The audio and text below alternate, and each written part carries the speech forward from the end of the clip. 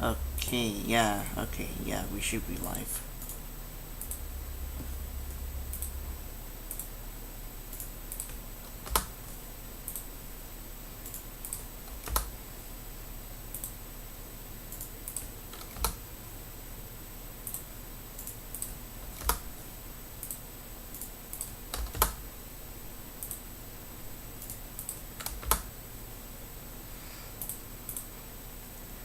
Hello, everyone, including Chow and PSI Doggo. How is everyone doing today?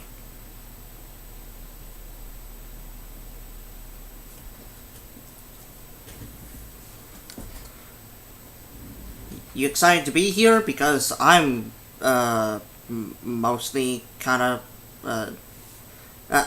well, I'm kind of tired. Like I just like woke up from like uh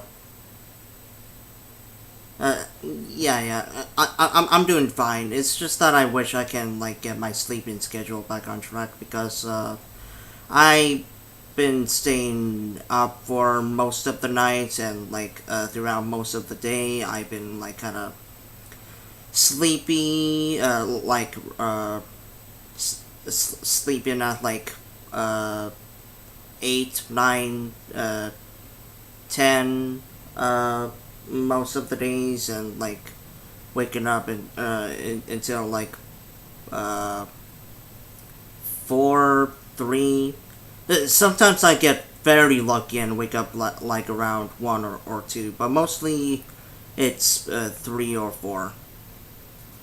Uh, what about the Wii Nintendo collaboration? The deadline for that has already passed, sadly. So, hello, Kelly. Uh, I'm just gonna call you Kelly. Sorry, but yeah.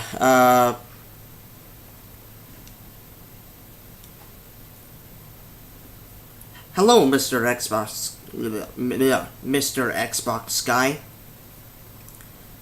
So yeah, we're just gonna like not only dive into like a couple of YTPs that I'm editing.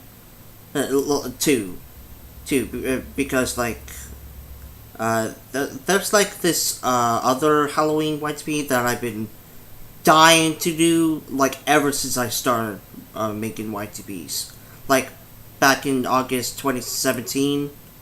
Yeah, that YTP that I'm referring to is like that's been in the works for like 3 years. I'll get into more detail on that when we get to it, but for now, let's yeah,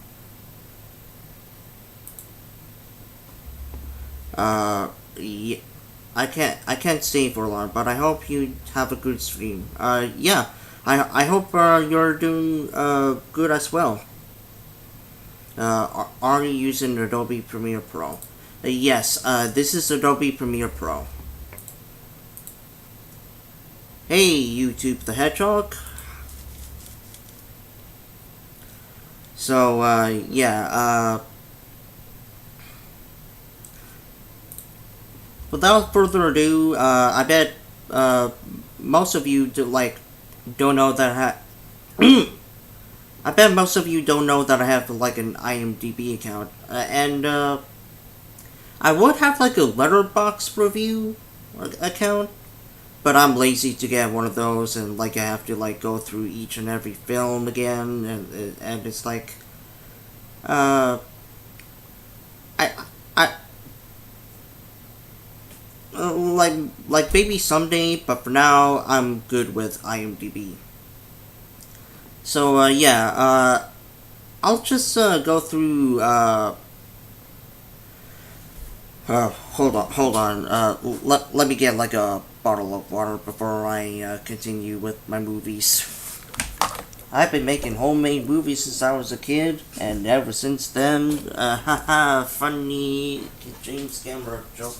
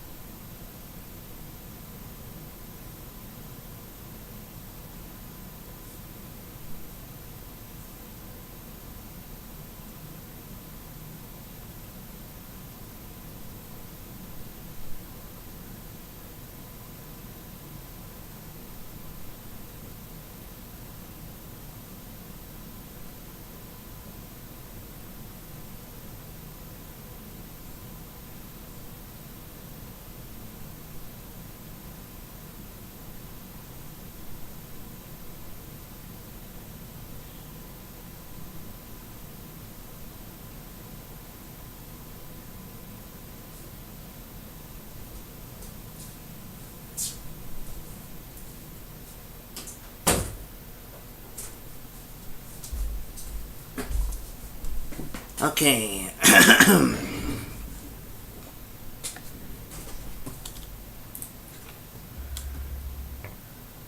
So, how are we gonna handle movie discussion? Well, like I said, I'm gonna go like one film at a time and like express my opinions. Hey, nerd chicken.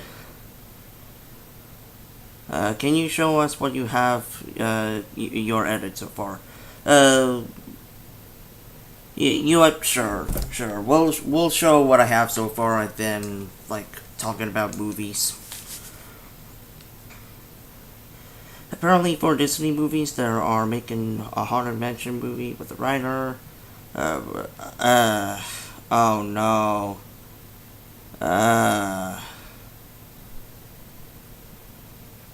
Looks like YouTube didn't send me the live notification the second time, but luckily I didn't miss it. Well, it's good having you here. Yeah, like I'm grateful that everyone in here like has like enough time for to catch like at least like a glimpse of what I have. So that means like the world to me. I was joking when I said that. Gotcha. Alright, so yeah, this is what I have so far for my Scooby-Doo YTP Collab 2 entry. Spooky.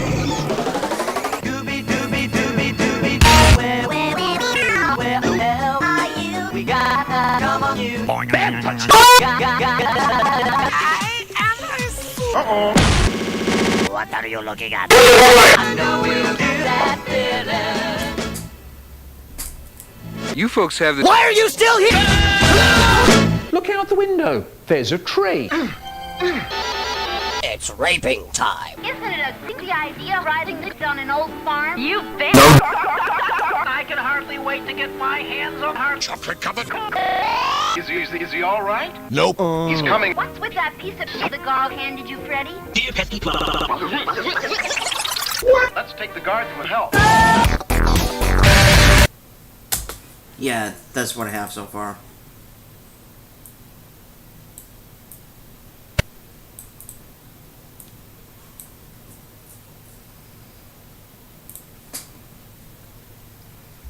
The film announcement comes after rumors regarding the purge of wokeness from Disney.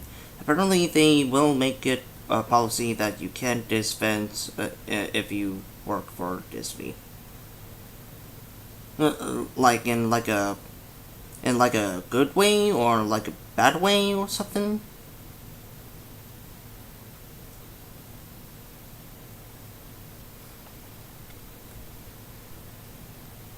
But yeah, let's get into the film discussions. Like I said, I'm gonna go by each film and give my brief thoughts on it. And some of them I may need to rewatch. Like for example, Toy Story 4. So like opinions may change here and there. But most of the time it's gonna be straight on, and I may get stuff wrong here and there. So like, excuse me. Yeah, and like this is just my opinions. Like, please don't take me. You know, like of course you can have a different opinion than mine. So like you would really trust a guy who just burped on stream to be to be your loyal guide on films. Alright, so yeah, as we can see with the two first films, Beauty of the Beast, 8 stars. Fantastic Disney Renaissance film. Like this is the pretty much the cream of the crop that you're gonna get in terms of like the Renaissance era of Disney. And like the chemistry between Belle and the Beast, like, oh, ooh, mama, and there's like many other things like the color scheme.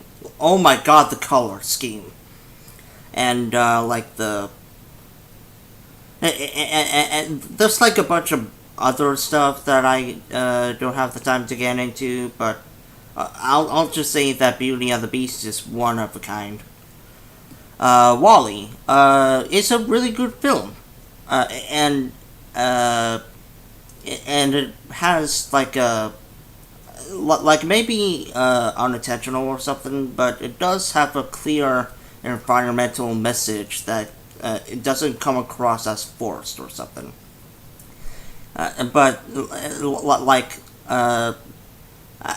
as most of us know, it's like a love story between two robots, and like it's good. It's good. It's really good.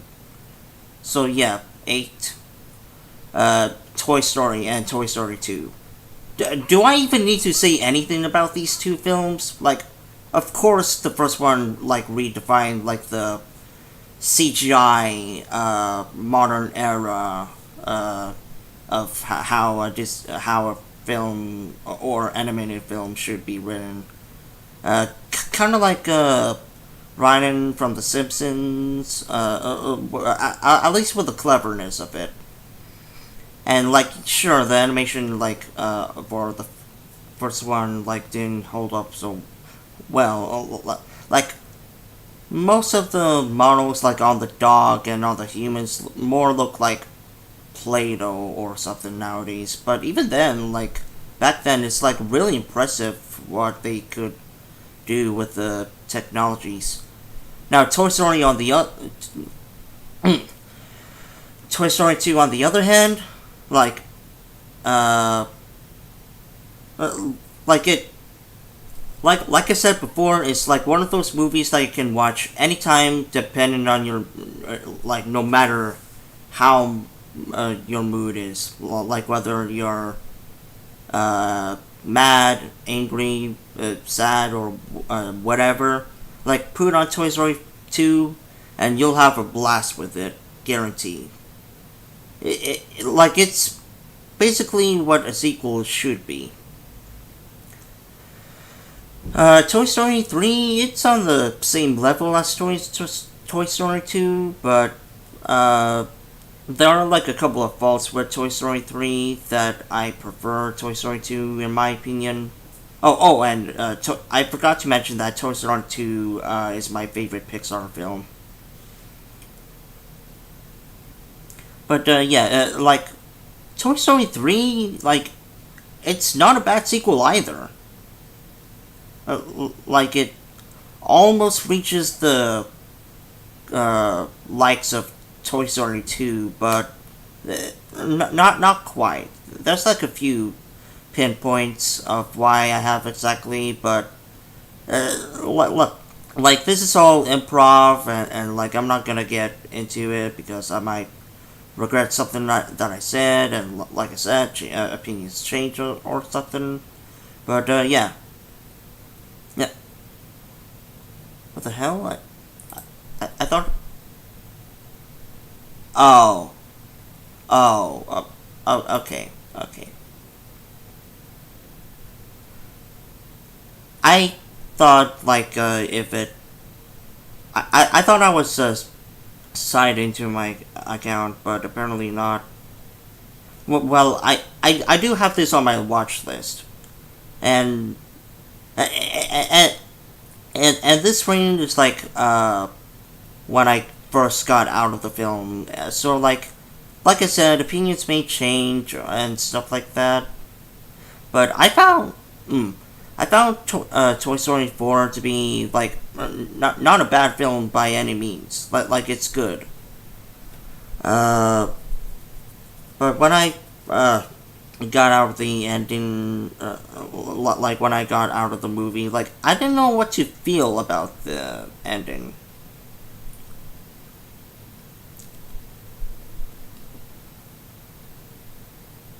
like I said, I'm gonna have to rewatch it and develop more consequential, or not consequential, like more solid thoughts on the movie per se. Die Hard, very good action film. I know that people are debating that, like, is it a Christmas film? Is it not? In my opinion, it's an action film that's around Christmas time. So, like, really, like, you can watch it at like any other time of the year, and like,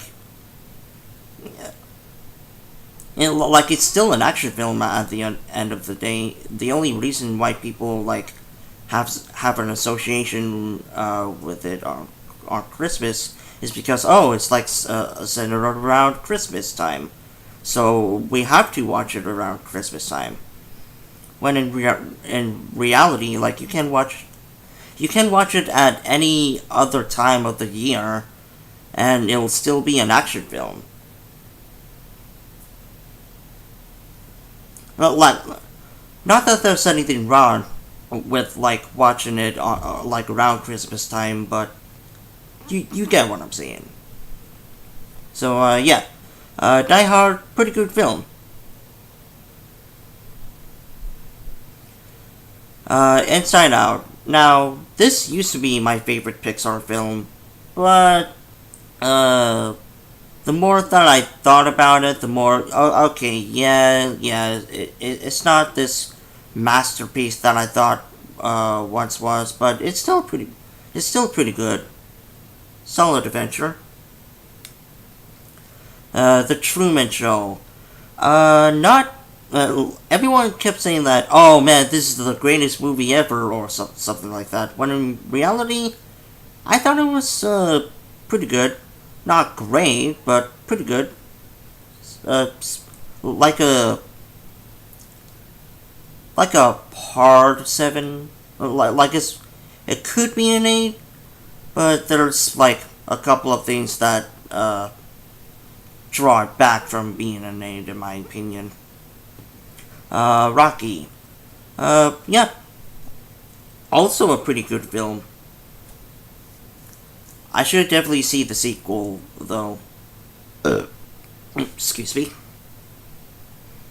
Rocky 2 and Rocky 3 specifically. I'm not even gonna bother with 4 or 5 unless, like, I'm feeling dangerous enough, but frankly, I don't believe that I'll have the time to, like, sink my teeth into 4 or 5 yet.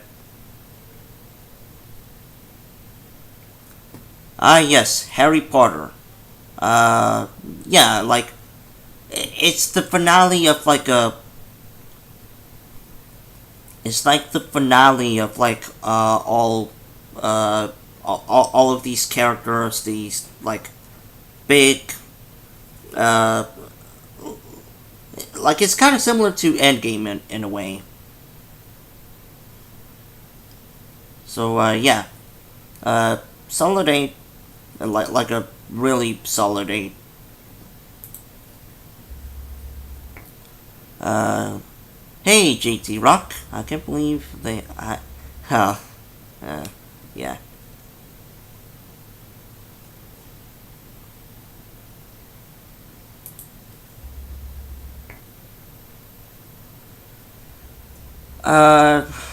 Terminator, yeah, like, another solid film. Few things that kept it being back from being an 8, but it's still a pretty good time.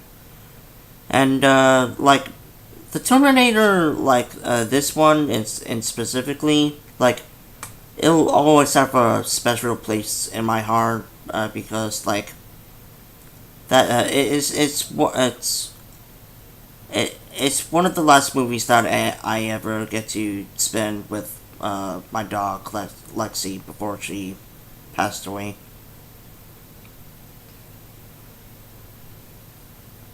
Yeah.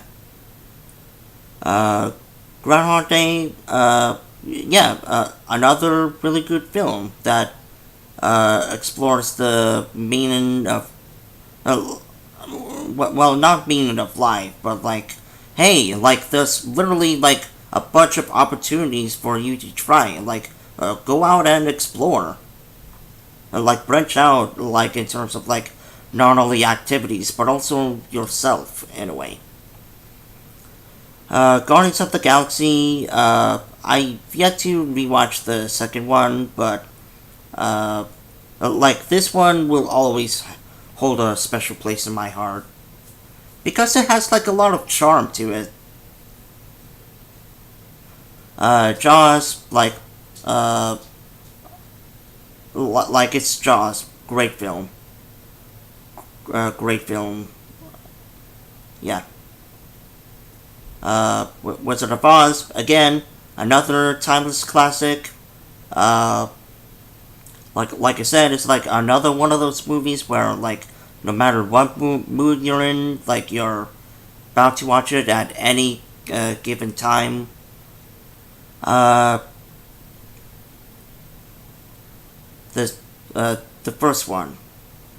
Once again, pretty solid film. It introduces to the characters like in a natural way. I say Harry Potter and the Prisoner of Azkaban is like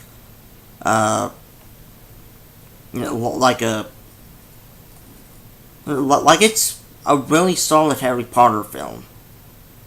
Like compared to like the first ones or even like the later sequels, I say this one like stands out more for having like a darker tone or something.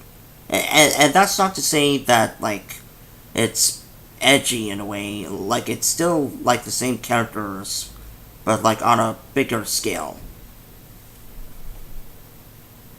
Did you put my phoenix on fire, Harry Potter?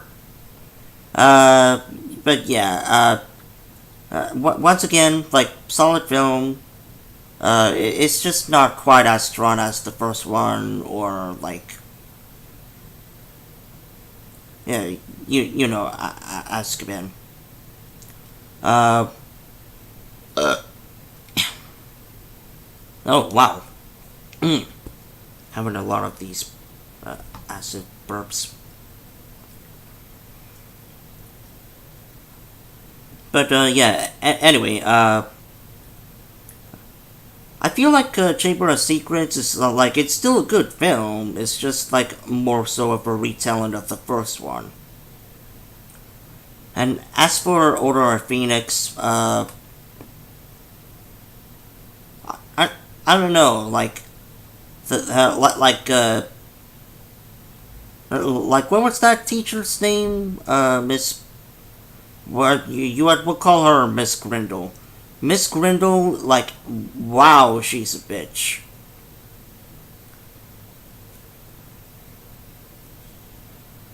But like it's still a solid film. It's just wow, she's a bitch. And I know that's like the whole point and all, but it's like there are other issues besides her that pull the film back from being an 8.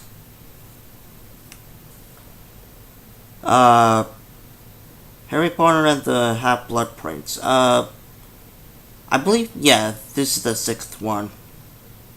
And it's more so involving like the relationship with Harry Potter and Dumbledore.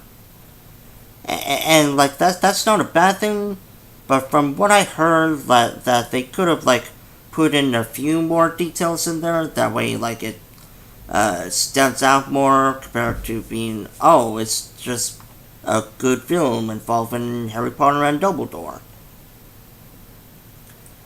And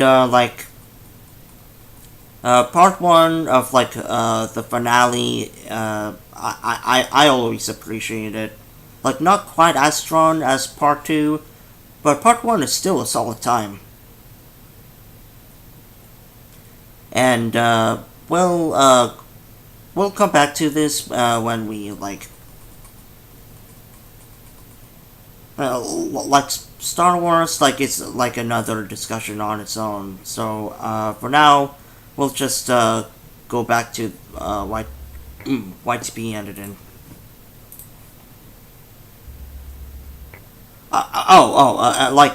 Uh, Lexi died like a while ago, like in 2018, 2019, or something like that. So yeah, like I'm fine now.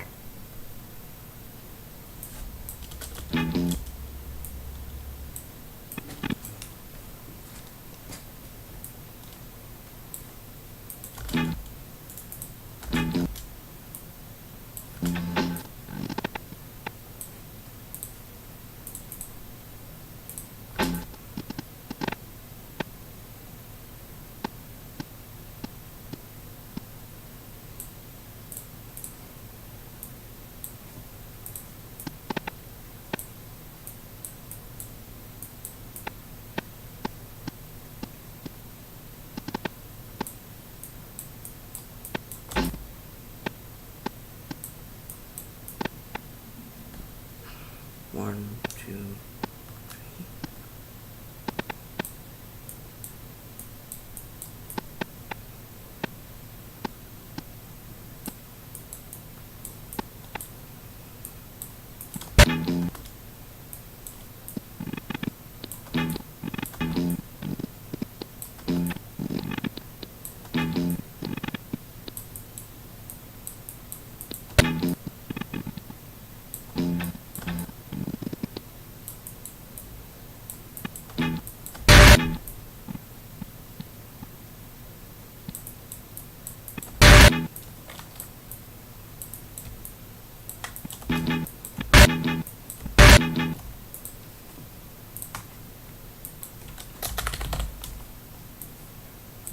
All right. Uh, uh, hold on, hold on.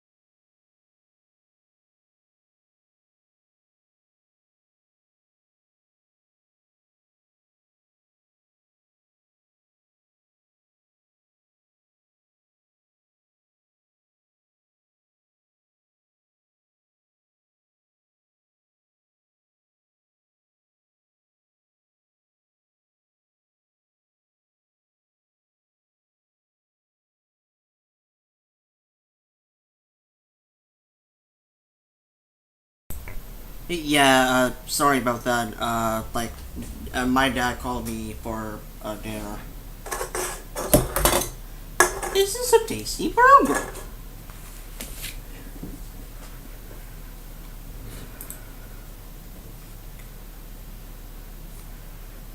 Hey, man, you're shaking it all around. Yeah, that sounds like Skooks. Anyone got popcorn? I got pizza. If that's something. Well, I got burgers. But yeah. Sorry for the delay. But yeah, back to business.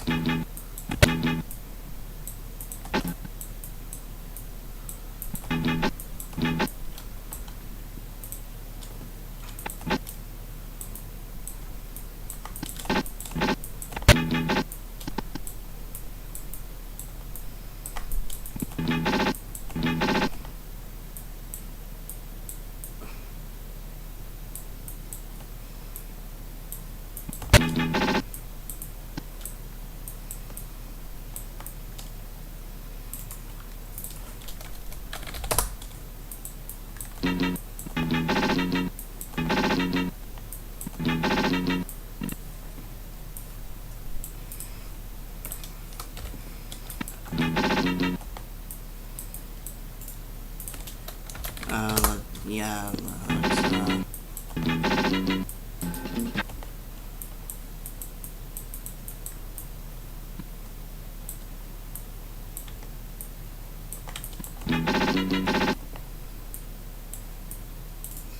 Then let's increase the audio.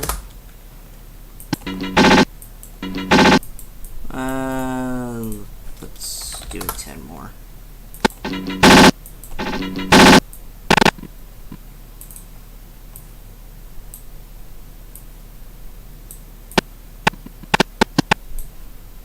Let's vertical flip on that.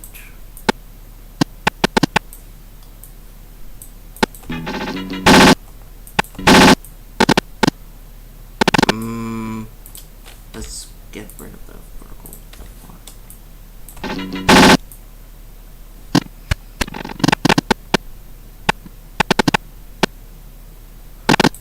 Or better yet, hold on.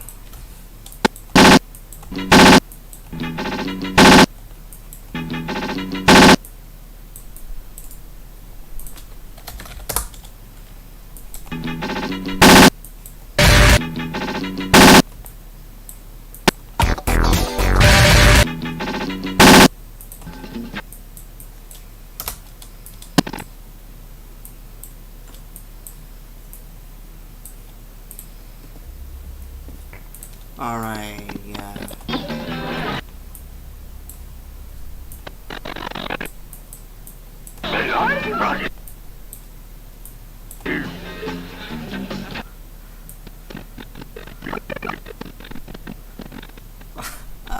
Yeah, okay, I definitely know what I'm gonna do with that.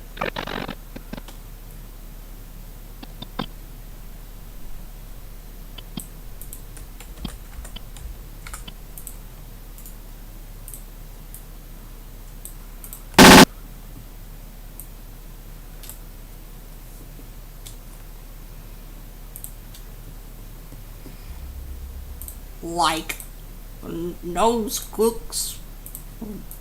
I'm not cheating on you. Oh, cool. New rap battle. Freshly Canal is like really good with rap battles.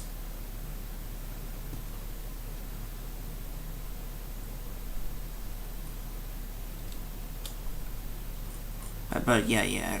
Anyway, let's see. Scoopy. Are you cheating on me?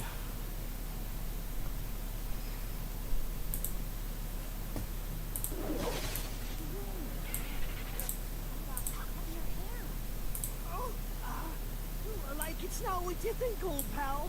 Velma and me were just doing a staring contest. Right, Velma? Right. You shading on? Like I can wait. Oh no, I'm becoming Shaggy. Well, with Velma glasses, anyway. But yeah, like there I go. Like I keep saying like at every sentence.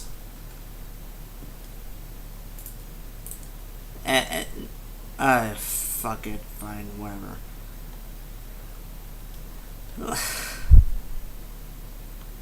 I imagine that there's gonna be like some edit of my profile picture, but to make it look like Shaggy now. Like have my old hair like on my new avatar and just like yeah, whatever.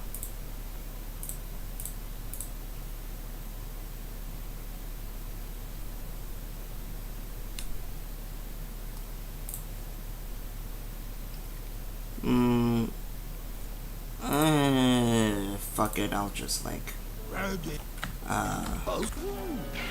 yeah, there we go. That's a higher quality.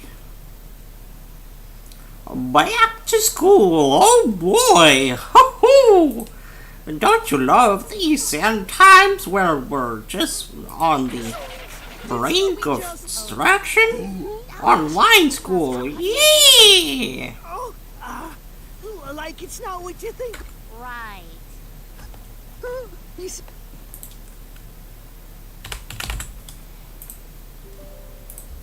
alright,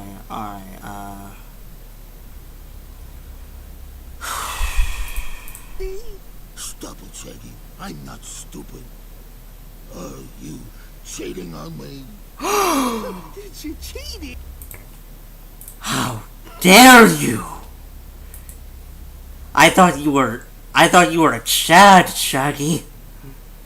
I thought you were the Super Shag.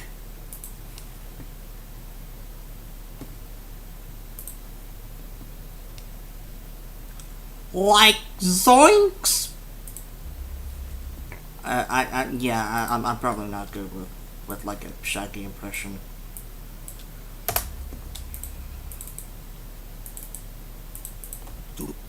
Shading on me.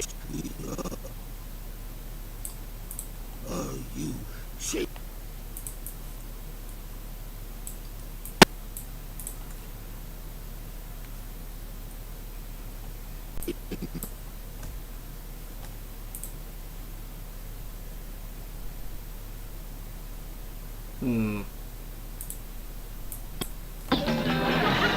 I'm ready.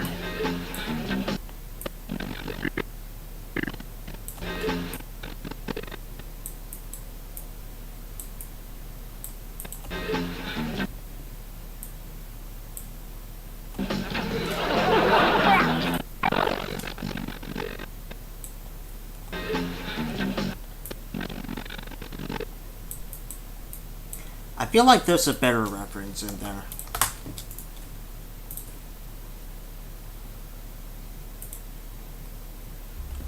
How does it feel to be cuffed by a dog?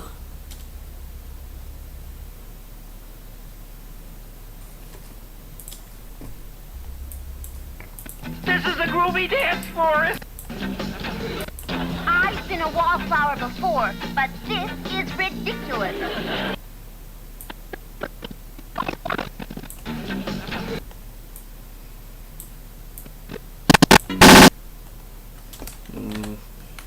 Yeah, okay. Bring that back. Are you shading?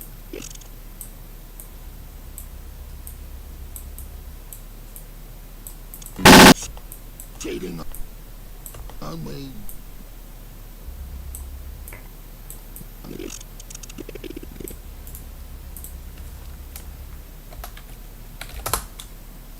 me.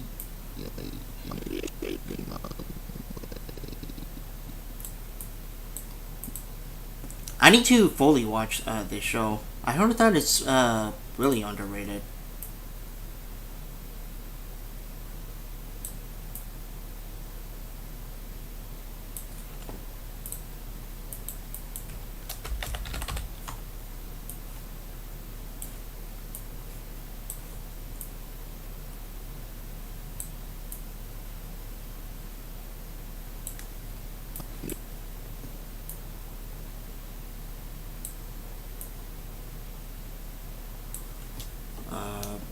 Okay, I can just key, ultra key. Let's see if that works. Nah.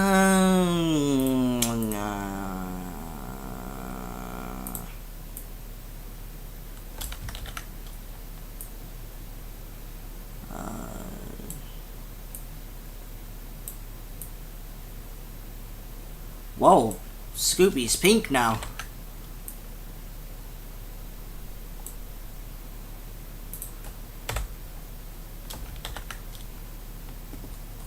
Shading on me. Shading on me. Shading on.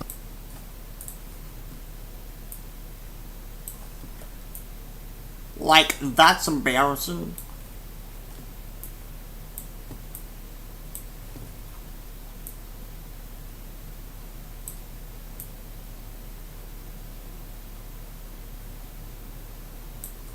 Shading on.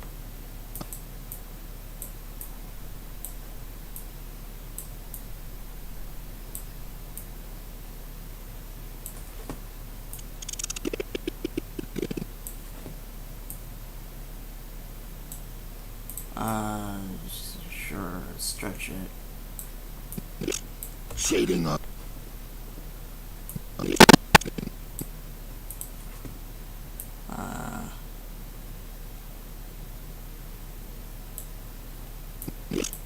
Shading on me. Yeah, let's crop or mask Scooby's head out.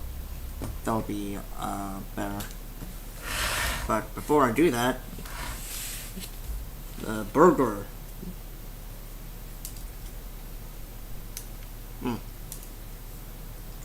You ever put mayo on your burgers?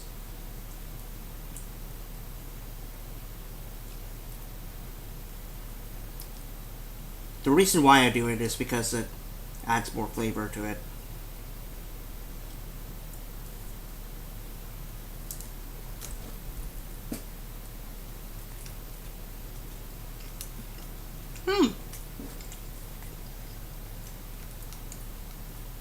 This is a tasty burger. A big tuna burger.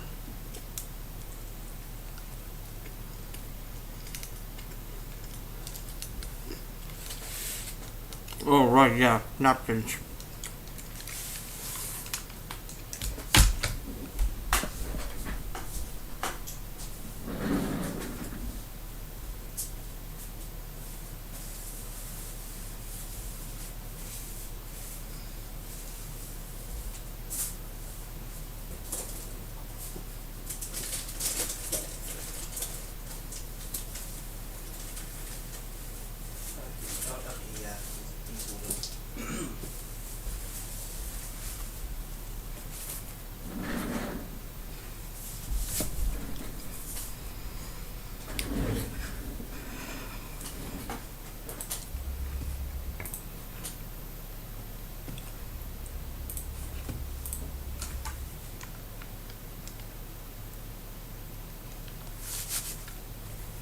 Shading on.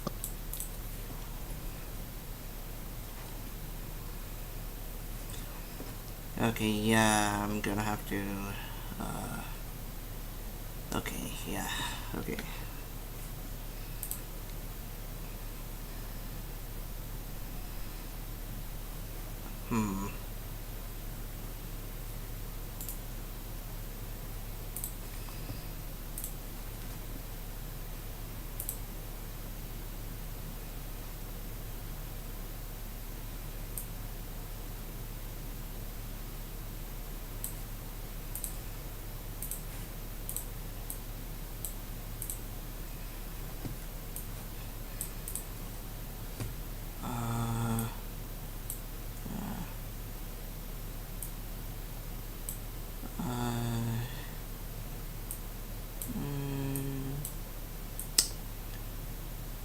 Yeah, let's mask that a little bit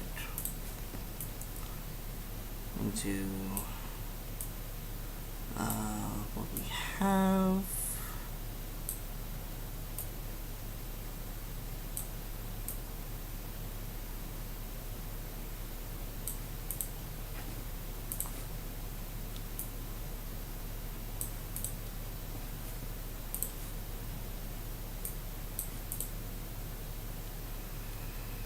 Hmm.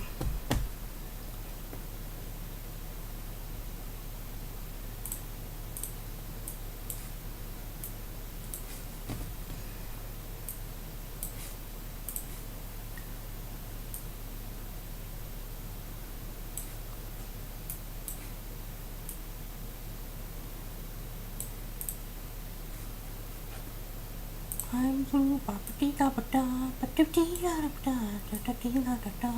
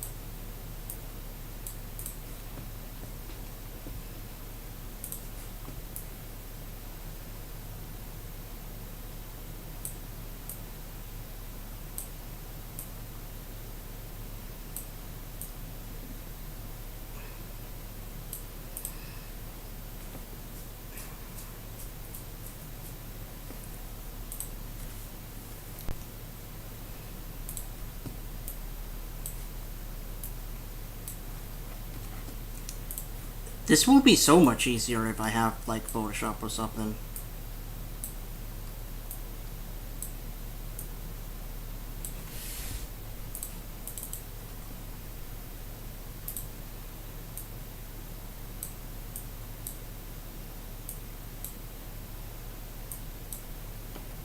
Oh, yeah, that's right, yeah. Mask.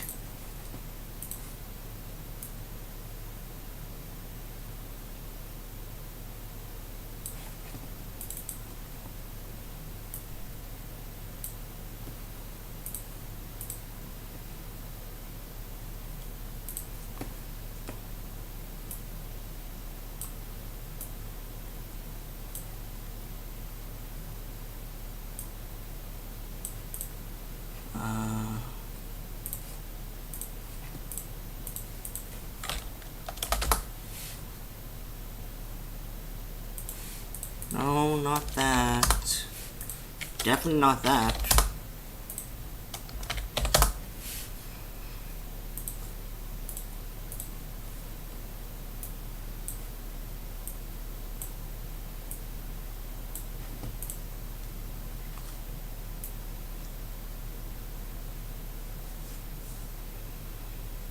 And then,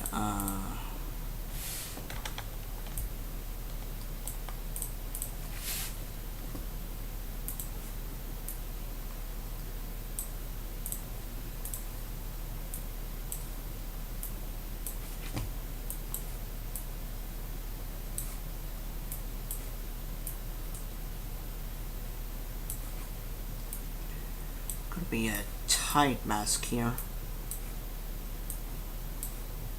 Very, very tight. Ha ha ha, sex joke. I'm always funny.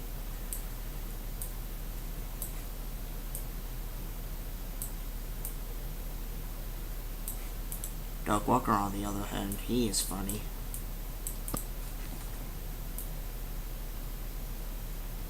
That would be like, some kind of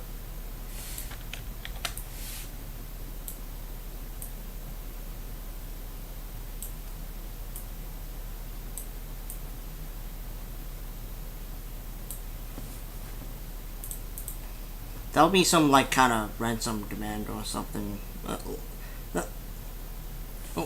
Not like a ransom demand, but like a statement that you want to publicly admit to people, but at the same time you don't want to be like, hey, I've been kidnapped, please help me.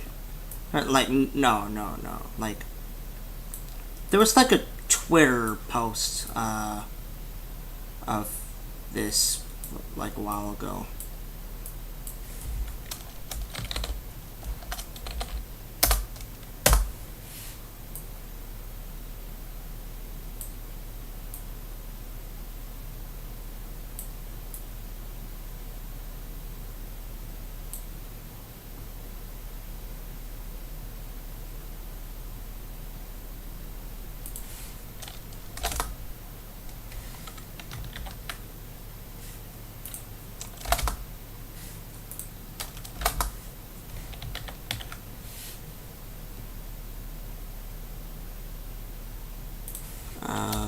little bit more.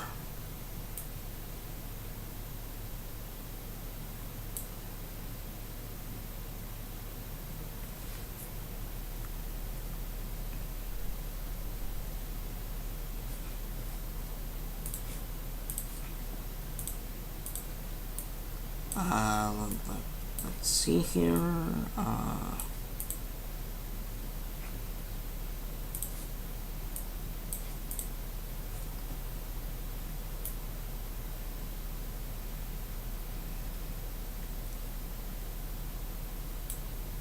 Okay, yeah, that should be good. Now just one final square before I make the call.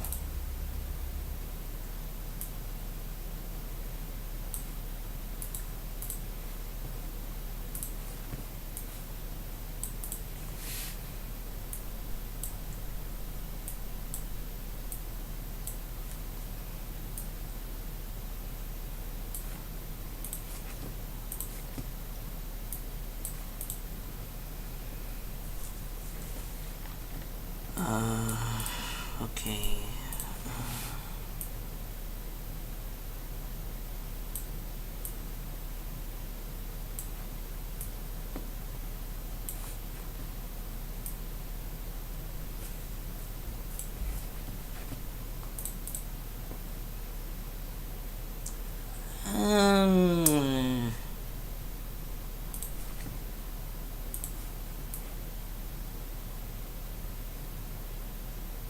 There we go. That's more like it.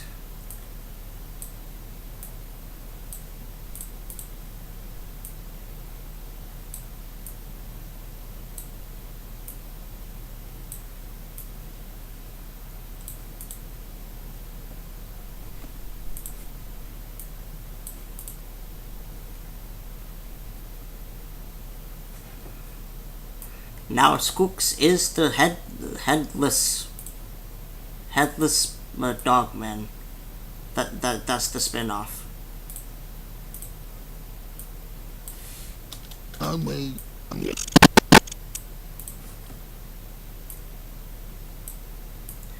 There we go. Atta boy. Atta boy. Cheating on.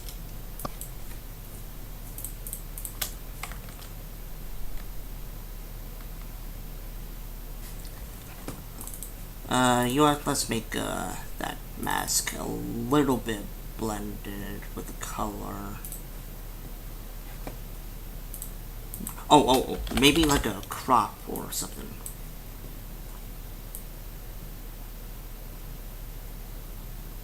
No, not a crop, not a crop.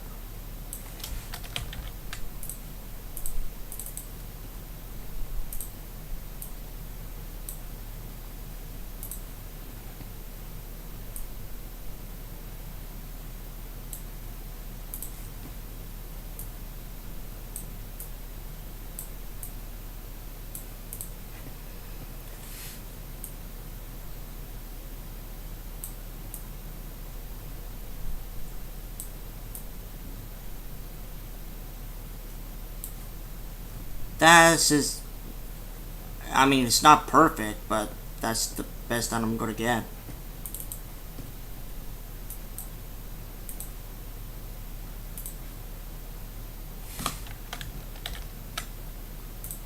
How about I do the same thing with those? Yeah, okay. I think that it'll look better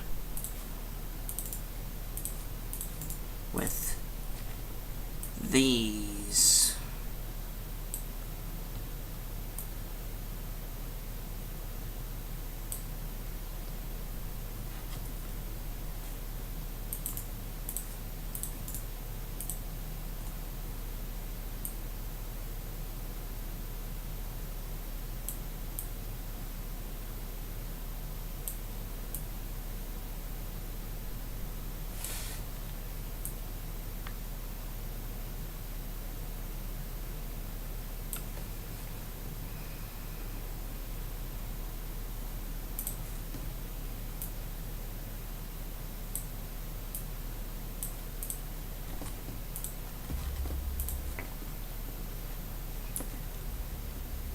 Hello, Minecraft boy.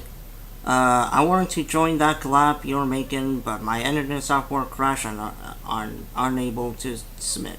Hope you do well. I'm sorry about that. Wait, what does YTP stand for again?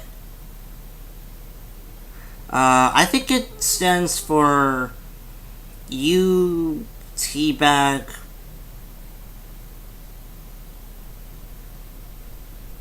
No. Let me start over. You,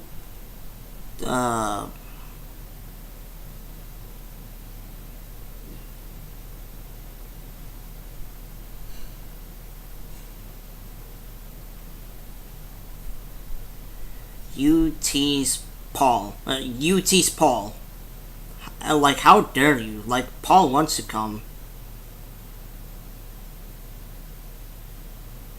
Yeah, I'm unfunny. If you want a better, easier way for masking things, might I suggest Fire Alpaca? It's mostly an art program, but it works for other things too. I heard about Alpaca. However, since I'm like in like a rush to get this thing done, like it's like this is the best that I can do.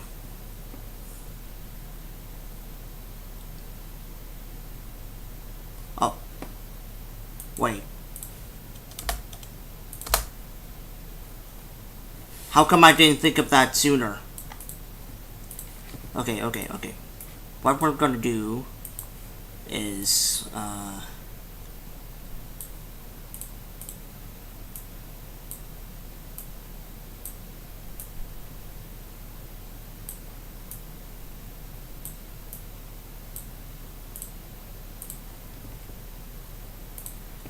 then, no, not that.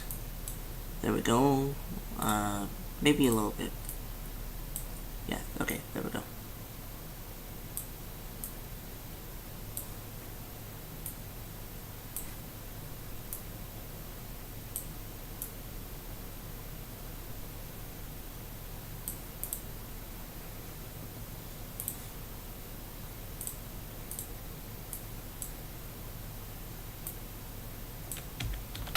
Oh, okay.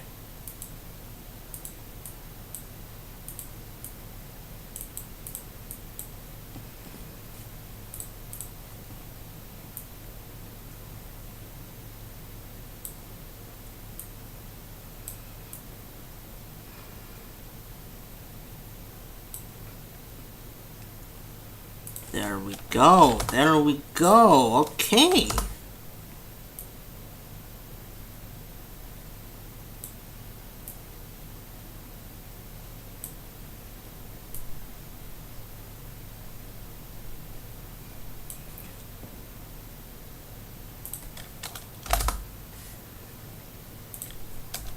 Not bad if I say so myself.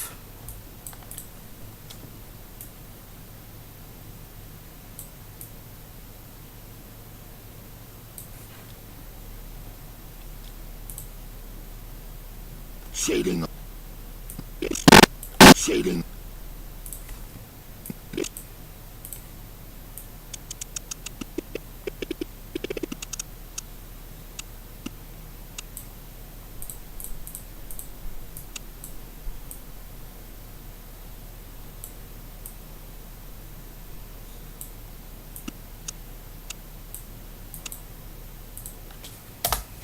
Shading.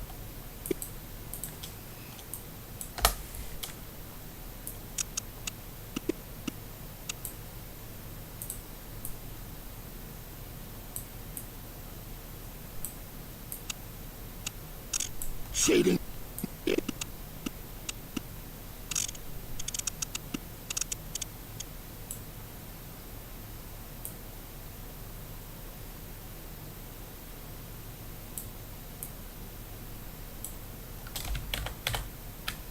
Shading. And then what we gotta do is mess up Scooby's neck. And a little bit of color correction, that as well. Shading on this. Shading.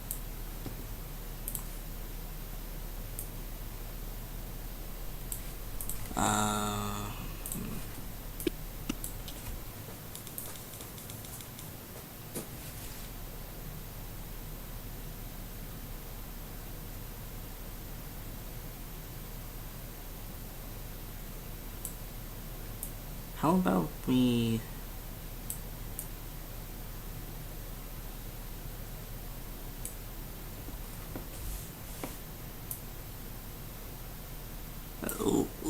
Look at that face.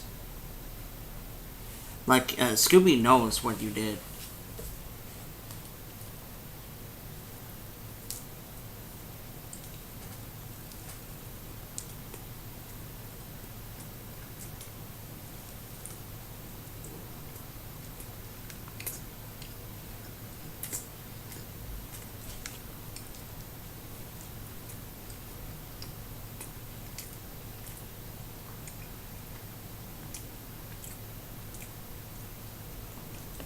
Sorry, burger.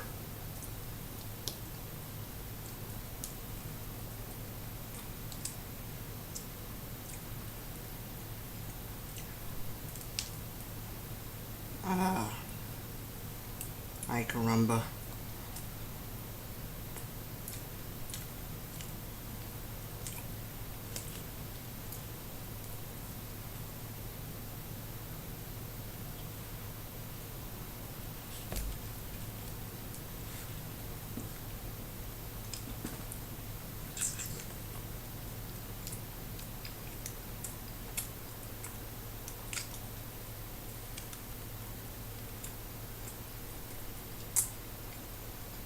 Okay,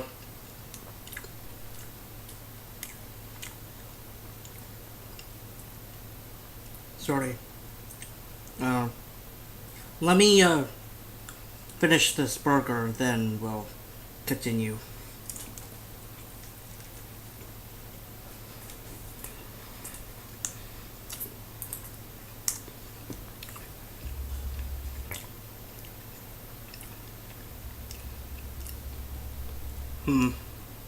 Yeah.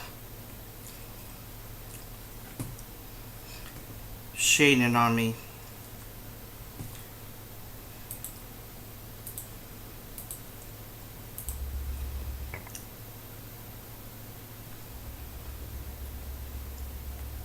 Oh yeah. Cafe Chaos.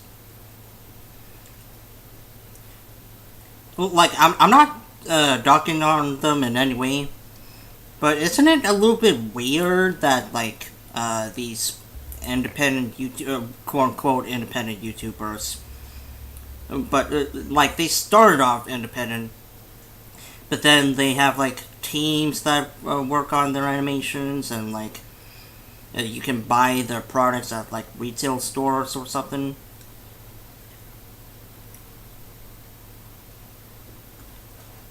Like I said, I'm not like dogging on them by any means. Like, it's good that they're like making like it's good that they're like doing something, but like I don't know. It seems a little bit weird to me.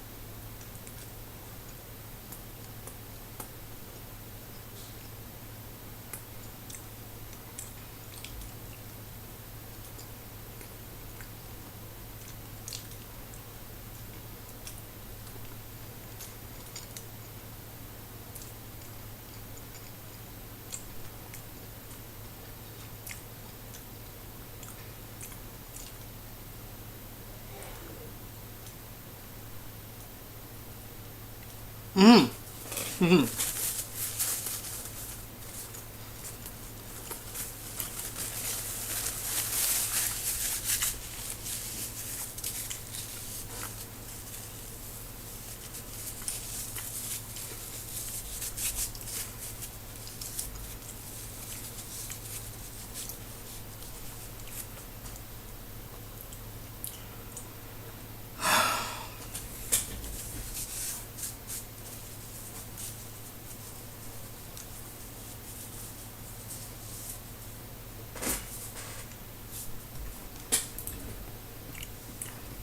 Okay.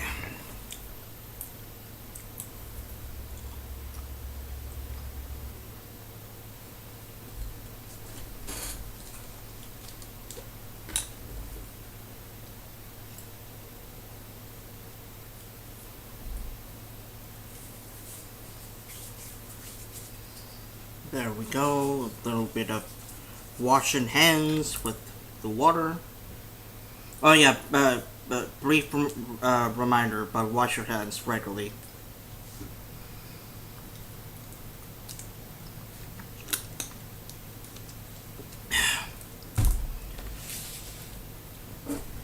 Okay. Dating on it is.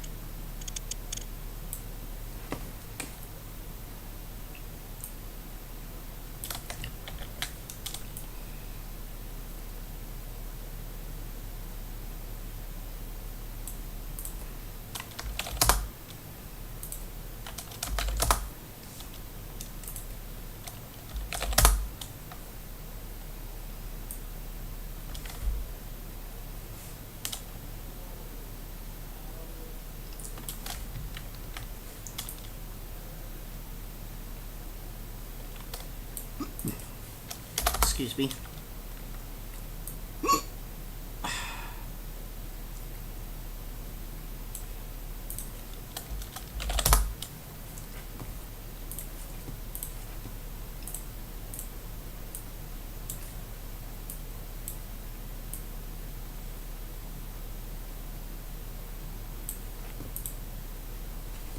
The head is cool.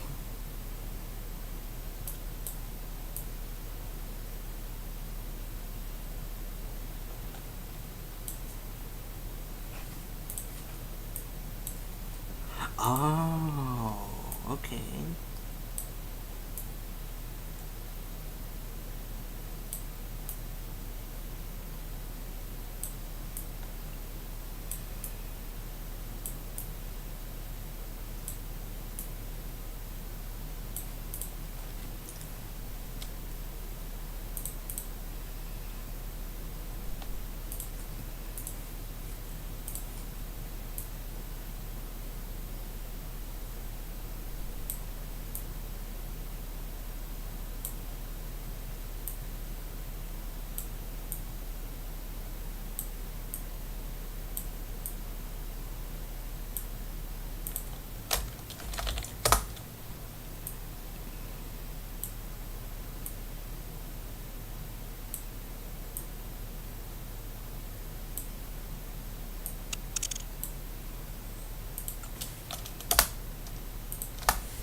Shit.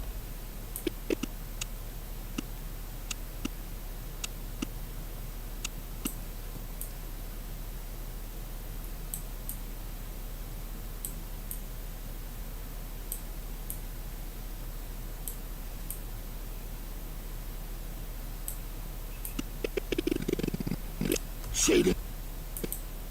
Shading. Shading.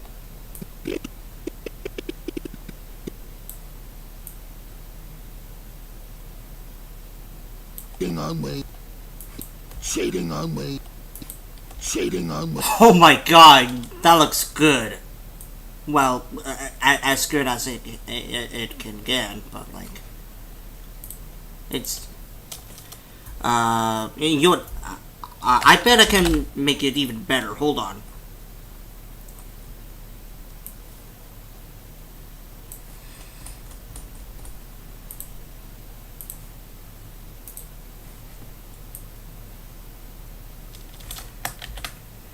I see.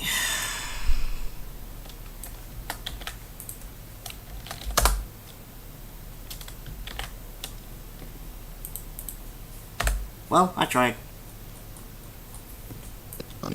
Shading on me. Shading on me. Shading on me.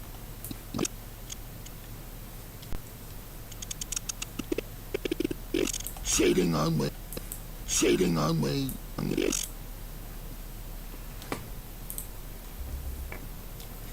Hey, DD the Godzilla, and hello, Max.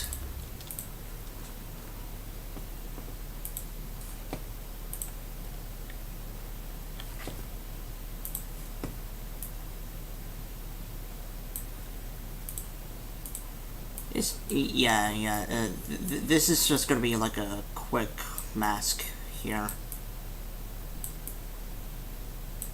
Nothing too fancy or whatever.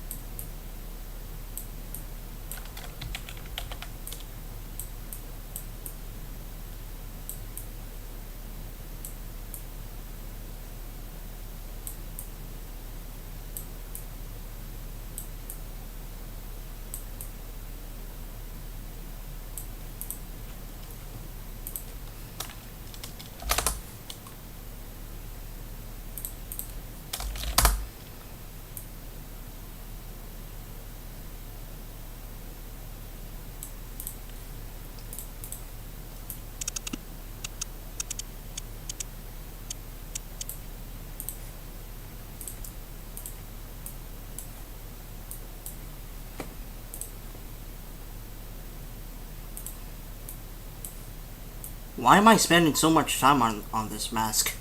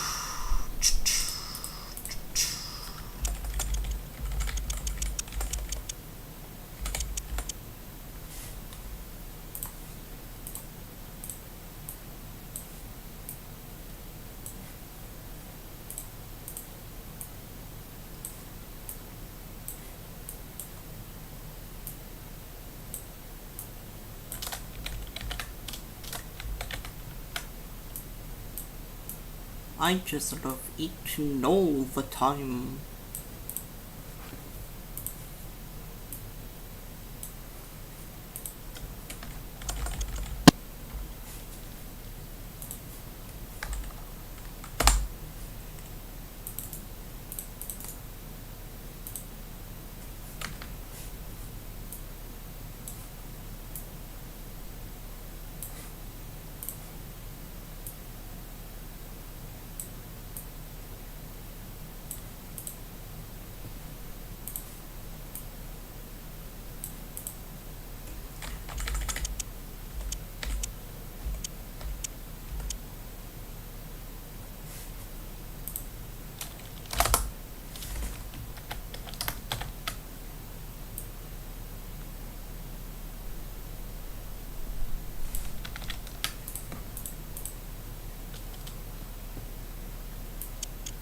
Shit.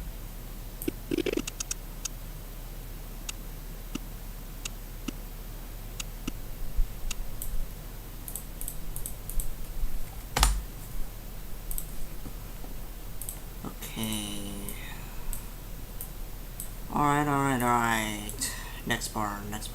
Okay. What we got here? A bunch of chameleons?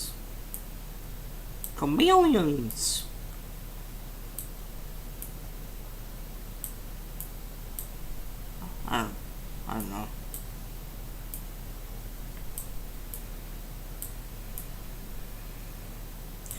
Okay, right here. This one goes here. That one here.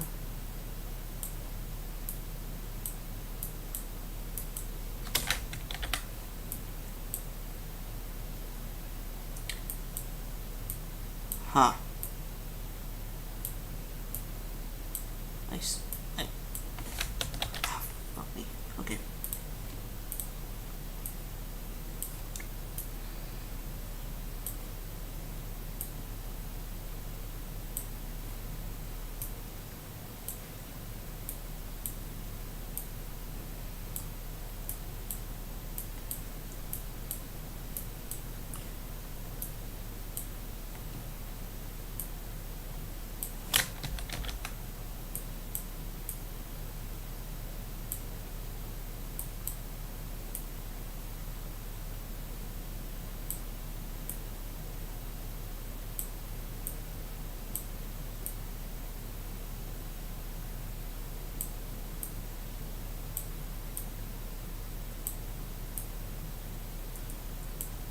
Like I said before, do you guys put mayo on your burgers?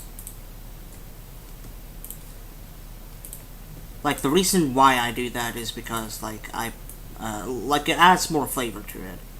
But I understand why people, will put mayo on their burgers.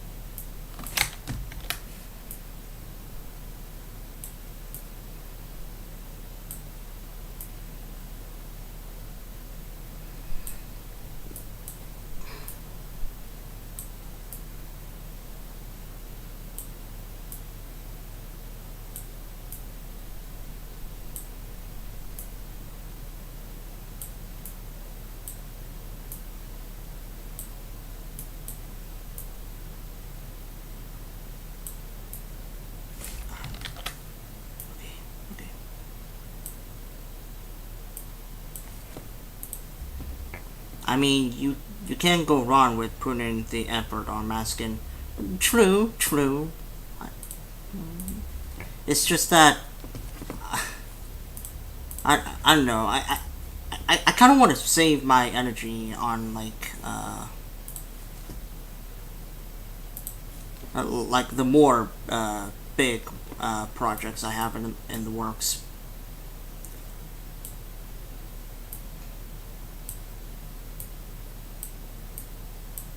and yet I'm like here with my filler entry just like masking away. But like you said, like there's nothing wrong with pruning like that much, pruning that like little sliver of like in your collab entry.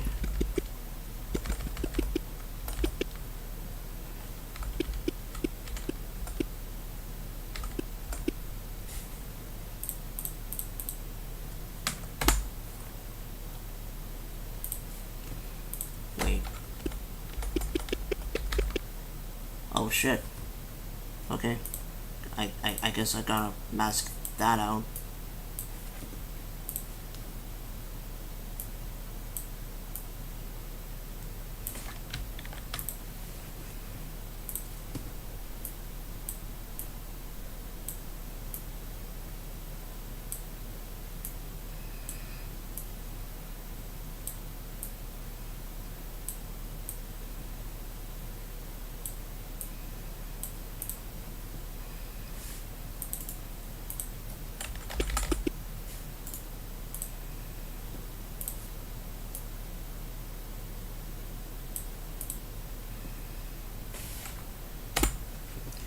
Okay,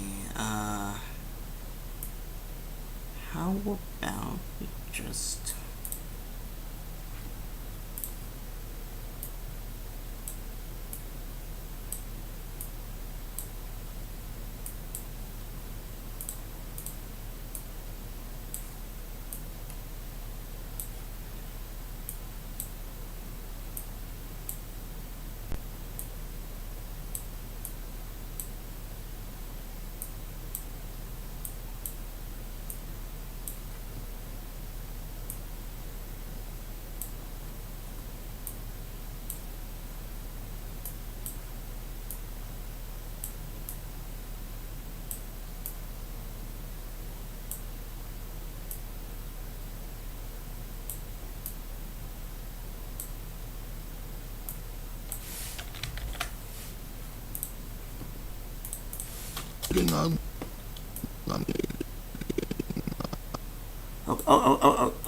Okay.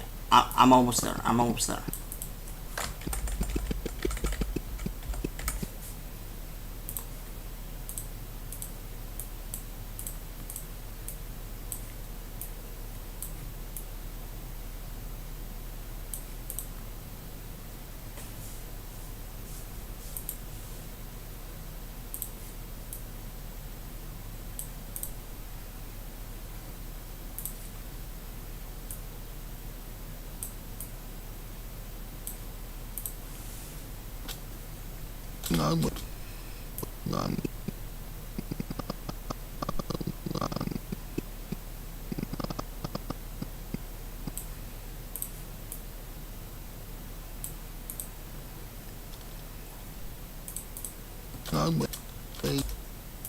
Shading on me. That looks good enough, right?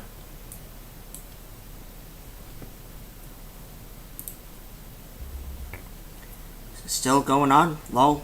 Yeah, yep.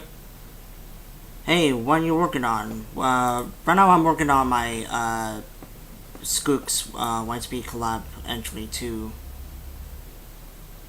Like, the entry to the second Skook's collab. Why couldn't I just say that to begin with? But, yeah.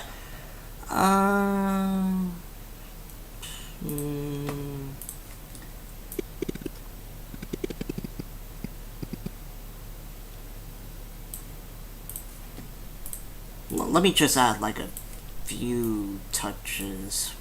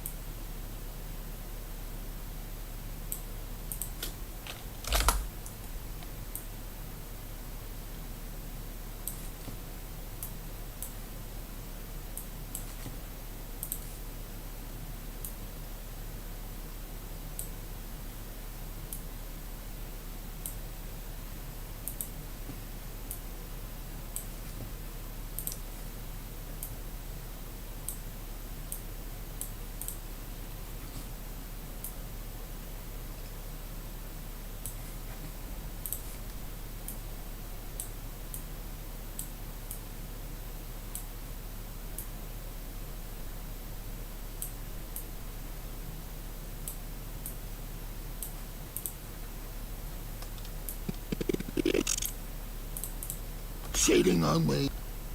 Shading on me. Shading on me. Shading on me. Shading on me. Shading. Shading on me.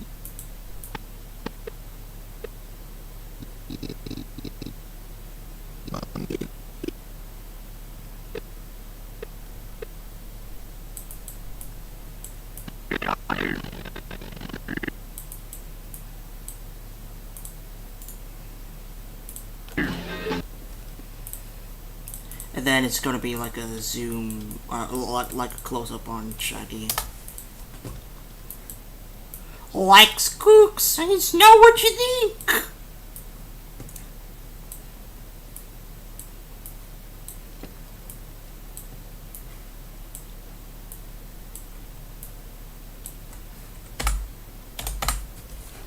Yeah, okay, there we go.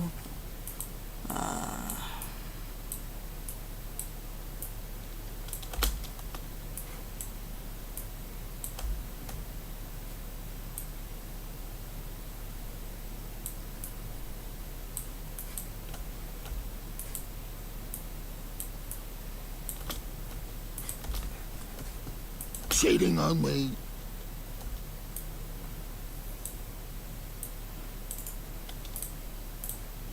Shading on me. There we go. That's like what? Like, 45 minutes of work? Shading on me. Shading on me. When I get my own computer, I'm gonna start YTP. Yeah, by all means, like, go for it. I got rid of my entire. Okay. You know what?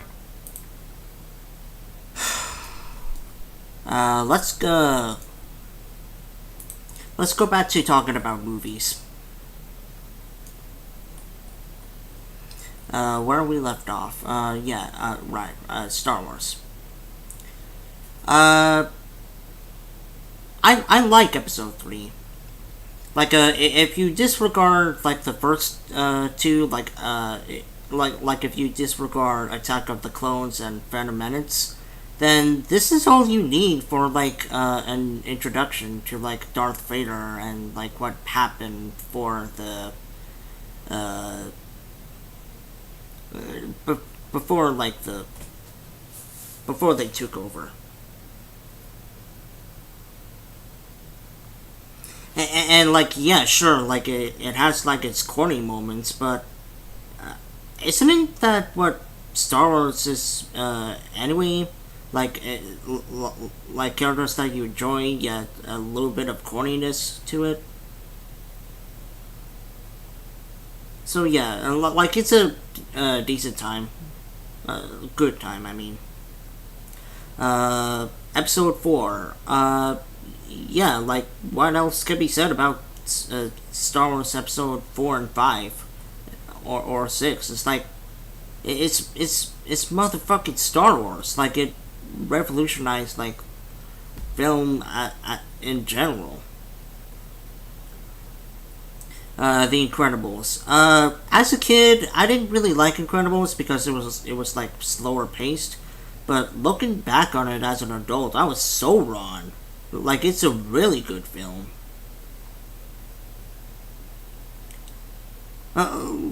It's kind of like sitting through The Shining. Like the moments will come. You just gotta like have the patience in order to like sit through more of the slice of life activities to get to the action. Yeah. The Spider-Man trilogy, the Tobey Maguire Spider-Man trilogy. Like Star Wars Episode 3, they're like goofy, wacky, fun times that you still like get attached to the characters. Spider-Man 1, like, pretty good. Spider-Man 2, like, easily the best out of the trilogy.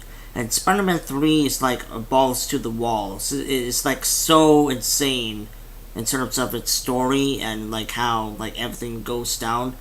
I can't help it, but I appreciate it in that perspective. Like I said, I need to rewatch these.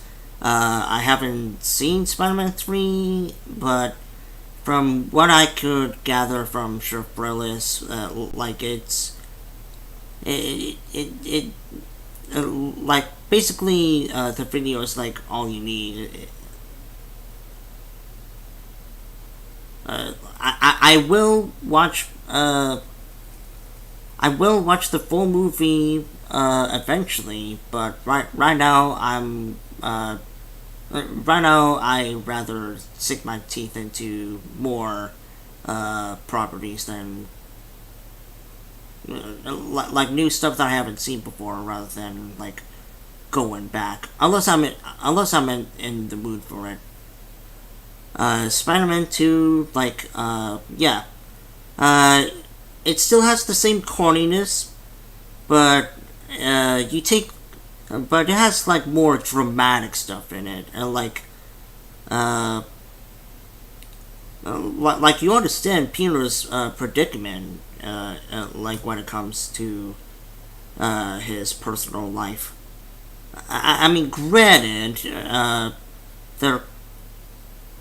I mean, granted, like there are a little bit of downsides to him giving up on Spider-Man.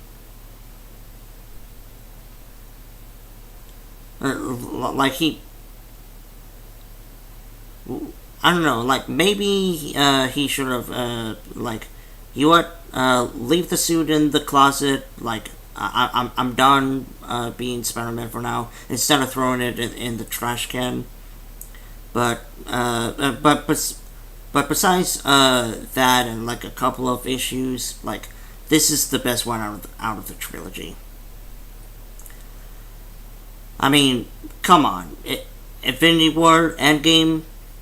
I say Infinity War like is better than Endgame because like it has like much more of a flow. It has much more like.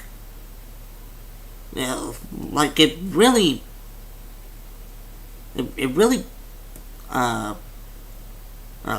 sorry it's like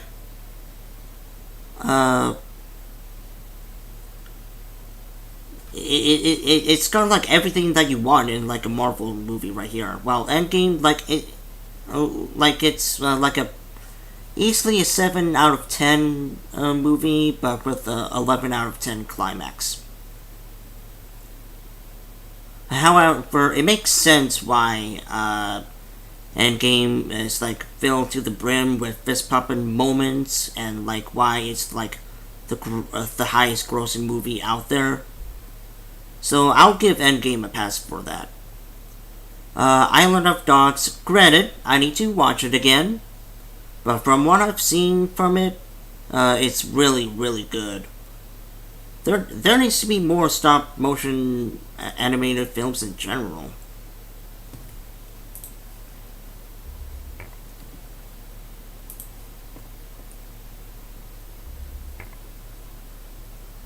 And a Game Night, really solid film. It's got a colorful cast of characters that it's just a fun ride in general. That you sit down with your parents and like watch it and have a great time. Like if you're like an older teen, or you get what I mean. Like it's a movie where you can sit down with your parents and watch. Oh boy, Ready Player One. The more that I think about it, the more that it gets worse, in my opinion.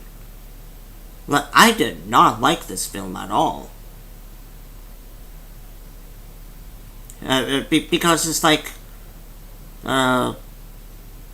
basically it's this, the movie. I clapped when I saw it. It's like that.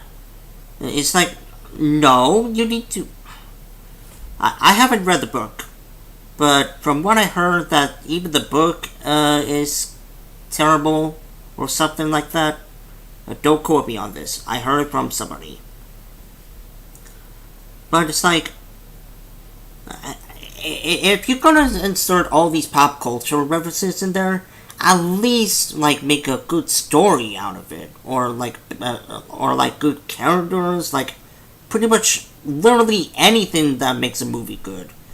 But instead, like you like, okay, so like in the beginning of Ready Player One, they have like this online race that you can like participate in, and the only way to beat the track is by cheating, and the only way to do that is to go back, and like it's been many years since one person figured this out. Like no, like on day one when the game was announced, like obviously players would go back and win the competition, or at least the first week of it.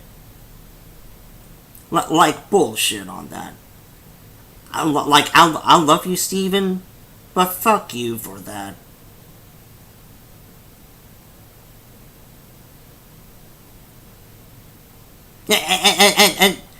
And what pisses me off about is that Steven, from what I heard, like he's been doing well, like for the past like couple of years. Like he made the BFG.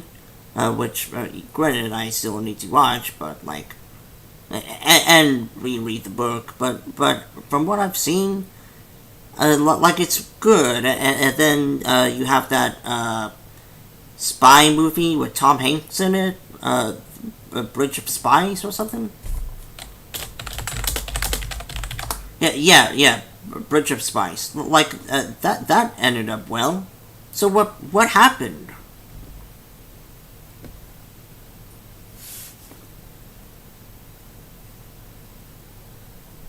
And I get the argument. Oh, money. Like, fuck off. I know the reason why they made this in the first place. Of course, it's money. Like, fuck you for that. It's obvious.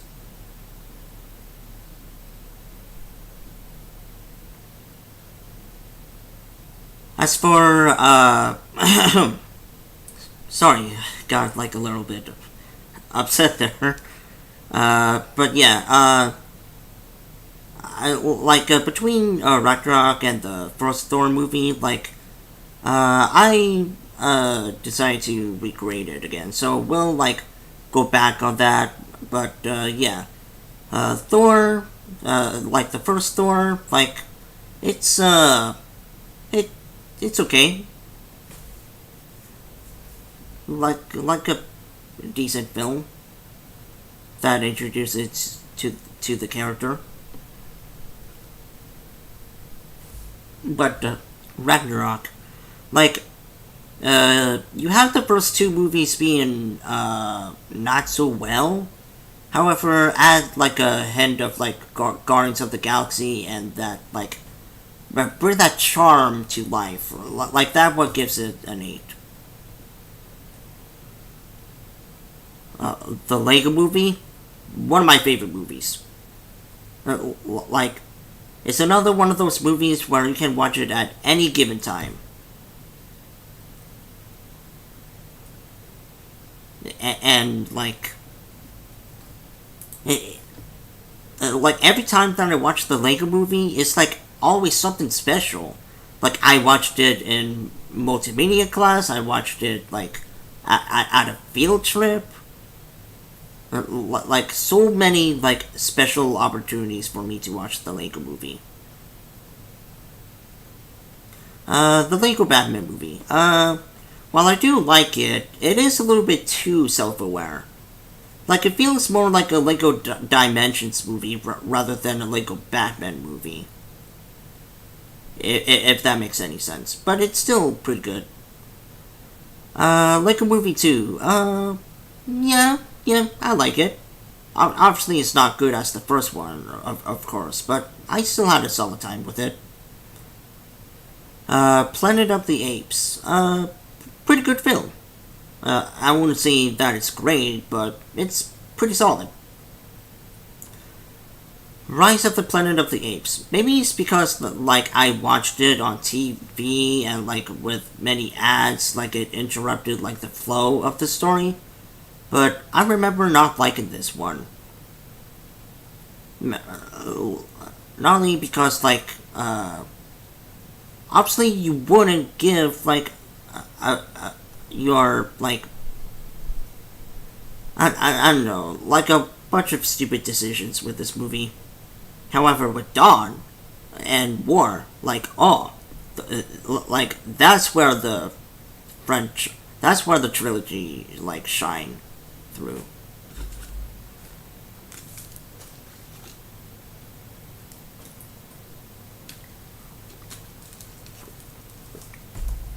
Like, much more dramatic moments that make you on the edge of your seat. That's what I want to see. Kingsman. It's a pretty good action comedy.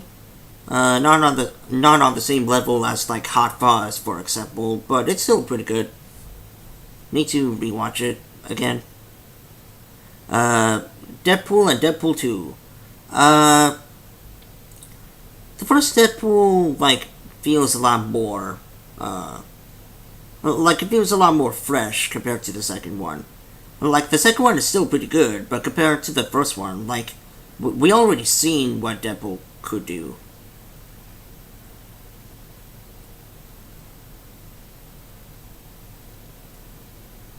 Like, this is kind of the same situation as, like, the Super Mario Galaxy. Like, one's trying a lot more harder than the other. Shape of Water. Oh man, I really want to fuck a fish, said this mute woman. But yeah, it's a pretty good film. Solid time to watch.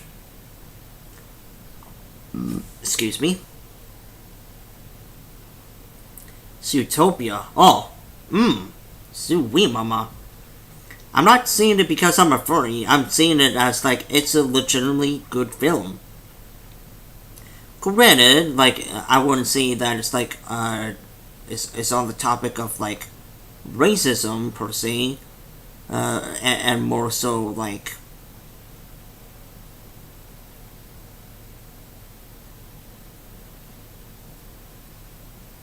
yeah, like I said, I'm more of like a script kind of guy, but like all I can say that like Zootopia is still a good film. Same with Moana, not the same length as Zootopia, but it's still like it is still like a fun watch. The Peanuts movie, it's something really special. Like, of course, the animation style. Of course, like, the Peanuts movie has so much, like, detail going on, and, like, it treats its source, like, very respectfully. And I really applaud Blue Sky Studios for, like, putting this much care into, like, a children's film, especially when it's like rated G. Like, how many films do you see nowadays that are rated G?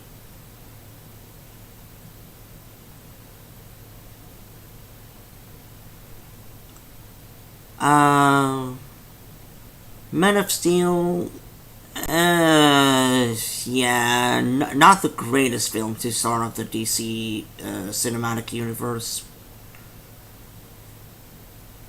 Like, it's kind of like whenever I'm watching the movie, it really feels like I'm having a headache. like too many desaturated colors, like too many camera shakes to know what's going on, and like like a bunch of stuff that I just don't care, to be honest.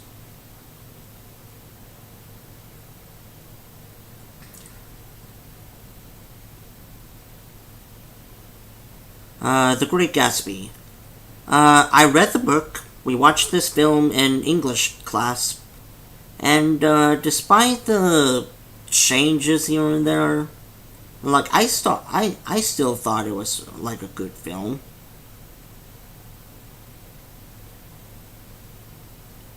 A little bit preachy, but it wasn't like offensive or anything. And of course, it's got my boy Toby McGuire. The Shining. It's the fucking Shining. Of course, of course, like with its like creepy atmosphere, or I should say, unsettling atmosphere, and like really, like The Shining pulls you into the dread. Like what else can be said about The Shining? It's like a masterpiece.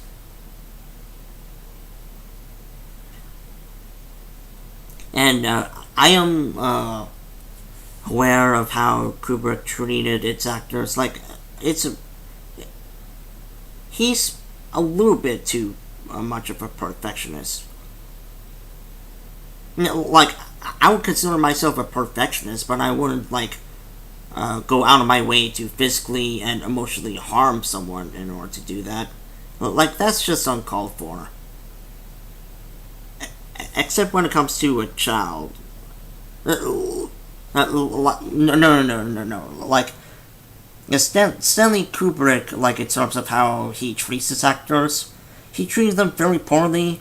However, like, when it comes with a kid, like, you don't want to tell him that, hey, you're starting a horror movie. Like, no. You don't exactly want to do that. So, like, at least Kubrick has, like, a soft spot for children. Forrest Gump, like, great film. Probably one of my favorite films of all time.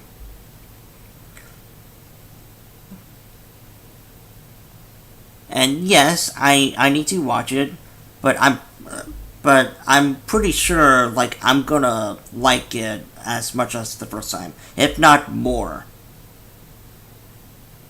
And Forrest Gump is actually one of the movies that I cried at the end. Yeah, and like when I'm watching a movie, like I don't really cry that much. Well, like obviously you get the Pixar films, but even then, like at the most like heart-wrenching moments, like I don't bawl my eyes out. I just like get a little bit teary-eyed, but I never like try to like make noise or something. I almost did it with Endgame in theaters, but luckily I like managed to pull through. But with Forrest Gump, nope, I was sobbing like a pathetic little baby.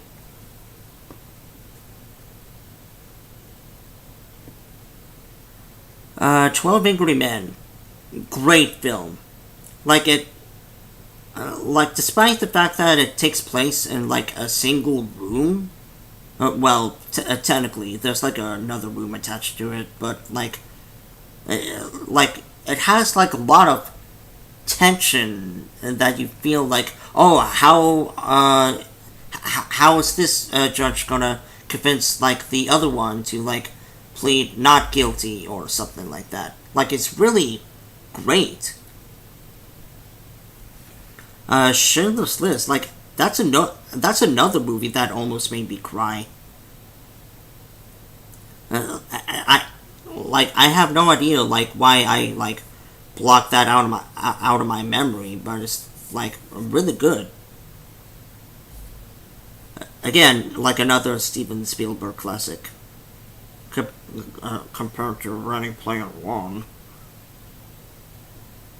the Cornetto trilogy. Now, if you haven't seen the Cornetto trilogy and you're a fan of film, you're doing a disservice. Like, go check out these films as soon as possible.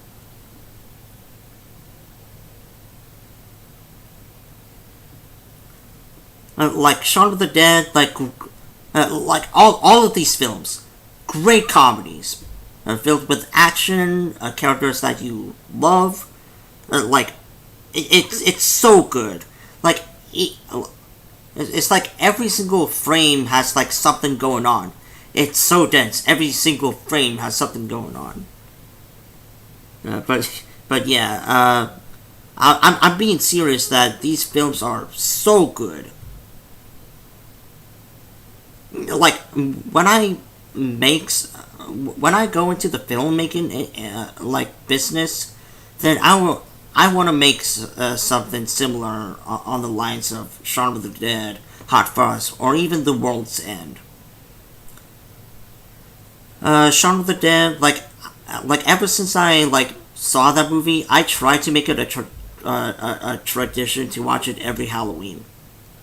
As for Hot Fuzz, one of my favorite action movies, if not my favorite films ever. I need to make a list of my favorite films, but yeah, like Toy Story 2, Forrest Gump, Hot Fuzz, like in my top 10 for sure. And while people rag on like The World's End, like I wouldn't say that it's bad. It's just like the weaker of the trilogy. Kind of similar to the original Star Wars trilogy, how like Return of the Jedi isn't quite as on par with the fourth and the fifth one, but it's still like a recommend watch. You know what? How about oh yeah, that's right. I'm not signed in.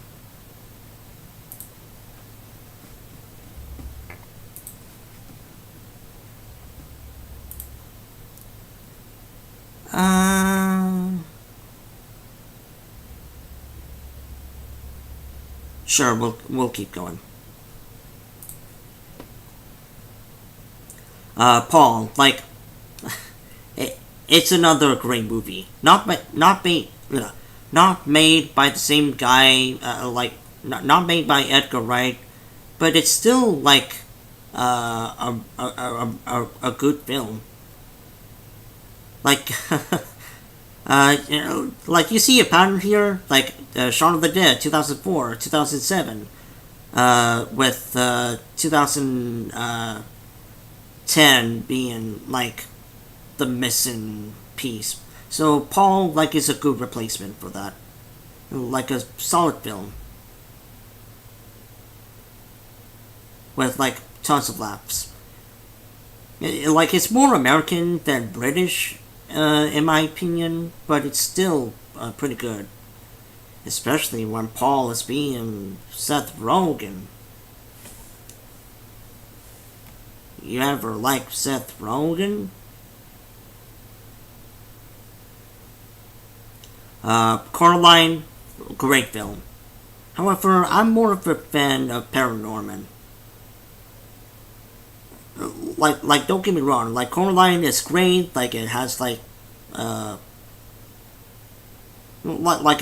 kickstarted Leica, but in my opinion Paranorman like exceeds that.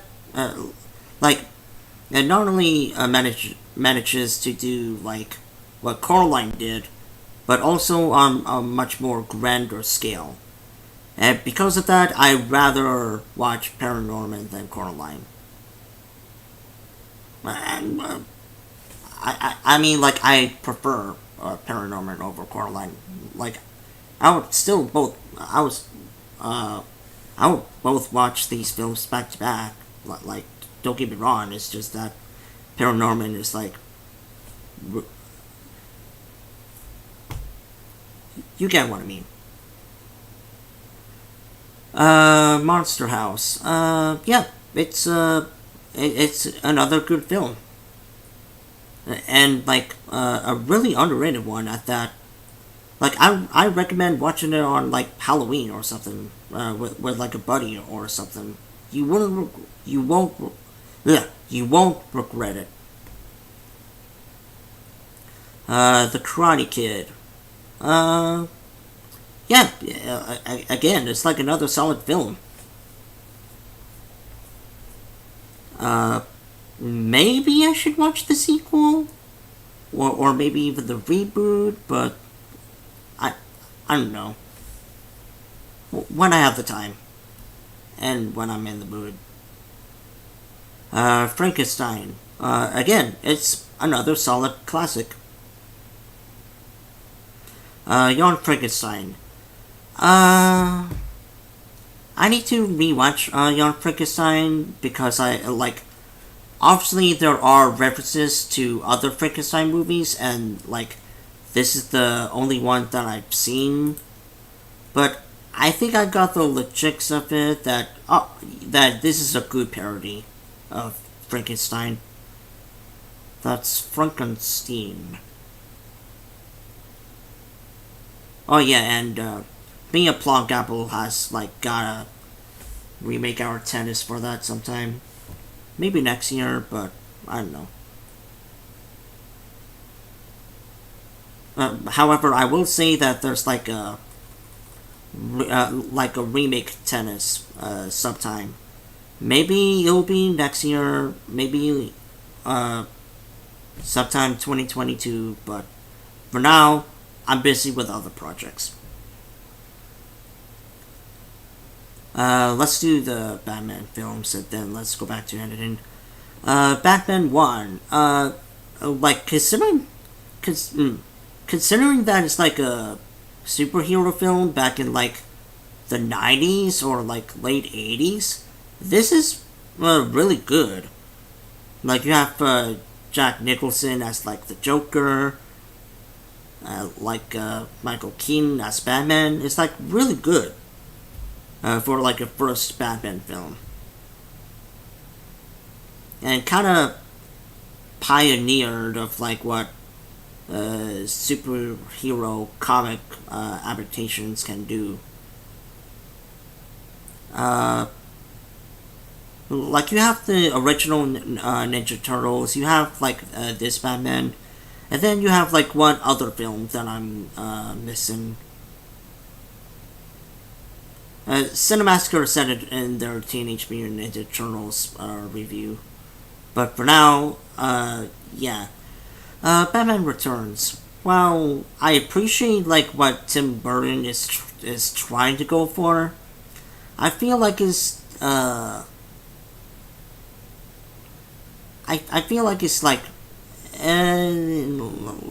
it's not a bad direction per se. It's just that compared to the first film, like, I don't know, like, what wrong with this one. Like, maybe it's, like, trying to be darker, but at the same time, it just comes off as corny or something. Yeah.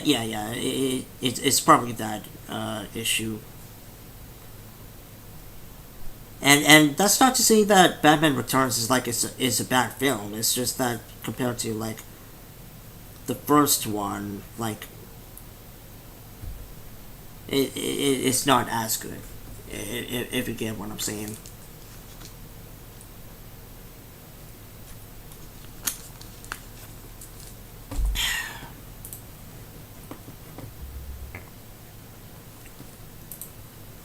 And with that, let's continue.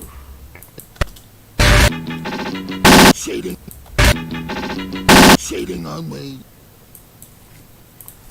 But yeah.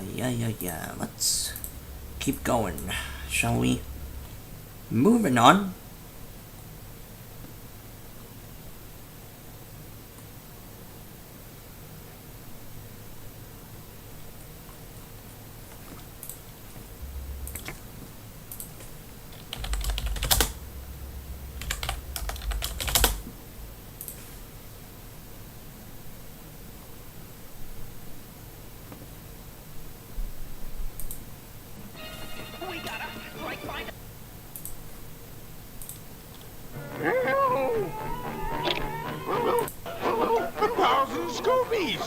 And they're all chicken. Oh, Oh my.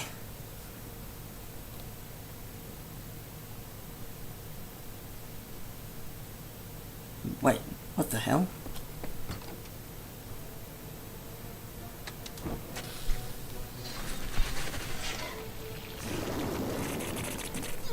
Check it out.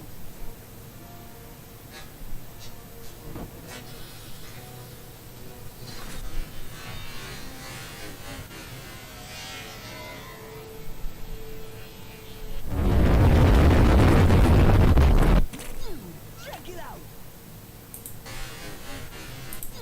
Check it out.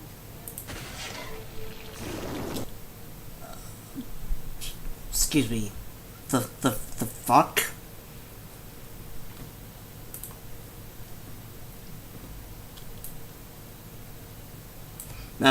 Fuck it. Let's just do. I'm a person. Yes, you are. You are a person indeed.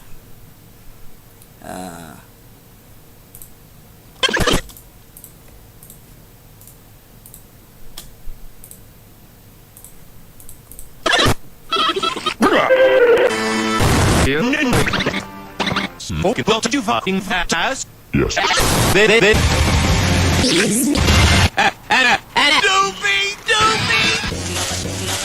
Mr. Birdman. I don't mean. Those clips are fucking goofy. Paranoid. I knew you didn't wait. Zoinks! Yeah, okay, there we go. We caught the monster.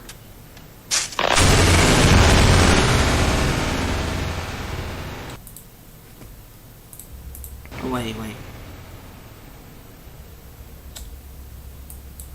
Remember to not smoke, or else, Fred, kids. You don't want to wake up with 5 different kinds of STDs in the hoik. Take it from me. Clips are fuck. I knew you didn't wait. Zoinks! Zoinks! Wait. Zoinks! Zoinks! Zoinks!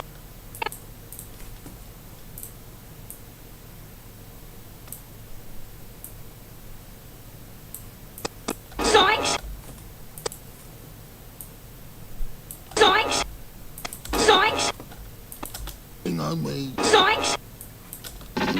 Shading on me. Zoinks! Shading on. Shading on.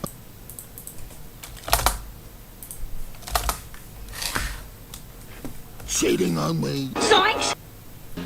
Me. Zoinks! Shading on me. Zoinks! Shading on me. Zoinks!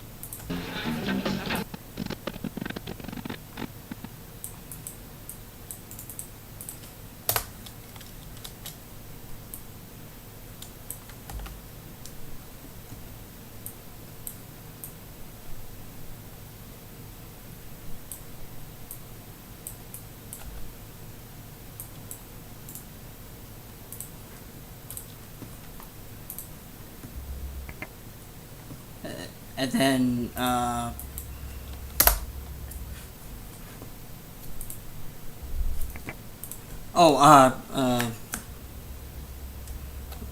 lyrics. I'm so happy. What was that SpongeBob song?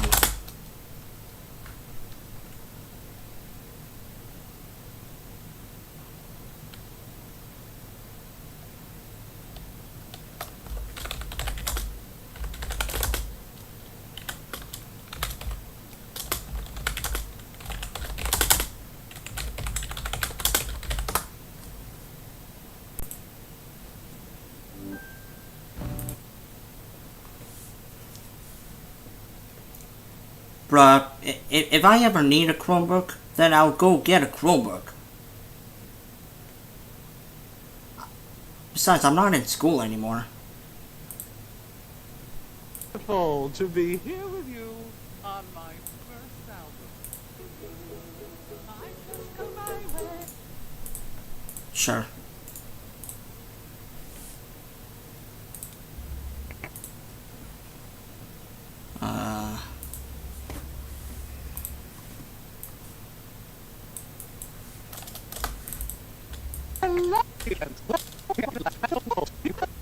Just go my way, living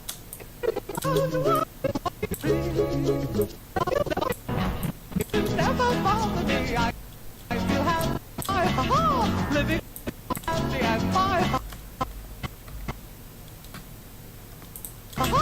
living in the sunlight, loving in the moonlight, having a wonderful time.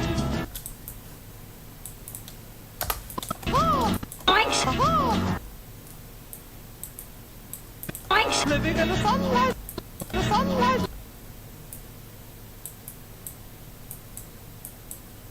Living in the sunlight, loving in the moonlight. And then, we have like a...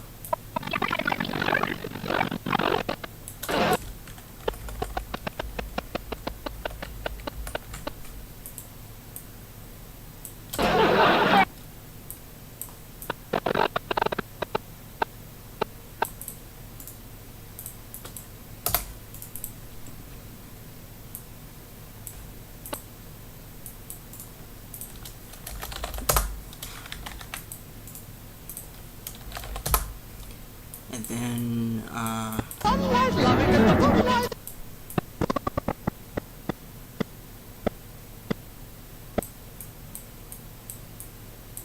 Loving in the moonlight.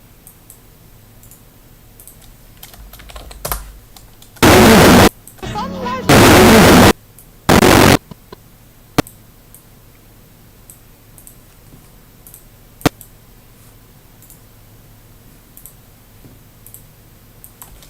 then we add the bass sound effect.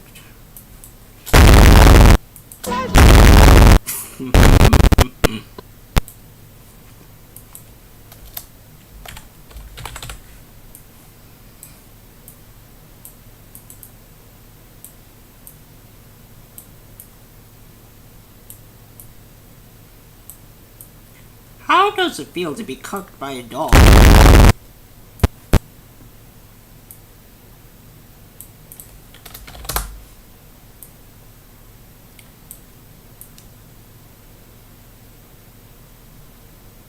Stop staring at me with a big old eyes.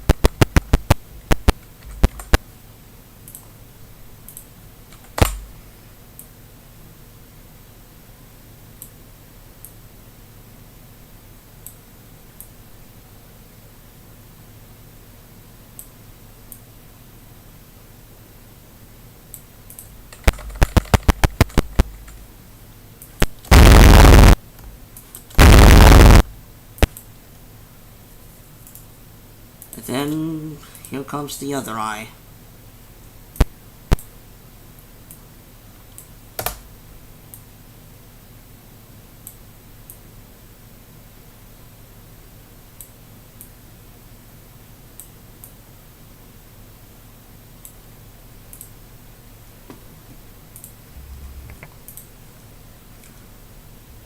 Yo, yo, yo, what's up, Matt?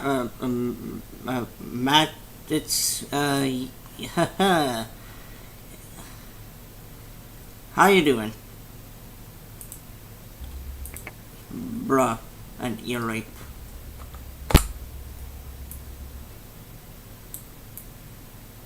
Indeed it is. any rate.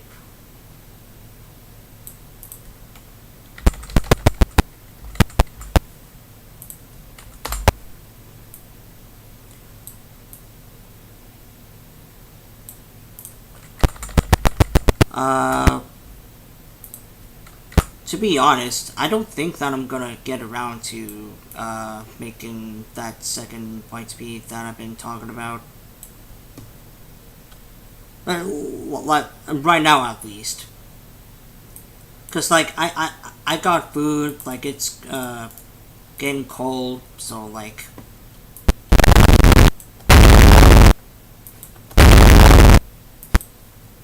Yeah, I gotta like get off here real quick so I can like munch down on some hamburgies.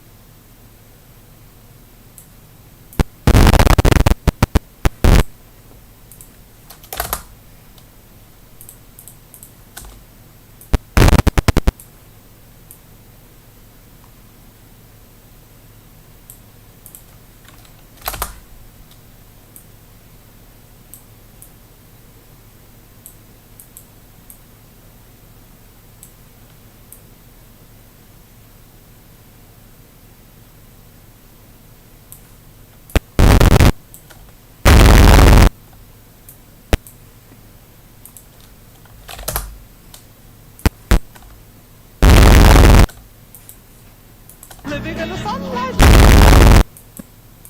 In the sun. Living in the sunlight. Living in the sun. Living in the sunlight. Living in the. Living in. Living in the sunlight. Living in the sunlight. Living in the sunlight. And then the 10-minute color, whatever it's called.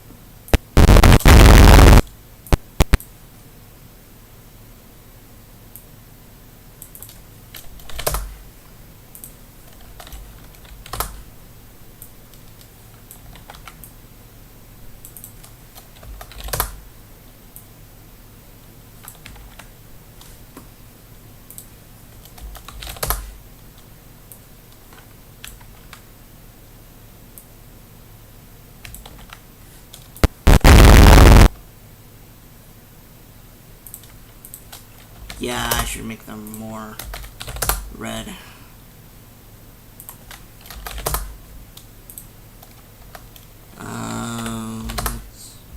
Whoa!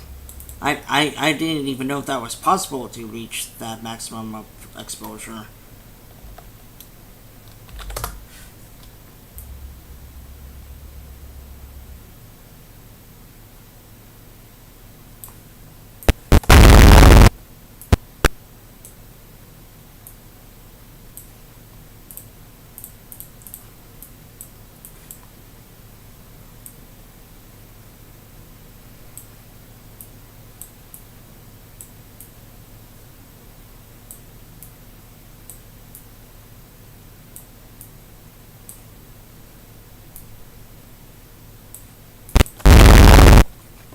In the sunlight.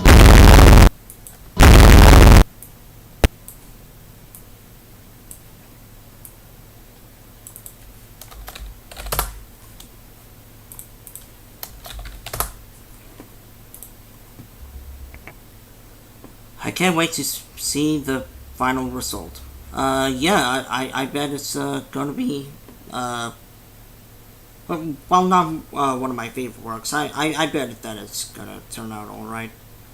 Living in the sus swirl. Zoinks! Living in the sunlight.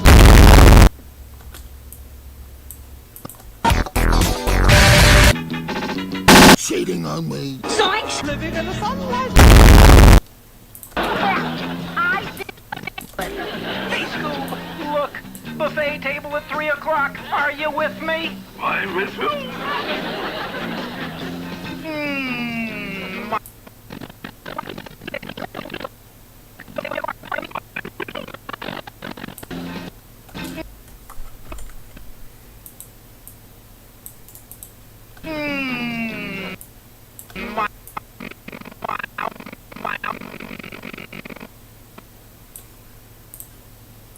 My favorite snack. Corn on the cob a la chocolate syrup. What would that even taste like?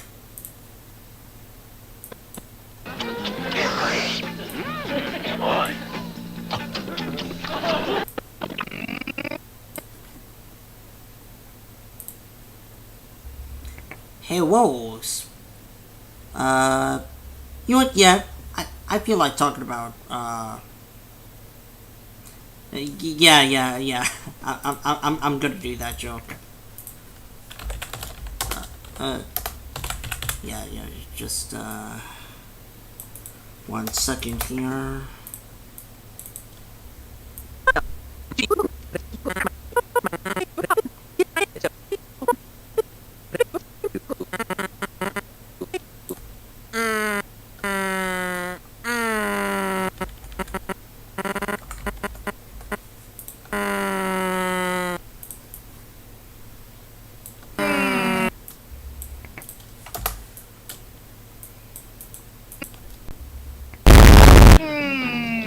My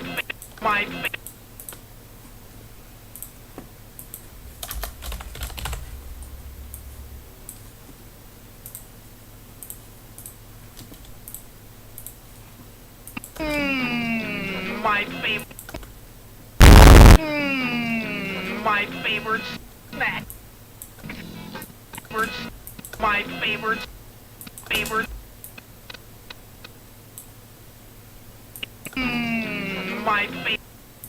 My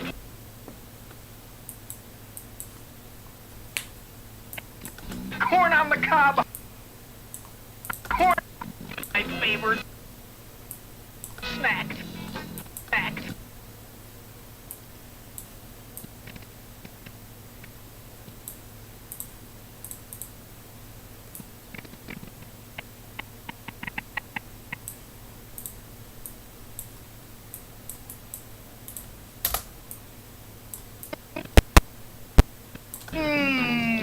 My favorite snack. Corn on the cob. The cob.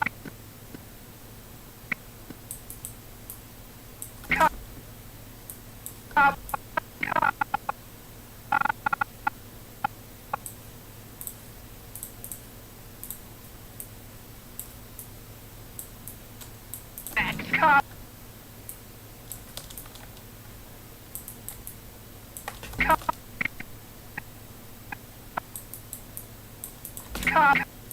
Oh, why would Shaggy do this? No! First you're cheating on Scooby, now you're saying cock. My favorite snack. Cock. Favorite. Favorite cock. Cock.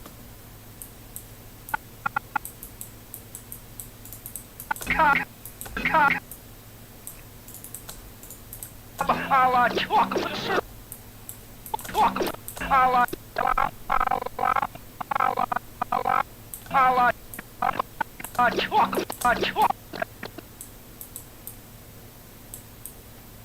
Chocolate syrup. Chocolate. A la chocolate. Imagine dipping your cock in chocolate syrup. And then have somebody sucking it off. Like, that'd be pretty kinky.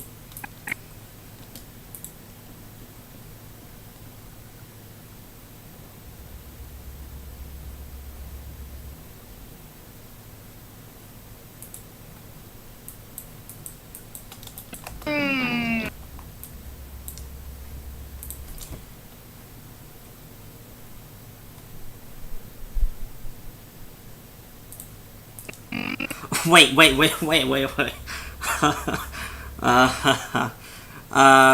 How about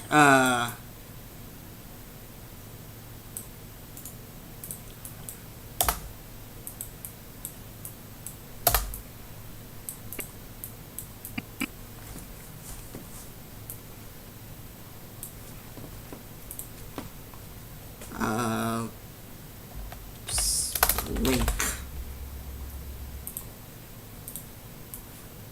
I keep saying that I want to go back to talking movies, but yet, like, when I'm in the zone, I'm in the zone.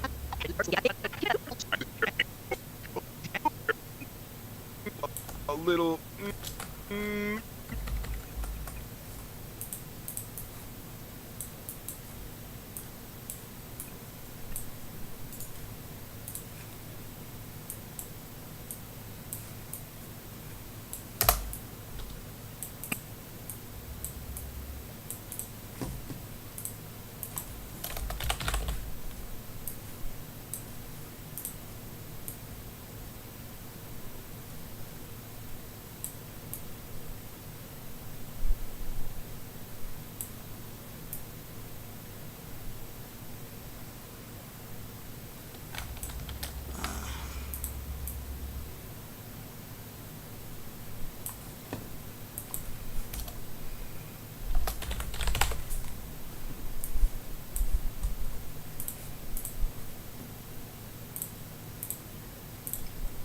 Little Richard.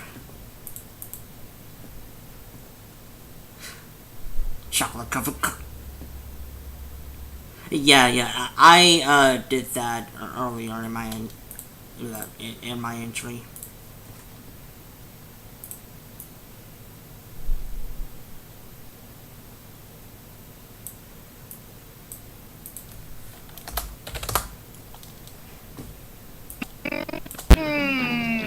My favorite cock.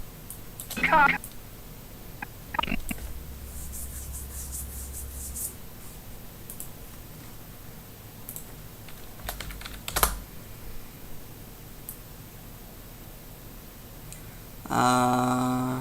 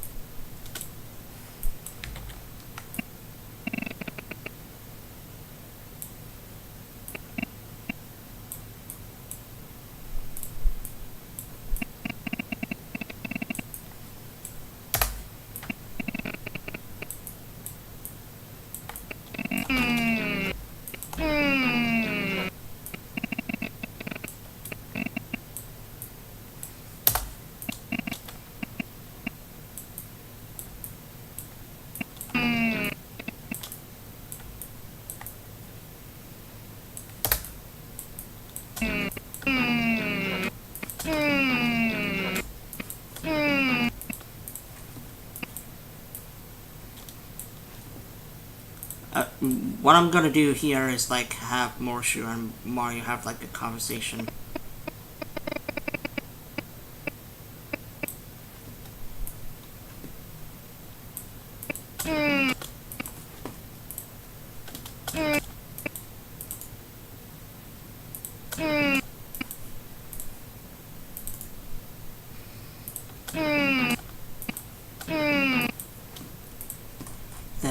what I'm gonna.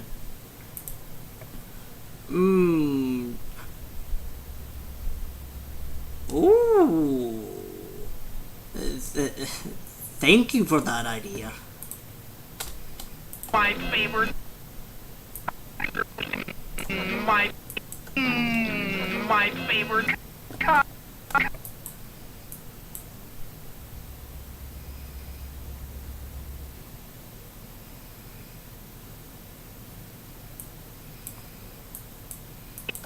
My favorite.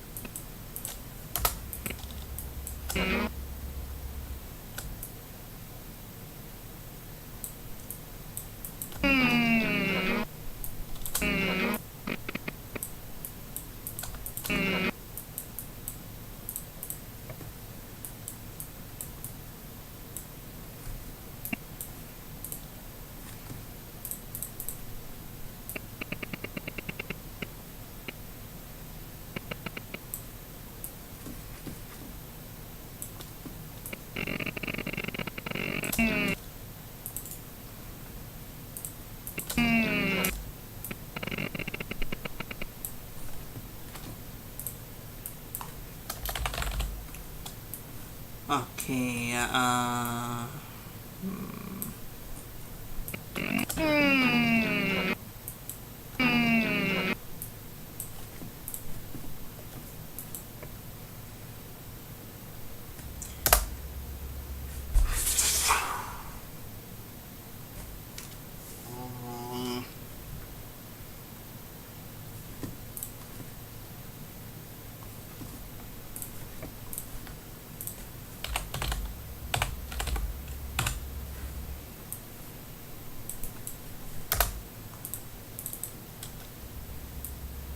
Favourite chocolate cake. When I was a boy, I had a favourite treat. It was when my mum made chocolate cake. Oh! When I was a boy, chocolate cake. Chocolate cake. Chocolate.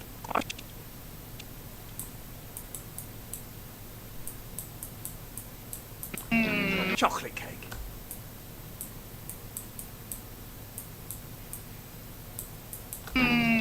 Chocolate.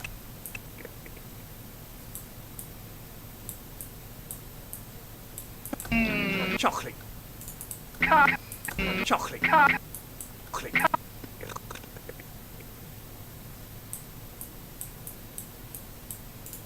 Chocolate. Chocolate. Chocolate.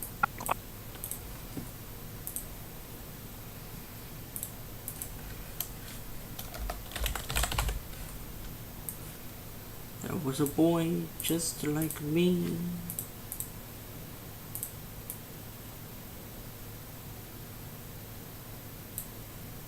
Chocolate. Whoa, what's going on there? Chocolate.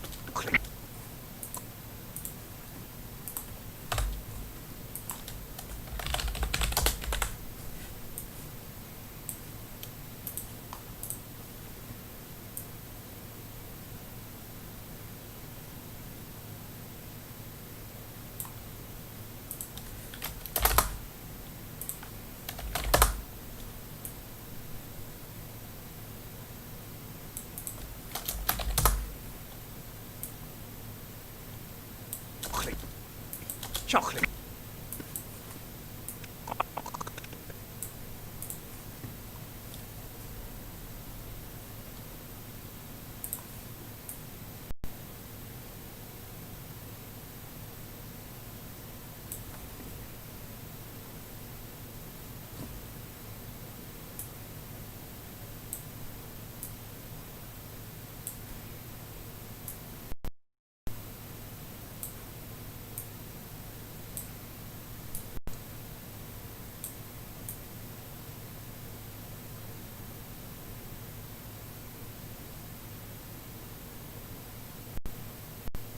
Whatever is fine. If there's like a black thing right there.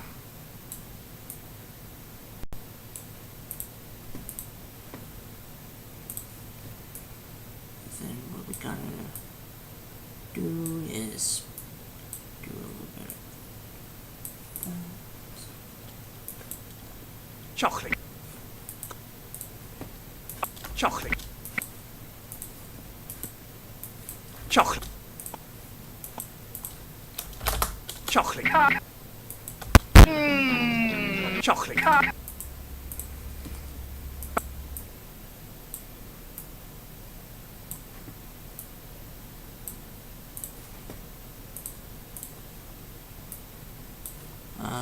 Let's see.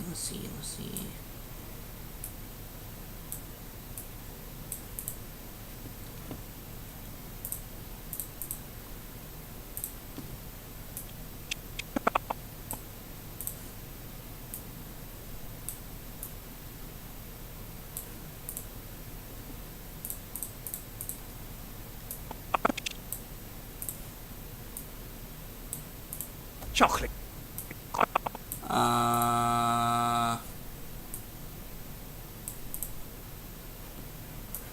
Okay, looks like we're gonna have to, do it without the mask.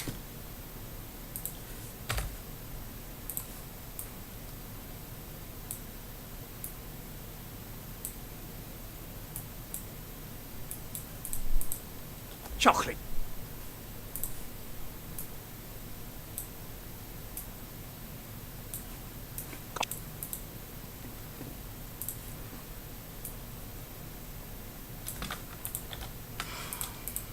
Chocolate.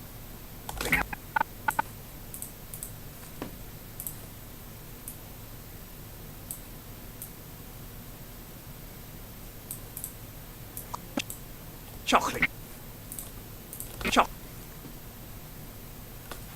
Chocolate. Chocolate. Chocolate. Chocolate.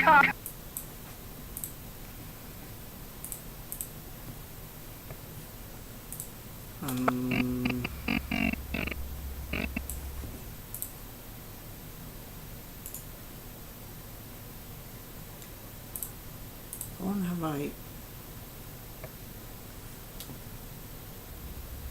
Okay, yeah, okay.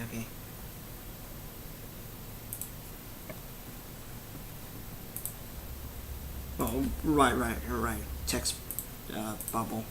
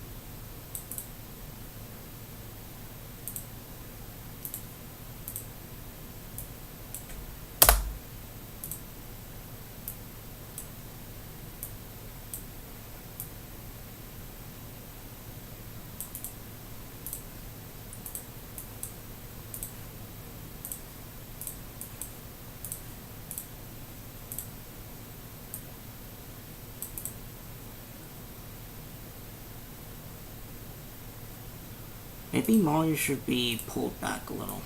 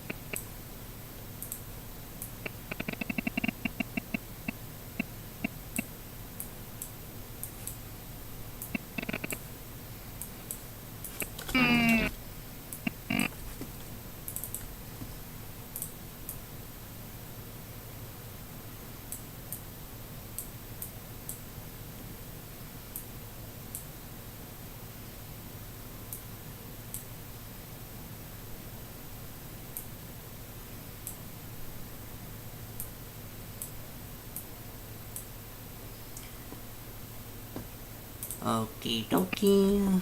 Just gotta put in a little bit of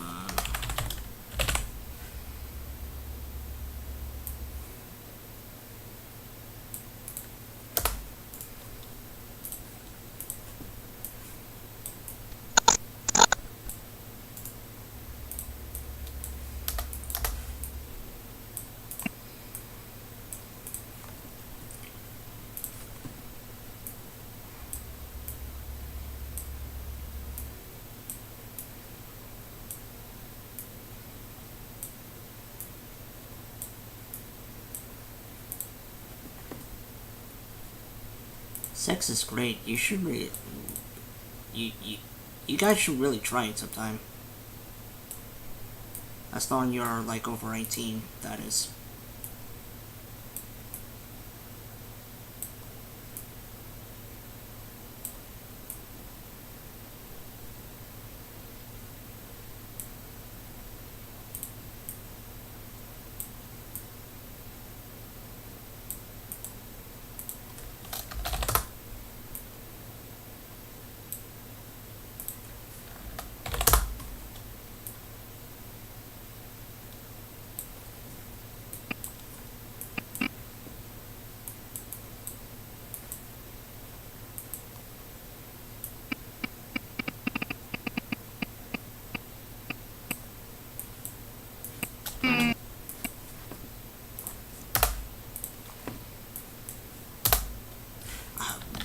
What am I doing? Okay, there we go.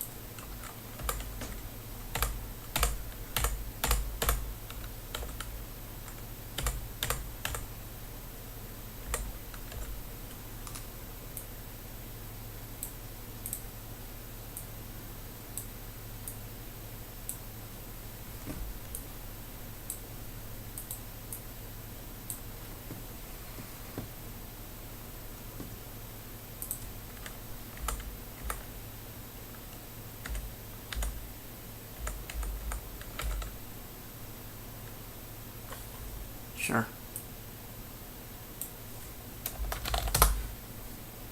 A little bit.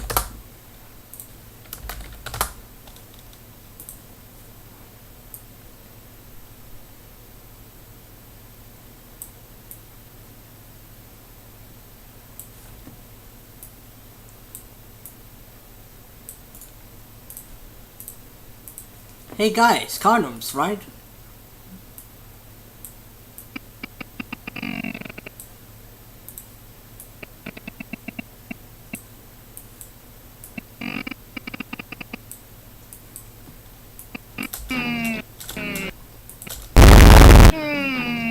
Chocolate.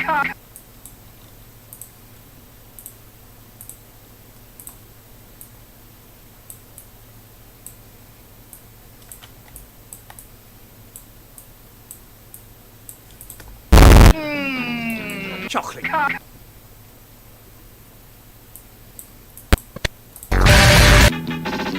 Shit. Spooky. Dooby dooby dooby dooby. Where the hell are you? We got come on you.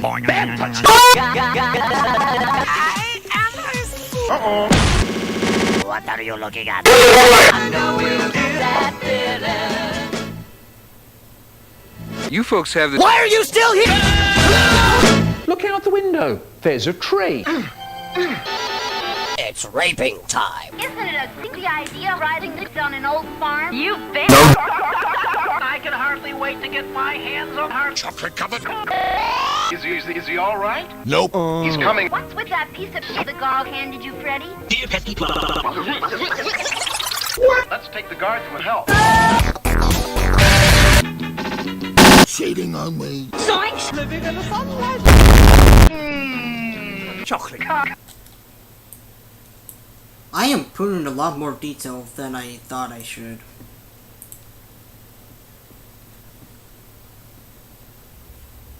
But yeah, back to movies. Ghostbusters.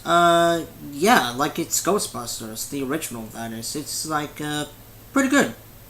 Pretty good, wacky, silly, fun time. Captain Marvel, it's okay, in my opinion. As a movie, like, there's nothing that really stands out or something. Like, it's just your average run-of-the-mill, Captain Marvel movie. The only, reason that you should, go see it is, like, to figure out, like, Nick Fury's backstory, which is, okay.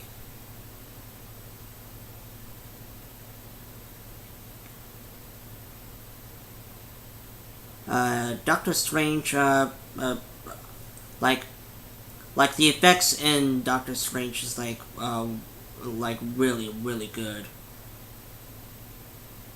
In fact, you don't have to take acid while you're watching Doctor Strange.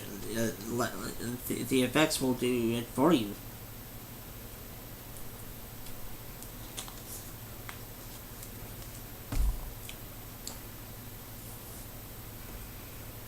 How to Train Your Dragon. Like, again, one of my favorite movies. Like the pacing is so good that you don't really mind the tropes in it, despite the fact that, like, it has, like, a ton of them. Like, hiding in the pit. Like, geeky dweeb. A disappointed father without a mother. It's like, you don't really mind those tropes because the pacing is so good. And like, you keep wondering, like, oh, how is Hiccup gonna, like, get himself out of this one, or something.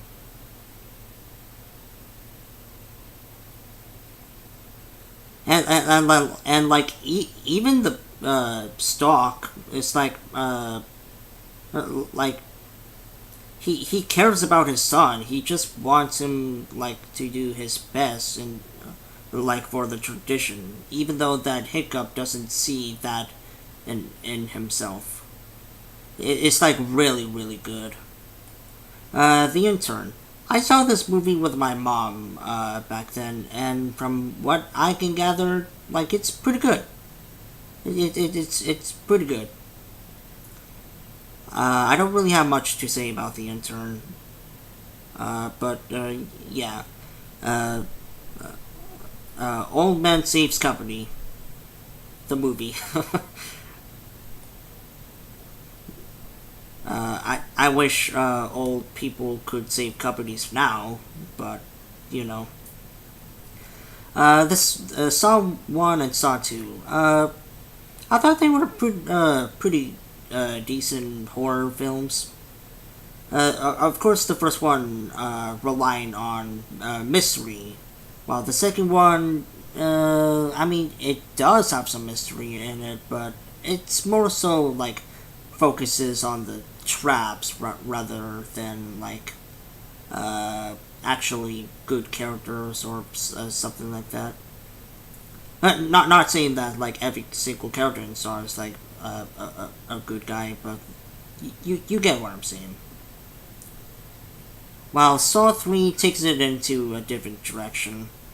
And like I said with Saw 2, it leans even more on the gore and traps rather than actually engage in mystery.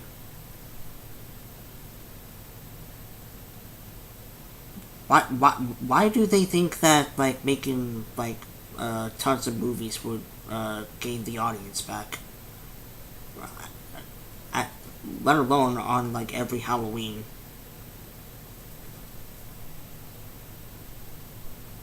I mean, I appreciate them, like, creating, a Saw movie every Halloween until, like, the supposedly final one at the time, but, like, come on. Yes, yesterday is an interesting case.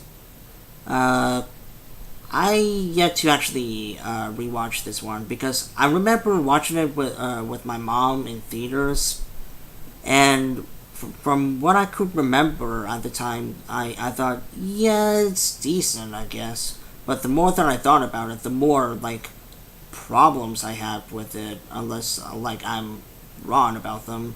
Like I said, I need to rewatch this one. But bottom line, it's mediocre, I guess. But the that can't be said about Instant Family. Like this is a pretty good romantic comedy drama.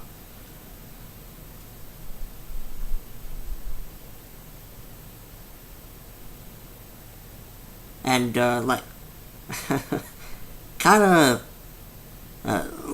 like for couples who want to adopt kids, like take notes from this film, or like any other parent or, or someone. But this one's a pretty good film. Is basically what I'm trying to get at. Monty Python, a great movie. A bunch of hilarious jokes. The British. It's always the British that makes them like the best comedy.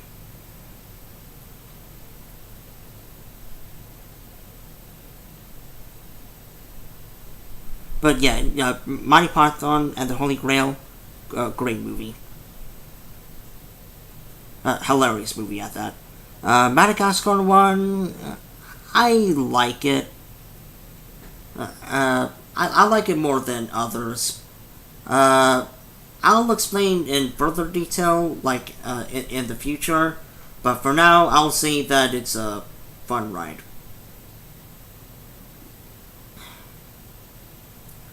Shrek and Shrek 2. I mean,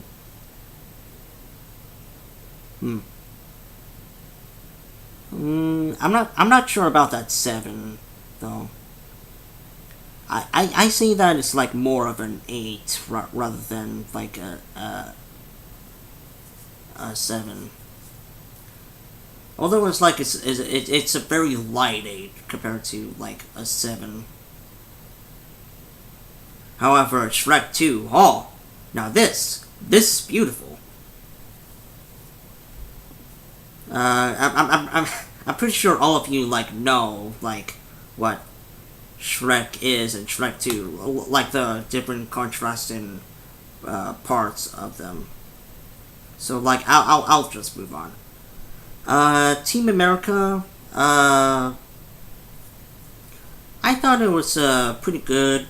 A little bit raunchy, but it's still like the South Park kind of vibe going on with like different kind of puppets, like Barbie dolls instead of like Muppets. But it's still like a funny movie. Willy Wonka, again, classic.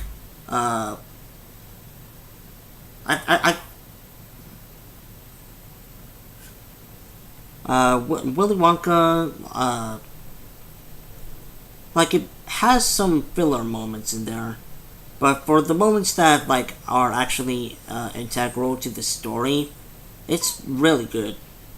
Not really good, just good in general. Like this feels like a good feel movie. If you ignore all the kids that probably died. But yeah, moving on. Charlie and the Chocolate Factory. While the old one is like definitely a feel good movie, this one's more like this one's more Willy Wonka but on drugs. If you ignore the chicken scene, of course, from the original, but I say this is definitely weirder, and not in the sense of like good kind of weird, like more of a like a what kind of vibe going on. Like, it's not a bad movie by any means. It's just pale compared to like others.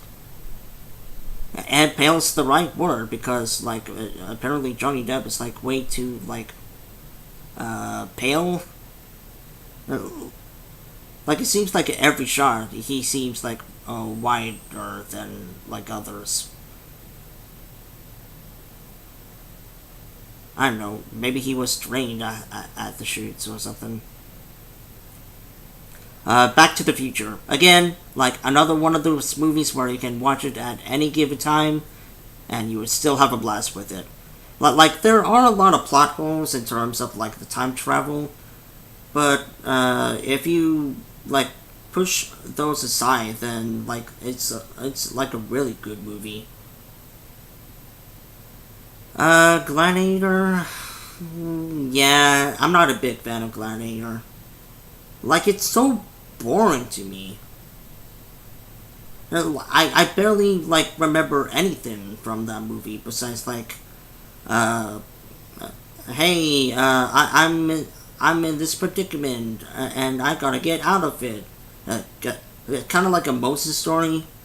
Except I've seen stuff with better Moses stories, and it's like, it's way more engaging than Gladiator. I appreciate for like it going for like a more orchestra epic feeling, but I barely remember anything out of it.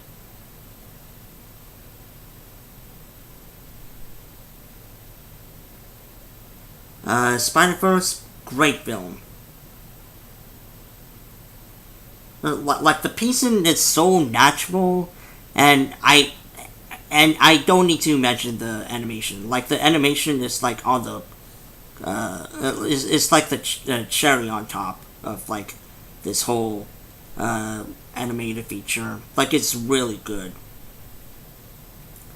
B movie, but every time I say B movie, I want to shoot myself. But B movies are alright. Like not the worst, not the greatest, just okay. I don't know why I went with a kill myself joke there. I apologize. I'm sorry. Charlotte's Web. It's pretty good despite the fart jokes, and like the burp and fart jokes. Like there's only like 3 at most, maybe 4, but that's definitely about it. I've yet to see the animated ones.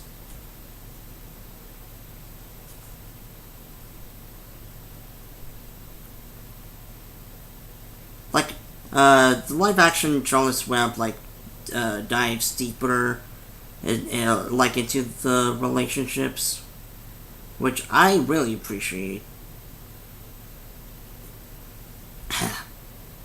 Oh, and, I think, like, we acted out, in this play in, drama class for, like, little kids.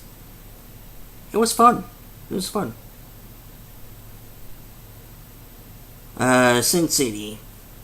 A really interesting movie that, like, is black and white, except, like, a few color details, like, pop out.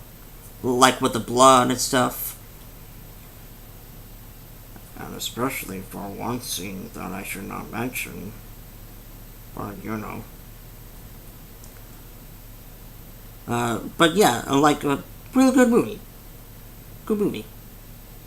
Holes. Featuring Shia LaBeouf. And it's also a good movie. Like, definitely, like, for the family. For the kids. Oh, and, I think I read the book, actually. And, oh wait.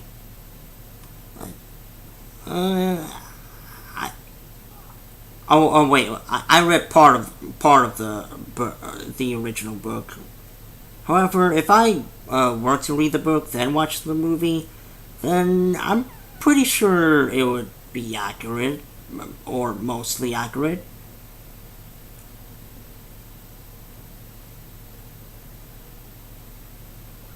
The Incredible Hulk.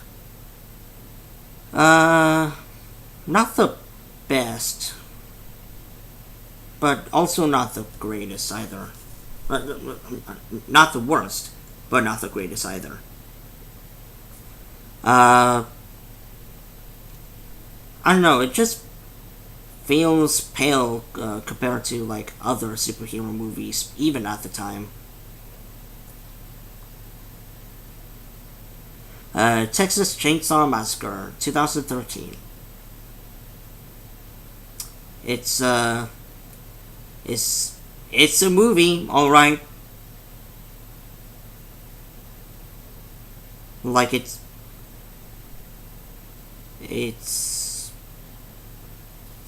fine, I guess. It's harmless, I guess. I barely like remember like watching it.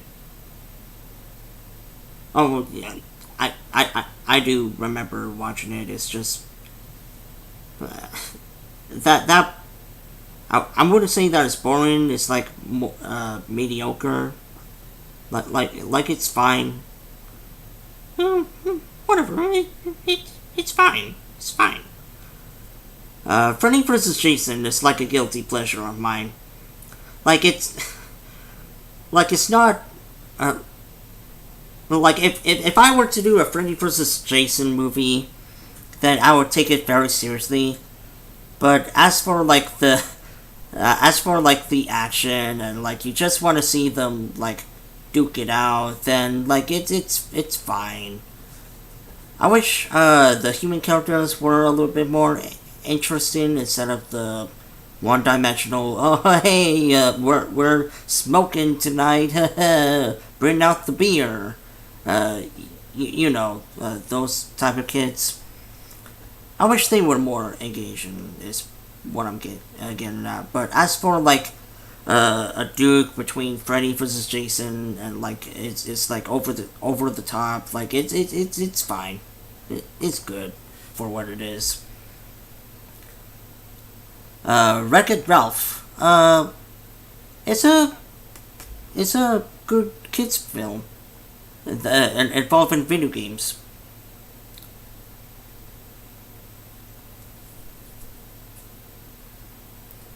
I wish they included like more video game characters in it, like Pac-Man. Oh wait, no, they do have Pac-Man in it. I wish they included like more arcade classics in there, like more video game references.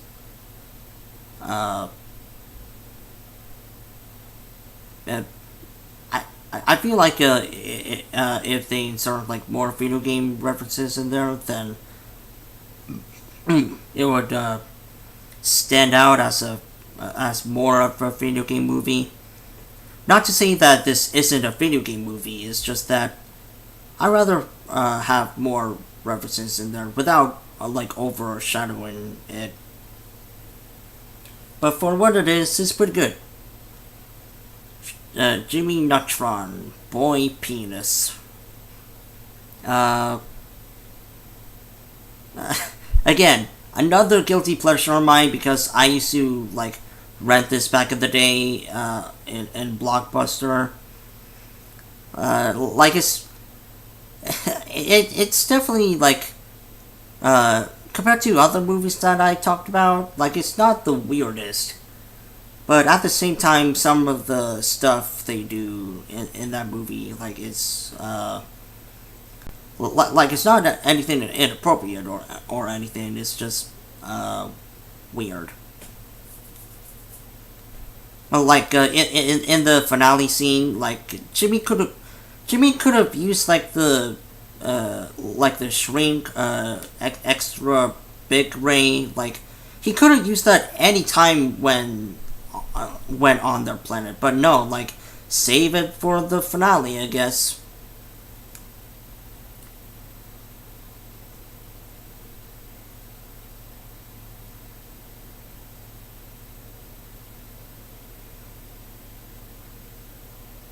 Oh yeah, and part of this movie is part of you know how when you're a kid and you just only want kids to like roam around the place. I guess. Then like fuck you, Dad. I don't need your opinion on Teen Titans Go. But yeah, this movie, guilty pleasure of mine. I like it. But what happened to all the teens in this movie? I don't know.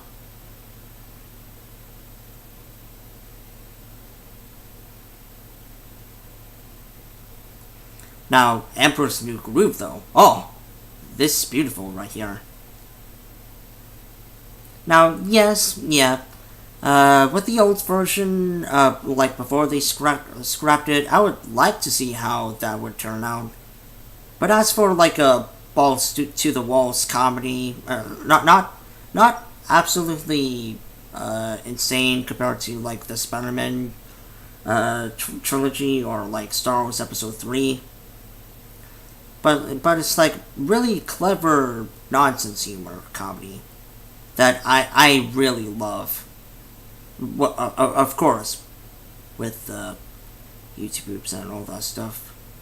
So yeah, Emperor's New Groove, like solid film, really solid film. Hey, our shots.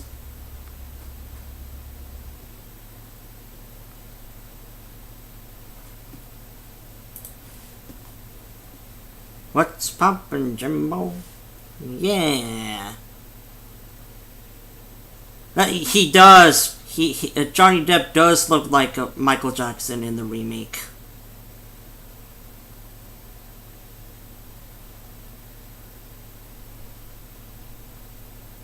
Despite the lower range for Shrek 2, I know a lot of people like it better than the first. Yeah, Shrek 2 is definitely better than the first. I will talk about Shrek 4, but you know what? Let's keep going. Why not?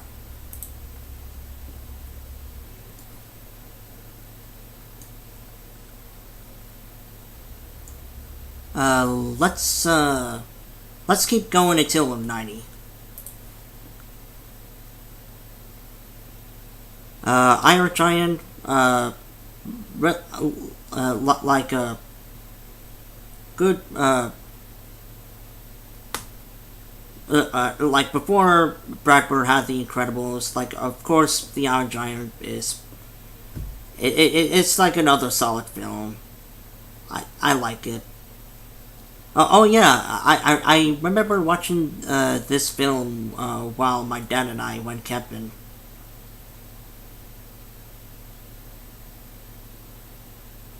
The original Mulan. Yeah, like don't get me wrong, like the 6 rating is like definitely a high 6. But compared to like other Disney movies that were released at the time, I just found Mulan to be okay. Now compared to the remake, I would really like definitely with this one, like I prefer it any other day. I mean, come on, it has Eddie Murphy in it. Like, what's a movie without Eddie Murphy? 101 Dalmatians. It's a cute film. I like it.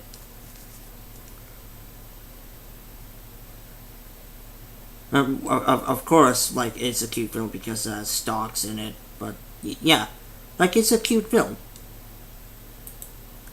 The Cable Guy. Oh, cream of the crop, Jim Carrey. Yes. Matthew Broderick, his character is, I don't know. I would say that he's the like Matthew Broderick. I say he's the real villain in this. I mean, yeah, sure, Jim Carrey got him to cheat on his wife, but he eventually apologized and got his wife back to him. And so it's in all honesty, yeah, he's a little bit crazy, but there's nothing wrong with him.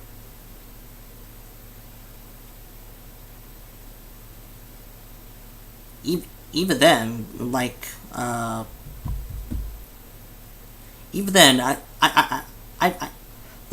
I heard that since this film released, people hate it because it's too raunchy for at least in terms of Jim Carrey. But as we all know, ever since this whole internet thing, with trolls and mean people everywhere, I think we understand the more of the more about that there are worse people than Jim Carrey's character in this. But yeah, I like the Cable Guy. Romeo and Juliet is it's all right. It's definitely an interesting take on it's a modern take on a classic tale, and it's there's nothing wrong with it. It's just that a little bit too cheesy, even for the original story. It's a little bit cheesy, but I appreciate what they've done with this film. Planes, Trains, and Automobiles. Fun fact: I watched this movie on a plane.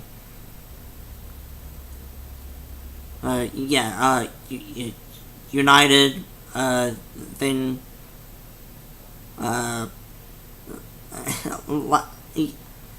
yeah, I think it was also around Thanksgiving, or we went to another state, so it shouldn't really matter. But basically, this is a good film. Despite the fact that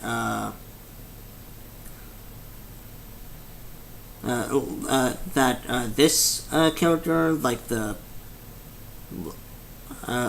one that's in the middle, there's nothing wrong with having a overly energetic, positive person in the duo, but it's he comes across as sometimes annoying, and I get it. Sometimes, you gotta make that person annoying. I don't know. What I'm trying to get at is that Planes, Trains, and Automobiles, good movie, and I think they have the same house as the one in Home Alone. You see you see different shots of the house, then you compare it to the Home Alone one. They're very similar. I think even inside the house it looks similar. Maybe Home Alone and Planes, Trains, and Automobiles takes place in the same universe. Who knows? An American Tale. I mean, it's Don Bluth, so you're bound to get a good film out of it.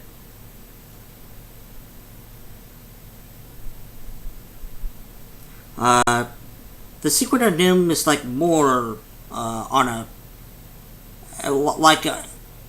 an adventure, as you can get with miniature people as mice. Oh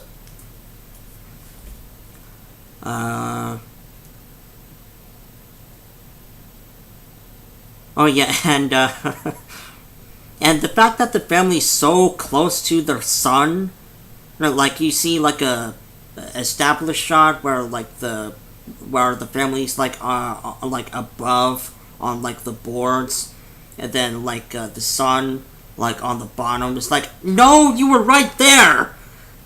Don Bluth is a cheeky little bastard.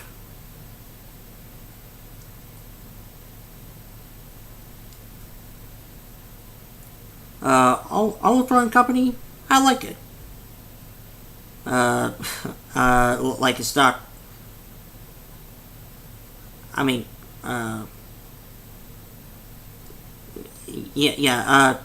DM Productions like recommended me this movie, and from what I've seen, I like it. From what I've seen, of course I saw like the whole thing, but yeah, like I said, I like it. Lenny and the Tramp. Again, it's another good Disney film. Robin Hood, another good Disney film. Like, but even more Robin Hood. Not because I'm a furry.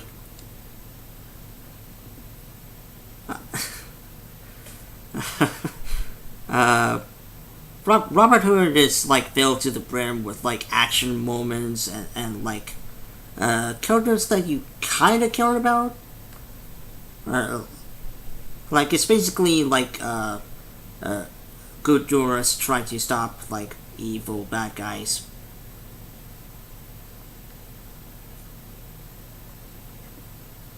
Now, Goofy movie. Pete. Whew. Pete.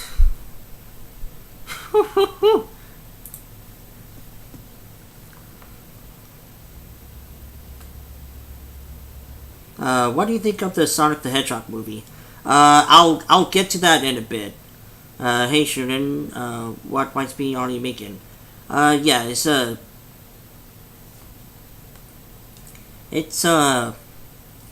a Scooby-Doo YTP. That's exactly the reason. Goofy movie, the most 6 out of 10 movie I've ever seen. Really? Really? You would really give Pete a 6 out of 10 when like in the part of the movie where Goofy and Pete are making out, like in the hot tub? Like, don't you think that's worth a 10 out of 10?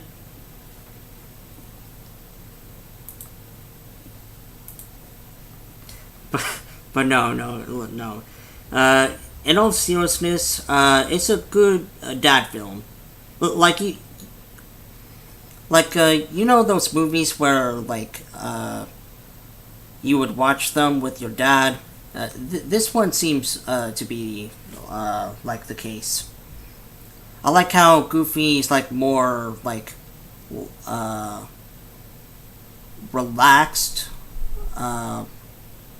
more like of the of like what he's trying to be a good dad for his son, while the son is like, I hate you, Dad, fuck you. Like not all the time, but you can tell that he more so wants to do his own thing rather than like fish with his dad. But then it like comes into like a combination where both of them can have what they want, and like it's good. It's good.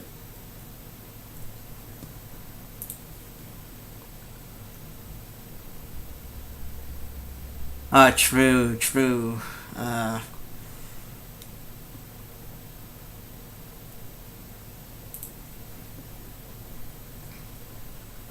I mean, I can see where you're coming from with Max's character in a Goofy movie. Aladdin. I wish it was the Dingo Pictures version of Aladdin. Not this one, not the live action one, just the Dingo Pictures. Like, you know, with the guy with the bopping head. But yeah, the original Aladdin, like it starts off pretty okay, but then like once you get into like Robin Williams as the genie, then that's when like the movie starts to pick up.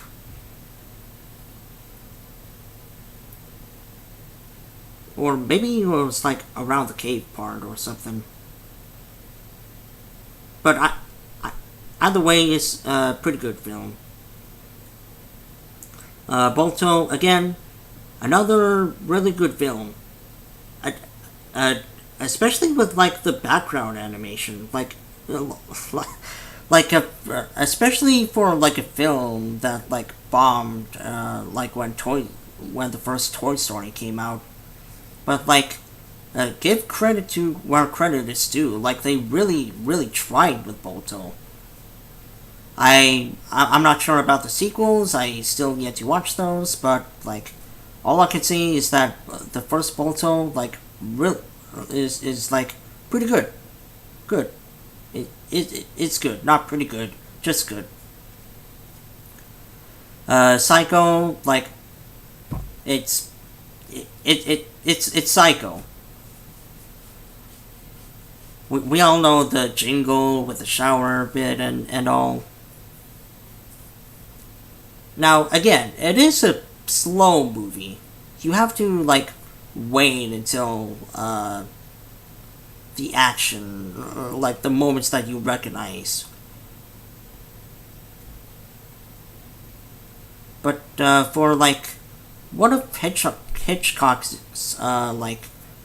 most popular films, like, it's no wonder why it's, like, his most popular. It's... yeah, I say that's more mystery than horror.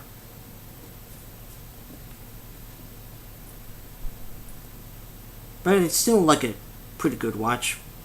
And definitely like not as long as The Shining, but like, yeah. The Pursuit of Happiness. Again, another movie that I watched with my mom, and it's pretty good. I definitely recommend watching this with like your dad or your mom. Like you know those movies where like it'll be perfect to watch with your mom or dad.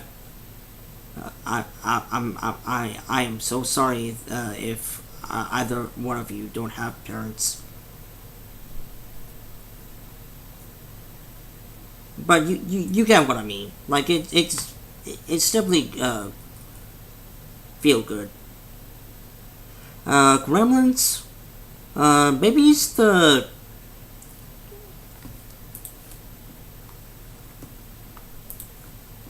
maybe it's the edition like the DVD that I have, but I thought Gremlins was okay.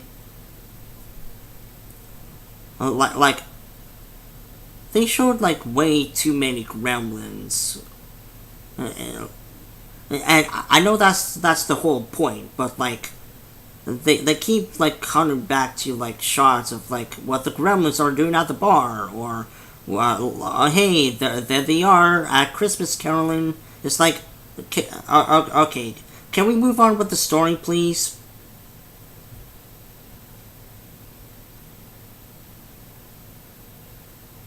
Rock Dog.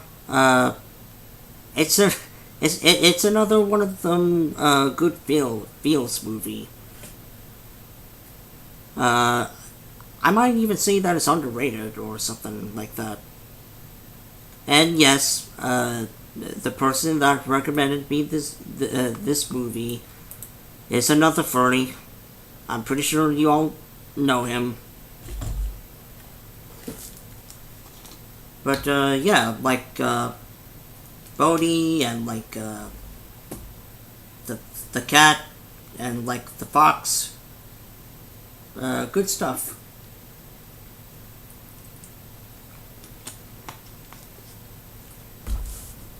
Oh no, Airplane.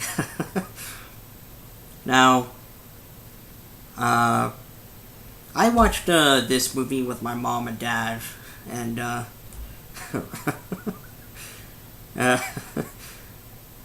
again, it's another good parody.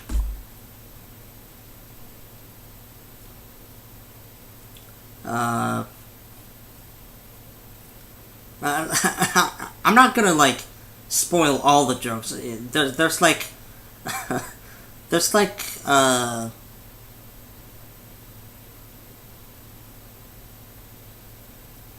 there's like a joke per minute, or like 3 jokes per minute. It's like crazy, but in a good kind of way. It's like so balls to the wall, so you can't help it but laugh at some of them.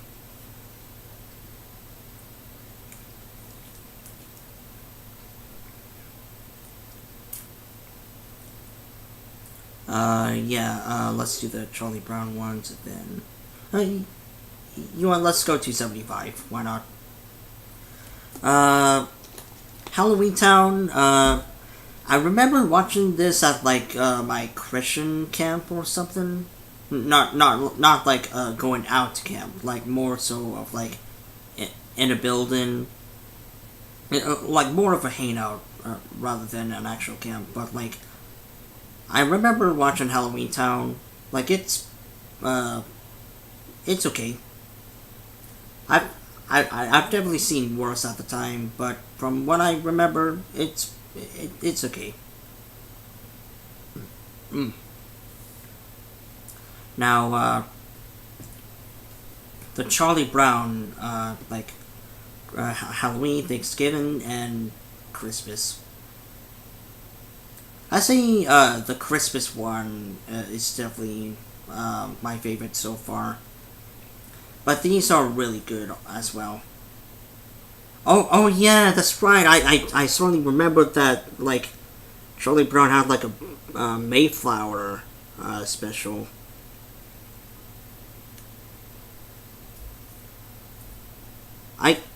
I gotta revisit that one.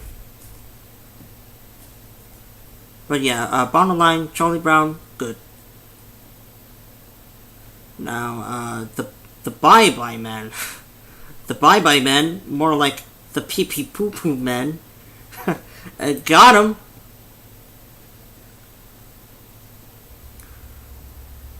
Rock Dog haunts us all eventually. All of us are bound to watch it eventually. Oh yeah, I totally forgot that Airplane was like revolutionary at the time. Like fourth wall breaks, like a bunch of stuff that hasn't been done before. And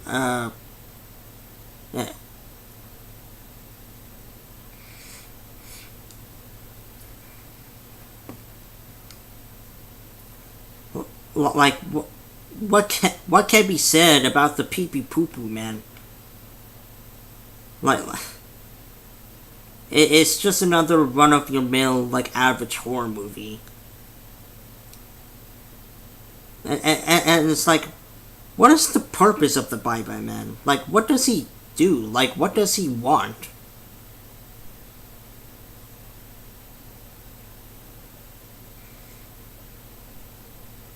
Like it's not scary, and for the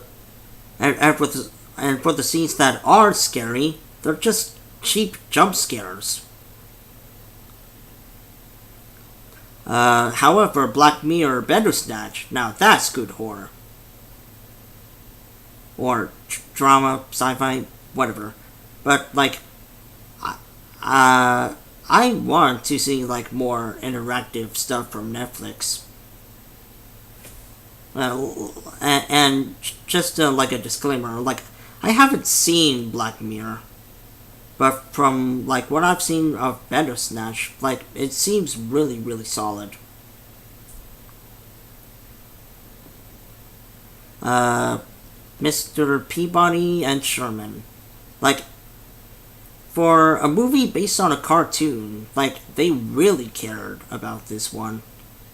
And they made some, like, changes that I thought, like, were better. Like how Peabody is trying to be a better father, rather than, like, Peabody in the cartoon treating Sherman like a pet.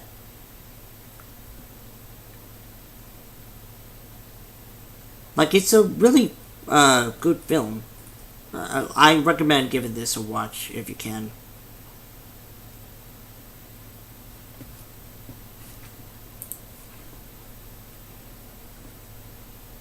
Yep. Yep. Definitely that.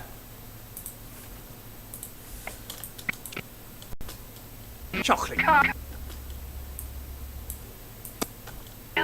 Chocolate covered. Is he all right? Nope. He's coming. What's with that piece of shit the guard handed you, Freddy? Let's take the guard to help. Cheating on me. Living in the sunlight. Chocolate. Cob a la chocolate.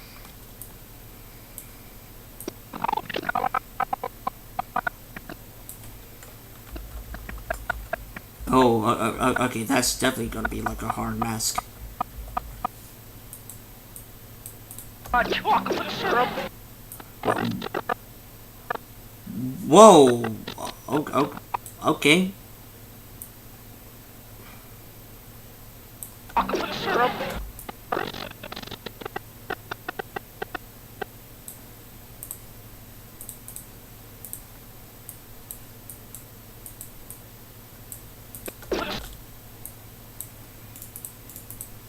Chocolate.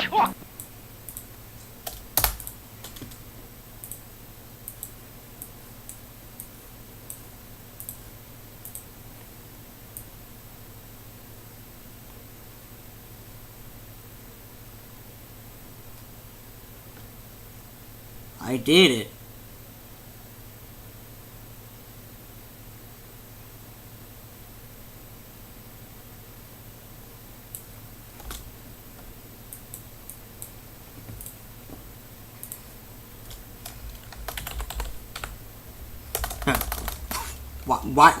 Why did I type shit in there?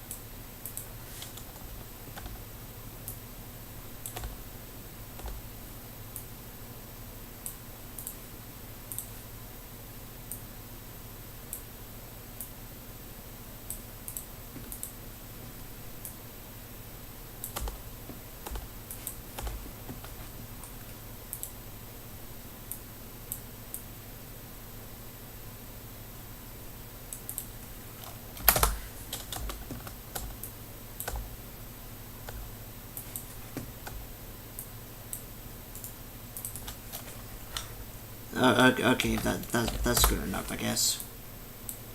Chocolate. Chocolate.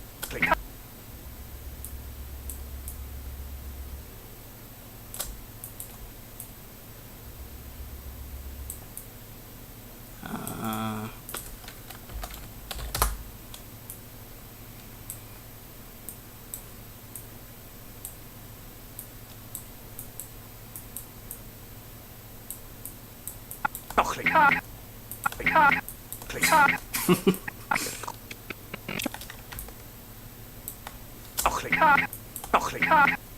Chocolate.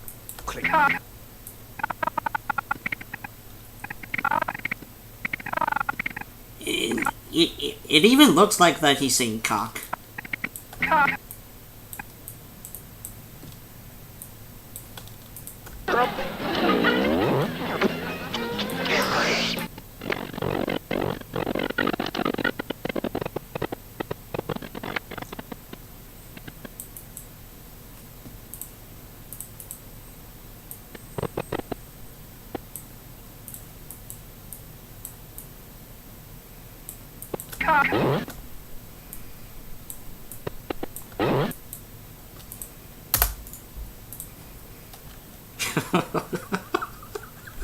Oh god.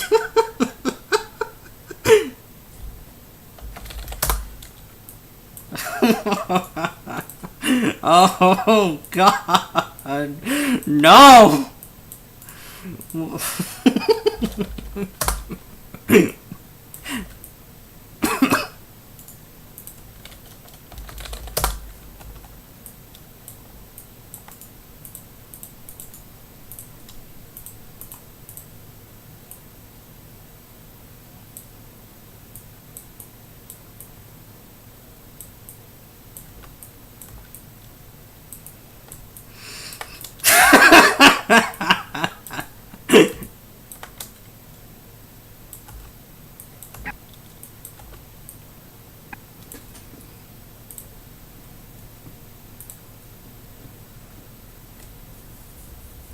Oh, I was looks like my message never got through the chat. I was complaining about how about the scene in the Goofy movie where Max's principal would send Max to the electric chair. That's too dark, isn't it? Yeah, that's a little bit dark, but like in terms of like in a modern Disney film, like where would you see that nowadays? No, like Disney would never do that nowadays. So like they showed blood in like Beauty and the Beast, and that's like what, PG, I think. G.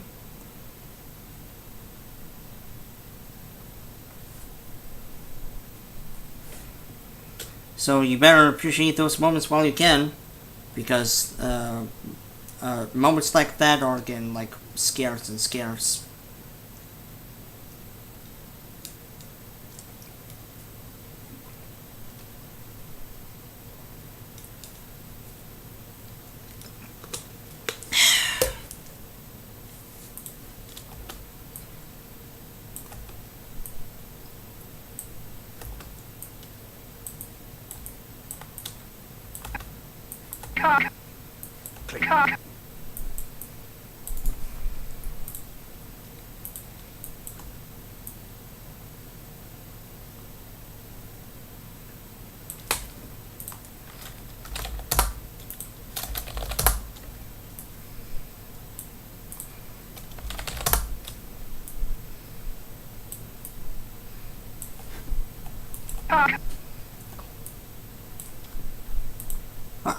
What? You can't record them? Yeah. Hold on.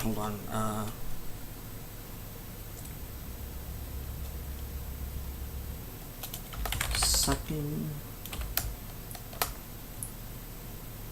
Like, what's like a how to basic video where, how to basic is like, pretending to suck on something?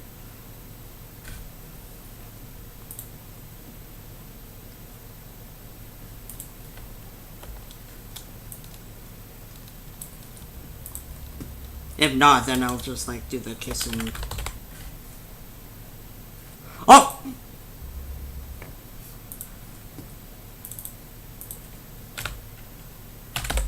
Y'all don't need to see that.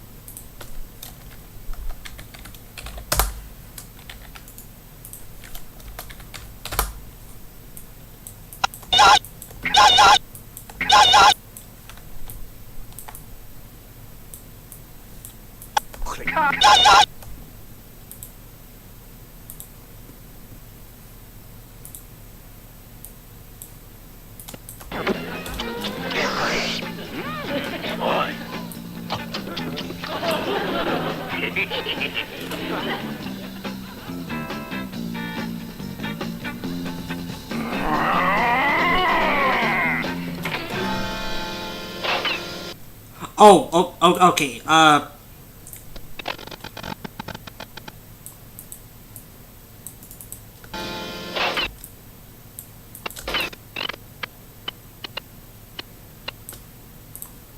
you guys ever played Guilty Party? I feel like no one knows what that game is anymore. Like, it's on the Nintendo Wii, like made by Disney Interactive Studios.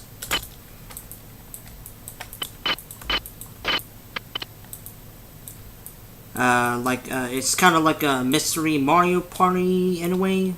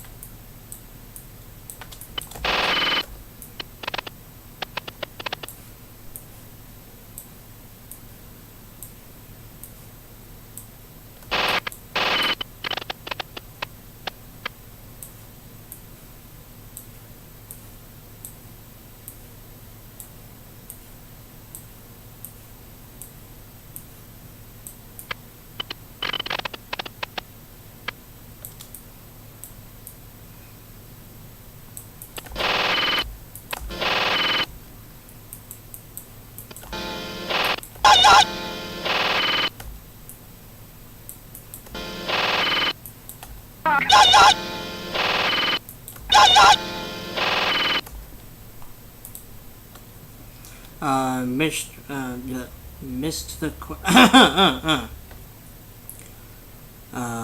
wait, where does that sound originate from? I heard it before. I think it was, Fish, Pins, I believe, but I'm not sure.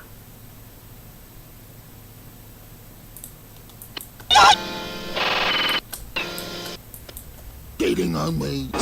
Living in the sunlight. Chocolate.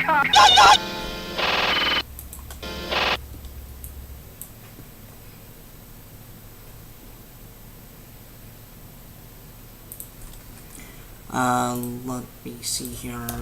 Imp. Lemon Power.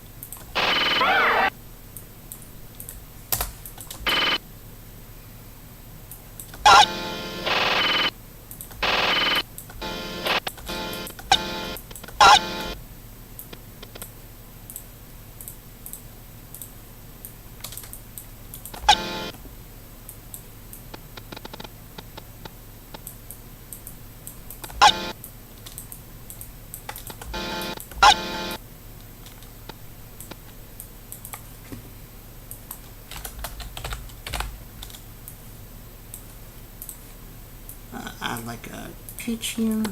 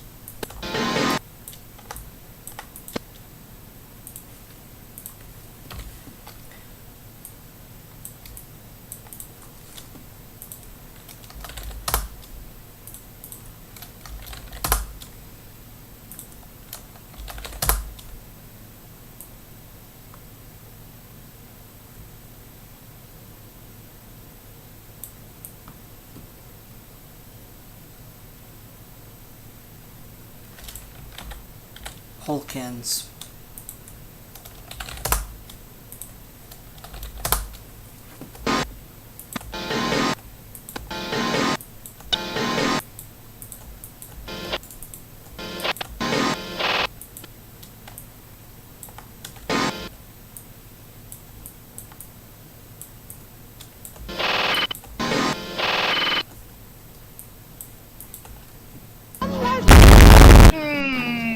Chocolate.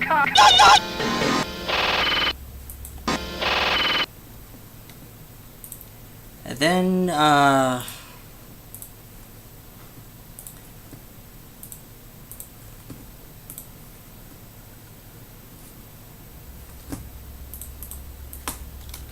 Guilty Party,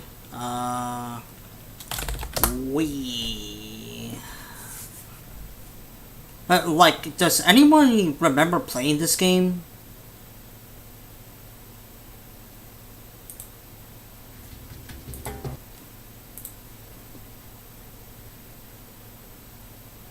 I played it like a few months ago. Like, I played it as a child. I thought it was fun. Then I gone back to my save file like a few months ago, and I thought it was a decent time.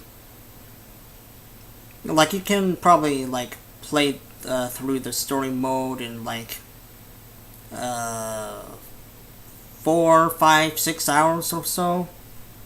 Like, it's really not a hard game. But for like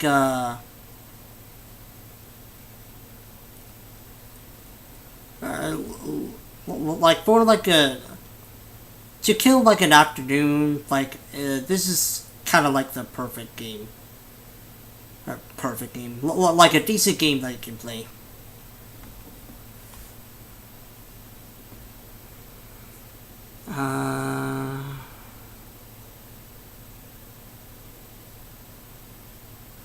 Yeah, the Wii reviewer.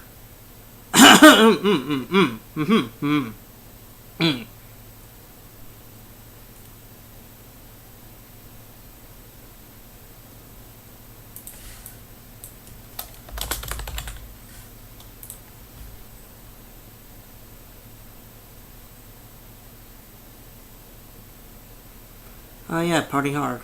I gotta like buy that game soon.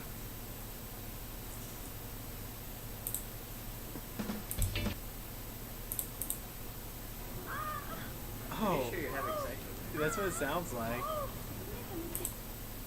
Mumbling. Definitely.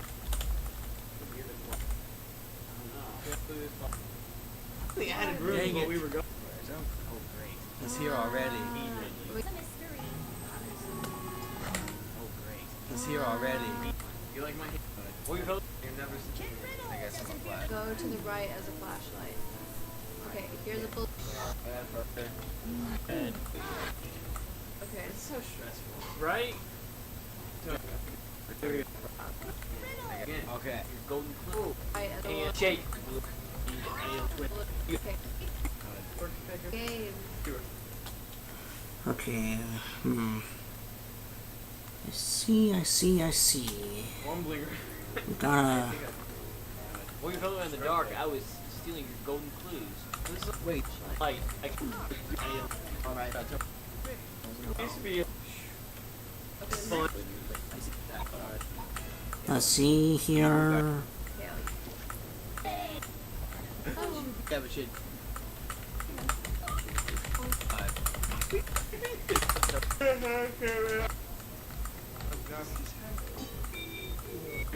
Down if you speak up. Oh my god. The first couple nights in jail, just give him change. Bad. The second time. He literally is working for the guy who's in here right now. Put your hands. Hey, something bad? Yeah. Crank it. Oh, you're stupid, even you. That's told me that. I can't believe one thing to the one. Hey, well, you look not real. Oh.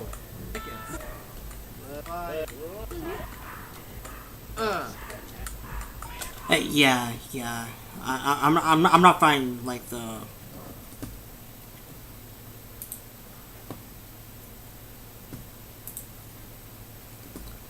I'm not finding like the storyboard that I need.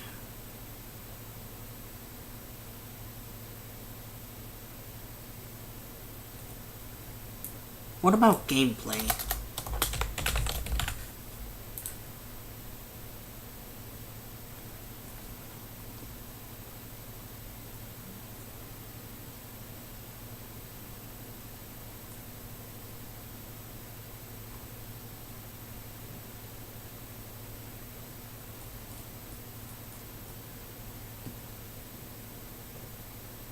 Yeah, what? I know that I like. Come on. Have this. Oh wait, hold on. There's like a. Oh wait.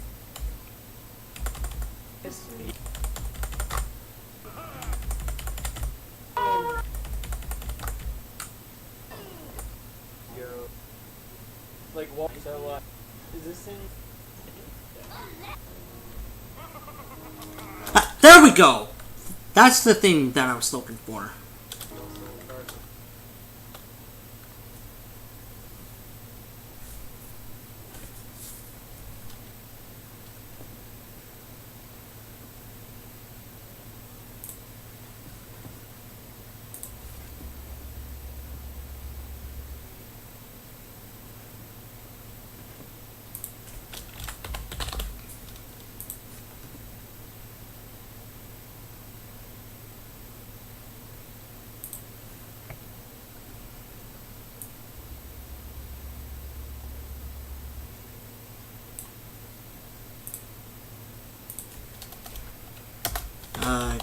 Guilty party. Disadvantage.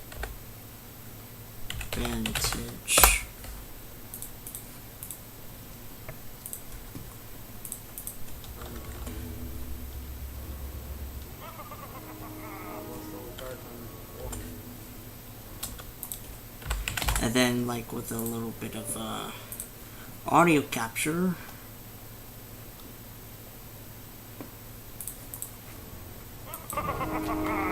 Let me.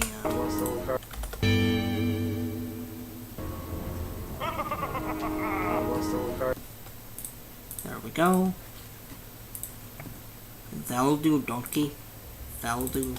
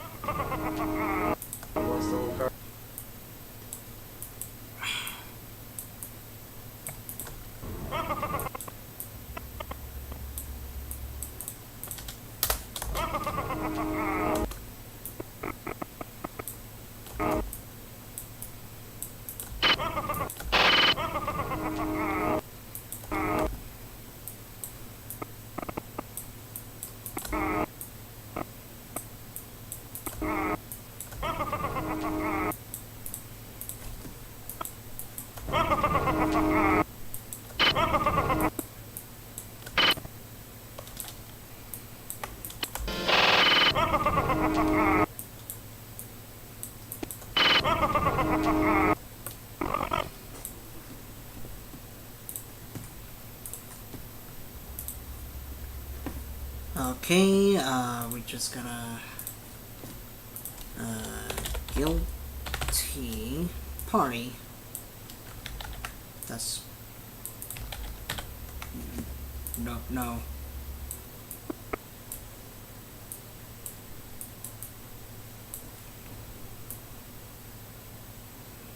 Probably around this size, maybe.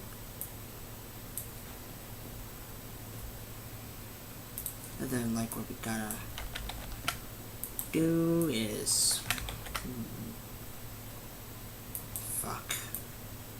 Okay.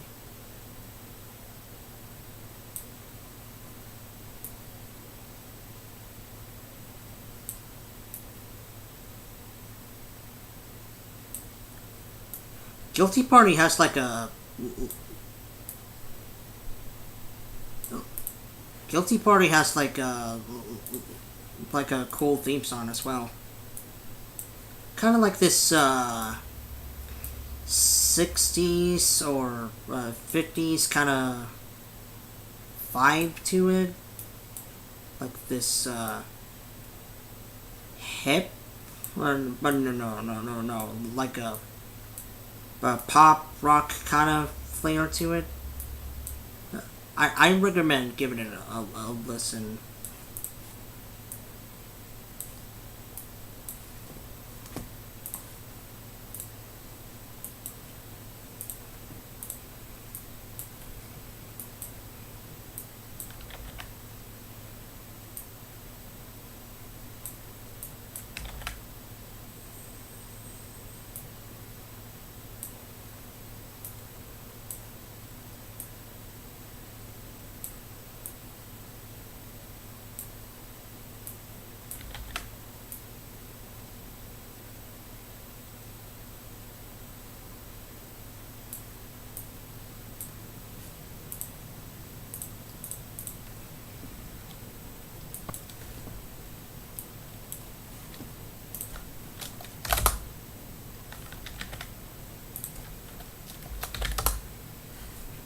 There we go.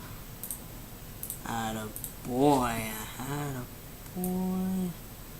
Gotta steal a card. Now, drop shadow.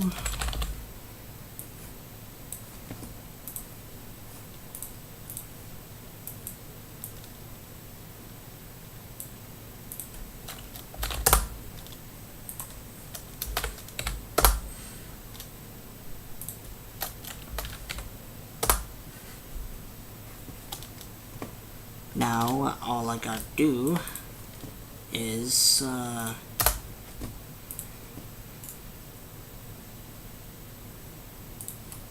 have like another card here, or, something like that. There we go, there we go, there we go. Let's put it in, like, there we go.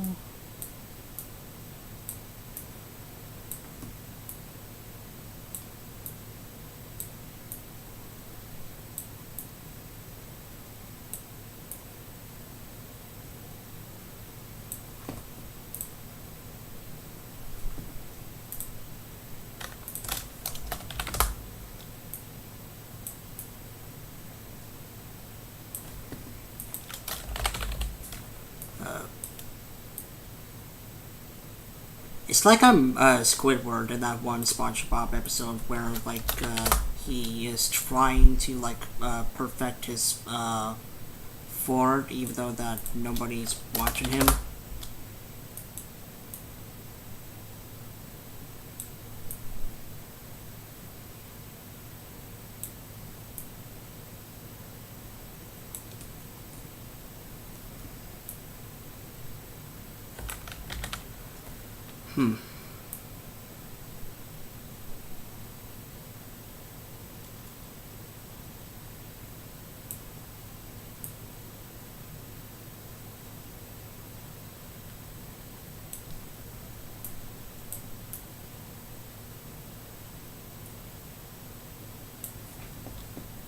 There we go, that's decent enough.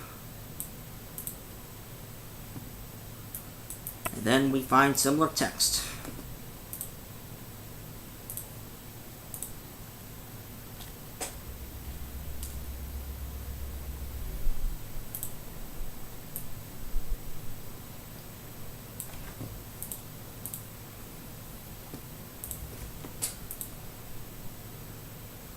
Lights out.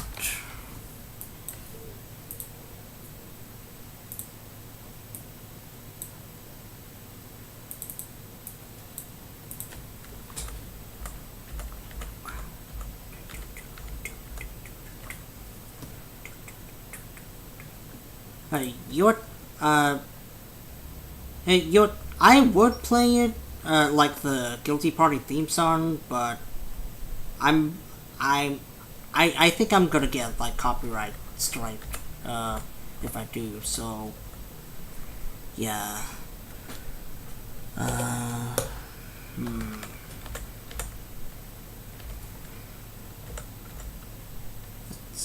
That's decent, but...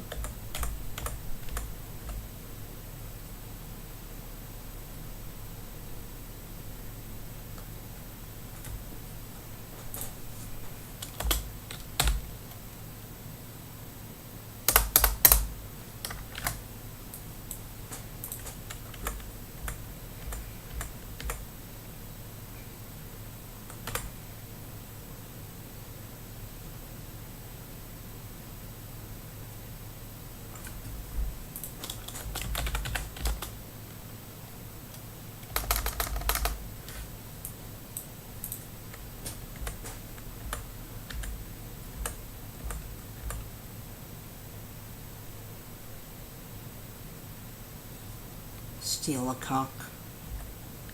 You wouldn't steal a cock now, would you? Wow, my voice is going.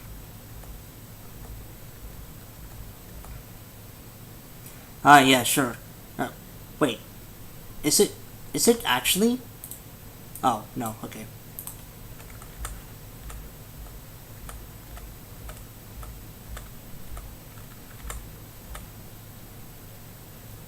Yeah, the Mario. Nah.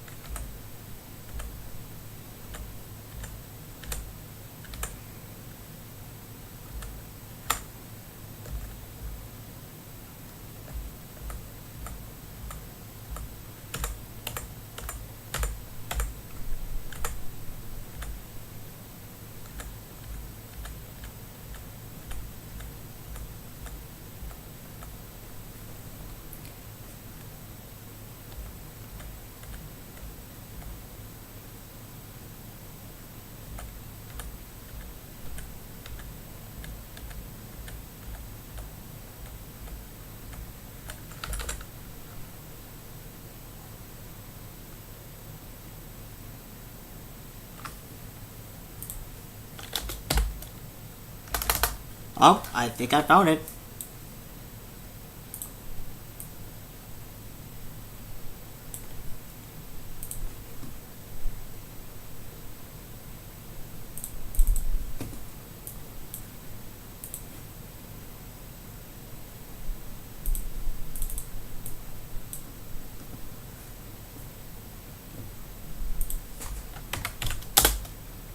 Yep, I think I found it. Now, how do you make it more bold?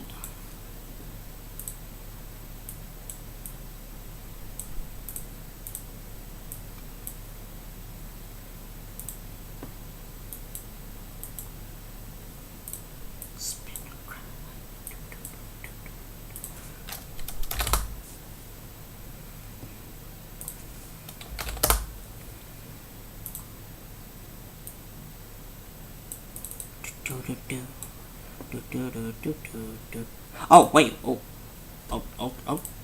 I think I got it.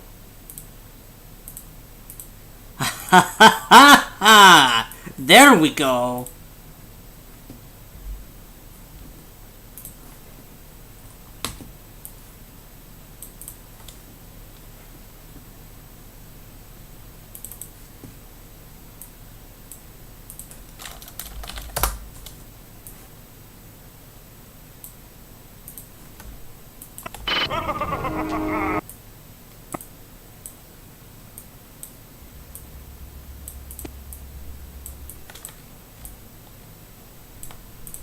You know what?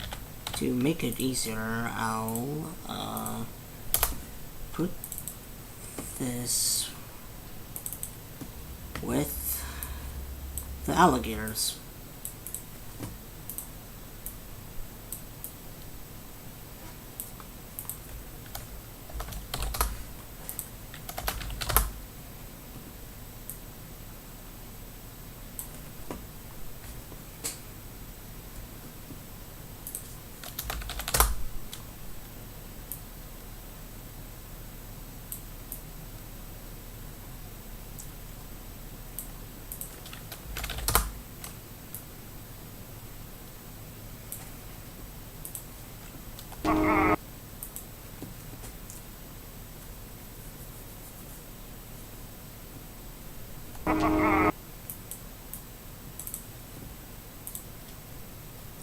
But then what we gotta do is find a couple of PNGs. First one, let's start off with the obvious Creeper, Scooby-Doo.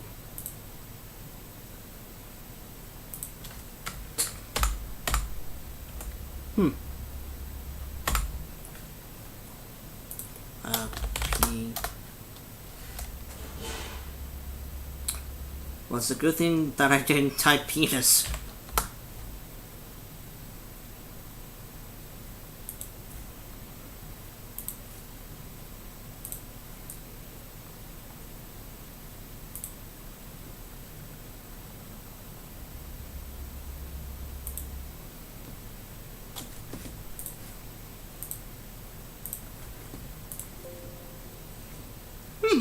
Thank you, Adobe.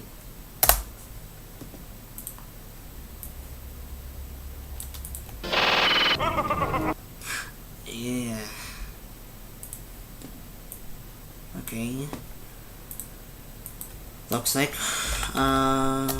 Keen comes into frame. Well, I mean place.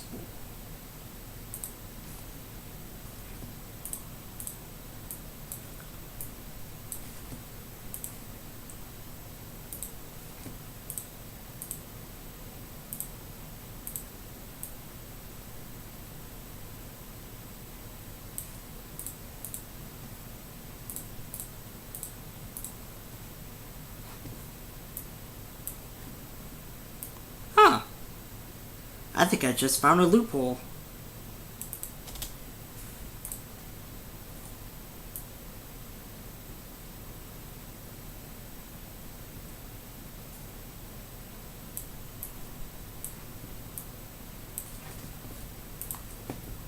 Wait, how, what?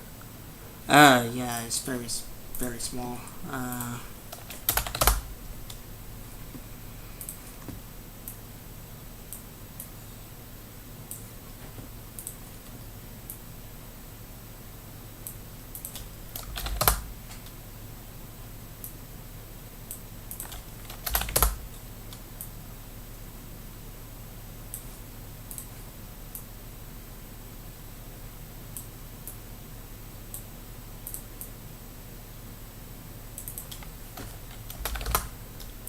Maybe that's just a friend. I wanna be a moon.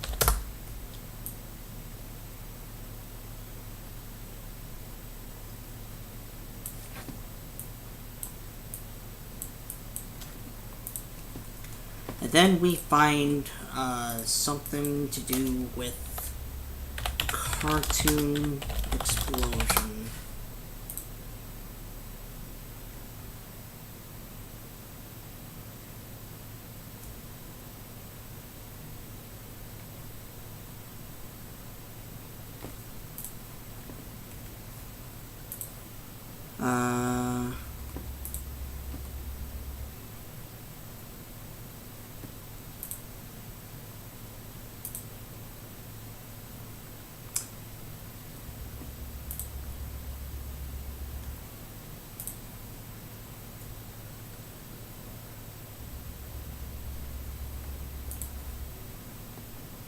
Sure, it'll work.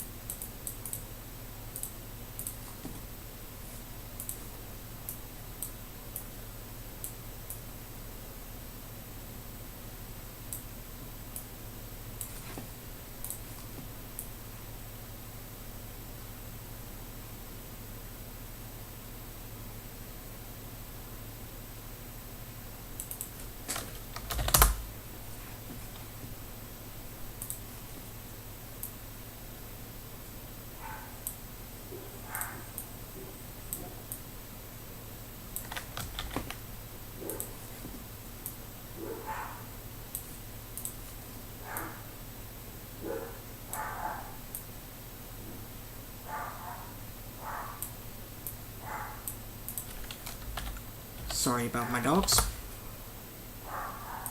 They're being stinky brats.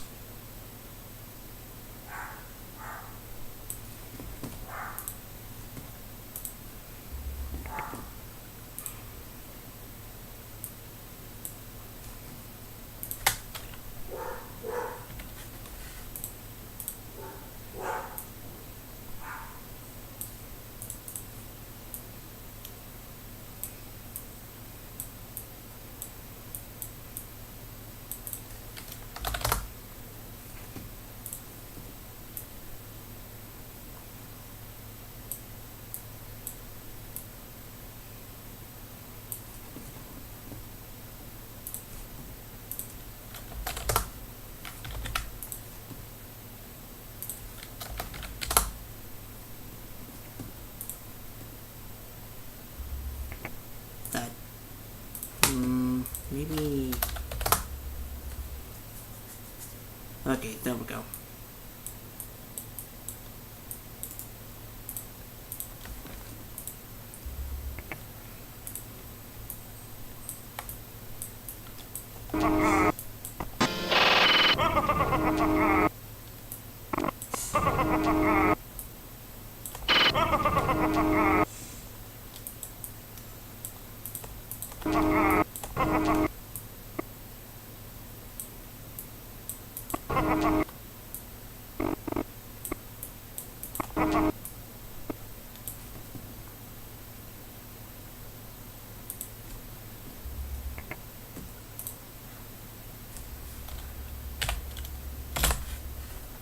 And then maybe we should add something.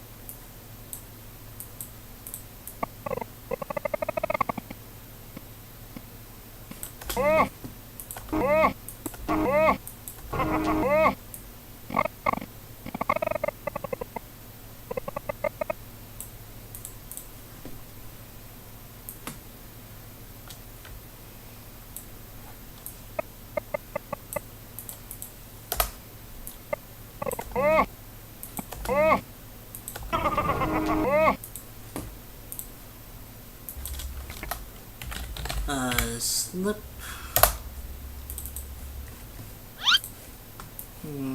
Sure. Nah. Let's go with swoosh. Watch me swoosh right in.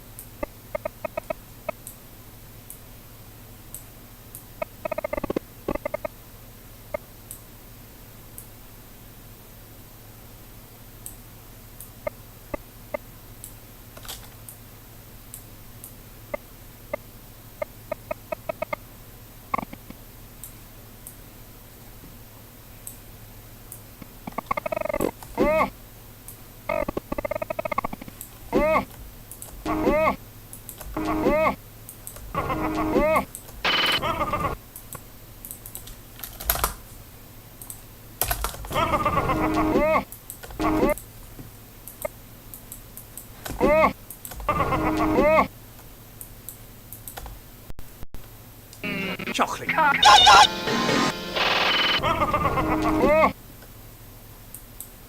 Okay, let's see what we have so far. Let's take the guards with help. Cheating on me. Zoinks! Living in the sunlight! Chocolate.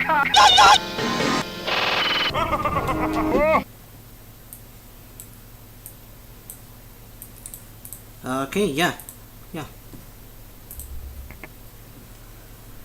Okay, let's wrap up the iMDb list.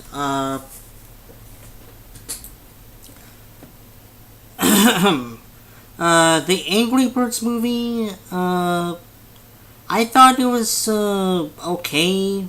Like, I've seen a lot better children's films, and even then, like, couldn't they just like make it when the game was popular, like a decade ago or something? But I heard that the sequels or like the sequels better, so maybe one day I'll give it a try. SpongeBob SquarePants. When I gave this an 8, I mean like seasons 1 through 3.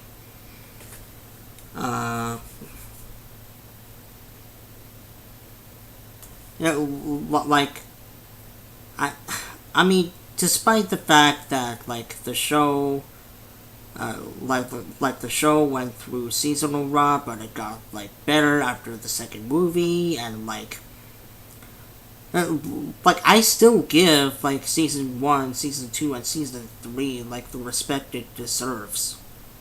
And even then, like the modern episodes like show like they have some potential.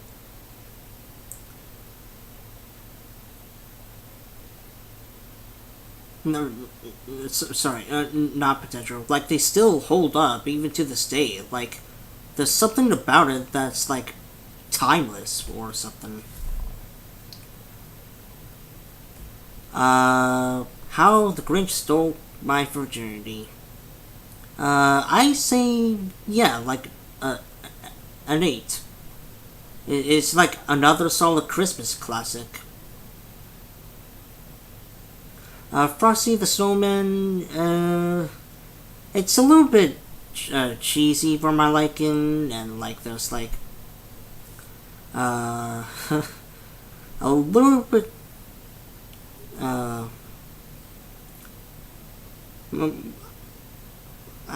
mean it's slow, not cheesy. It's slow.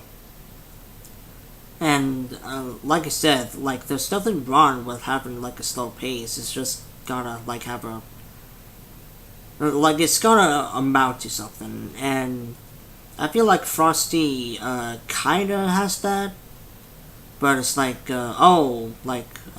it's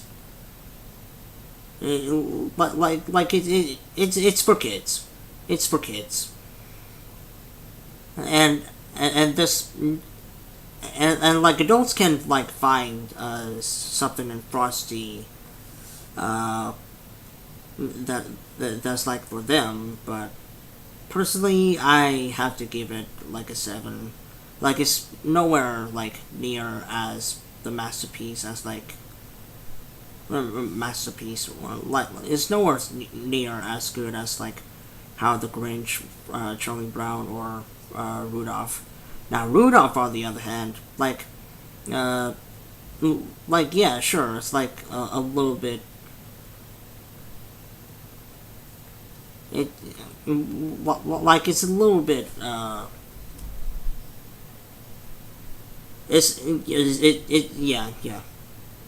It's a little bit corny, but for what it has to offer, I say it's pretty good.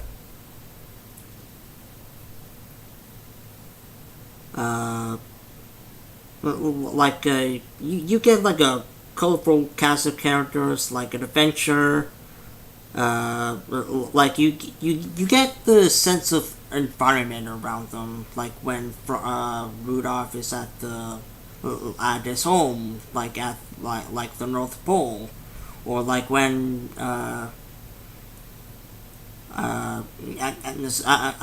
like forgetting the names of like that hiker and that elf, but they were pretty good too as well.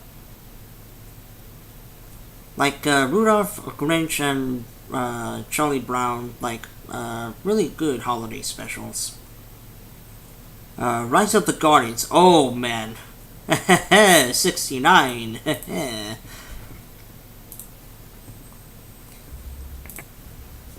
But yeah, I'm surprised that no one like gave this movie like a fair chance, like even at the time. And of course, I'm pretty sure like we all know like those Tumblr girls that obsess over cute boys, like not cute boys, like appreciate like handsome animated characters like Elsa, Jack Frost, Hiccup from How to Train Your Dragon 2, like those types of people that have like big fan bases. And that's not to say that the Rise of the Guardians isn't big, but it feels like nowadays nobody pay attention to this movie, which is a real shame because I like this movie. Like on Easter, like on Christmas, like whenever.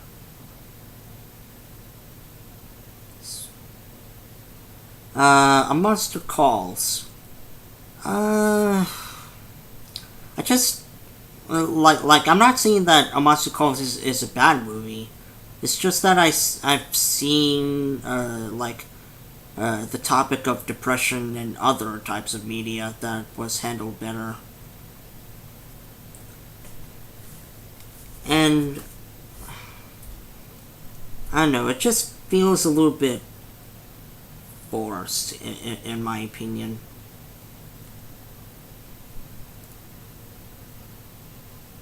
Well, like it's totally fine if you want to have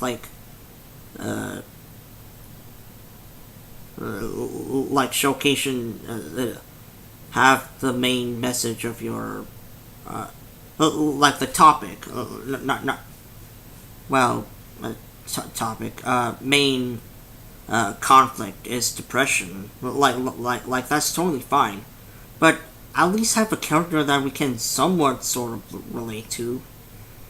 Don't remind me of Donnie Darko. Oops, I said that I don't like Donnie Darko. But I'll get to that in a bit. Right now, a Book's Life. Yeah, it's not really one of my favorite Pixar films. Not even my top 10 or something like that. It's more so in the bottom tier. And that's not to say that A Bug's Life isn't bad. It's just okay compared to others.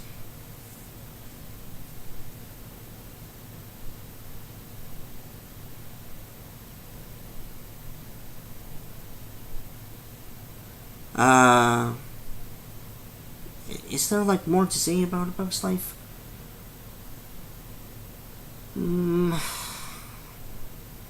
I think I'm good with The Bug's Life. I'll tell more later on. But the Fred trilogy, oh boy. I've only seen Fred.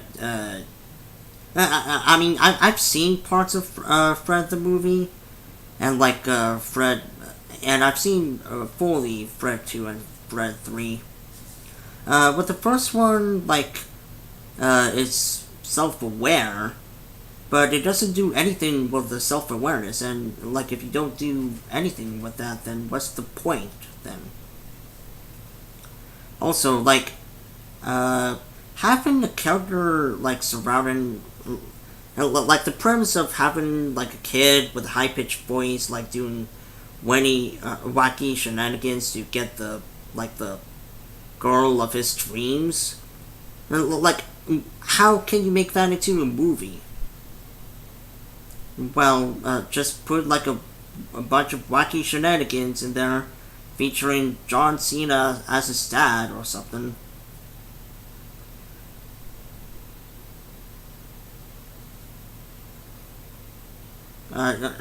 No thank you for Fred the movie. And as for Fred 2 and Fred 3, oh god.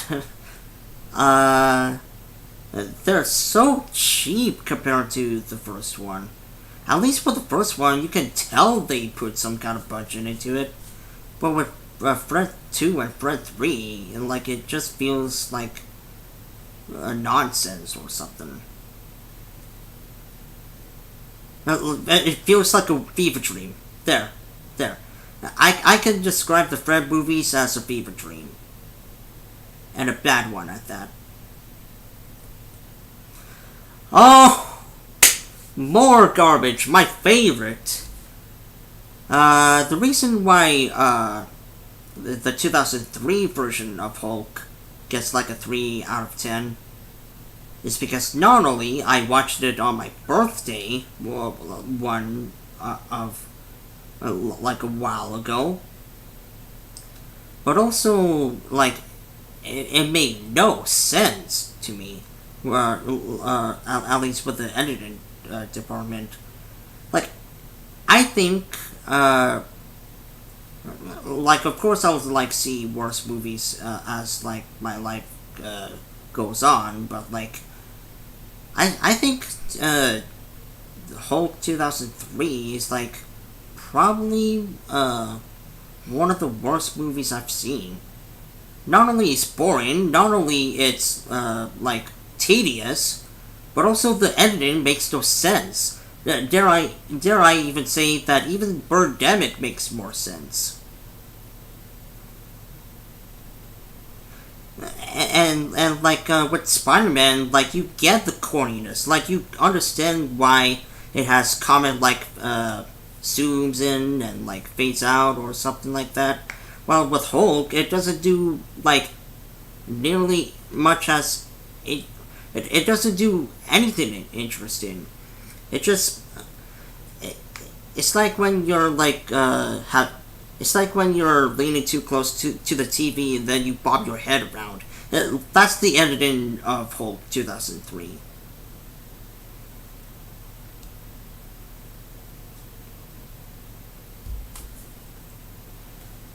As for Romeo and Juliet, it's all right. It's okay. But it feels like a poor man's version, a poor man's parody, or something like that. And I get that they're trying to tell an original story, but it's like, not really. I'm not really comfortable watching it. Like, it feels like fidgeting in your seat or something like that. That's basically Romeo and Juliet. Like, you're trying to get into a comfortable spot, and then, like, 20 minutes later, you're itching for another spot or something.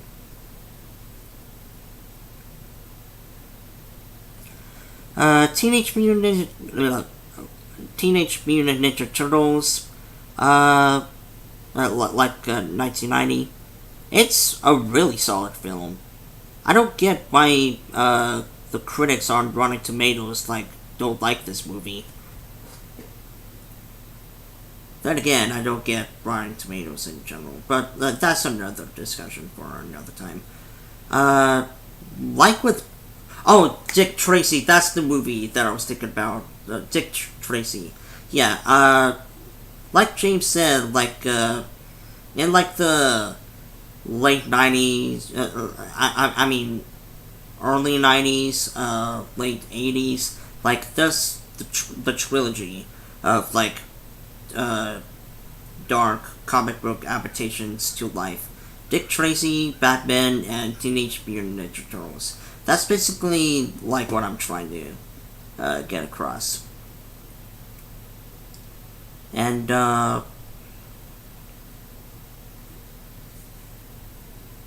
like, it's not too dark, but for, like, a kid's movie, or quote-unquote kid's movie, like in the late 90s, like, early 90s, like, it's really interesting to see, like, in terms of, like, a Teenage Mutant Ninja Turtles movie, we still yet to see practical effects from it.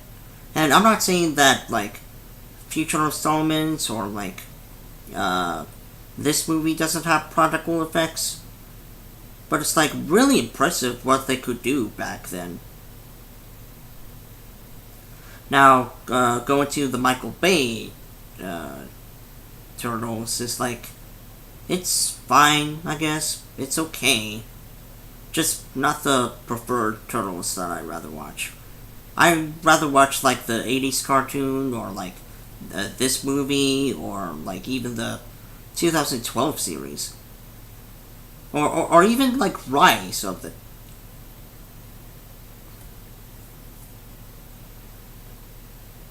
Like it's not coming out of our shells, God no, but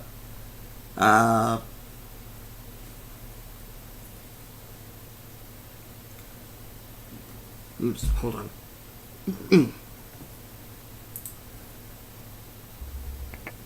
Finally, some quality films. Yeah. But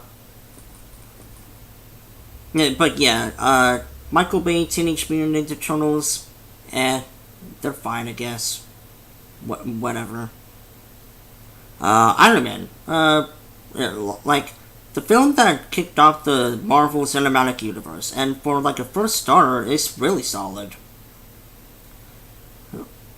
Like, I think, like, back in the 90s and like, 2000s, like, Marvel was in, like, a rough patch. It seems like, back then we got, like, good DC movies, while Marvel is, like the dweeb. But then, like around, this time period, that dweeb, grew up to be, like, a Chad with glasses on, and, like, he got, like, muscles or something. And then that definitely, like, proved, and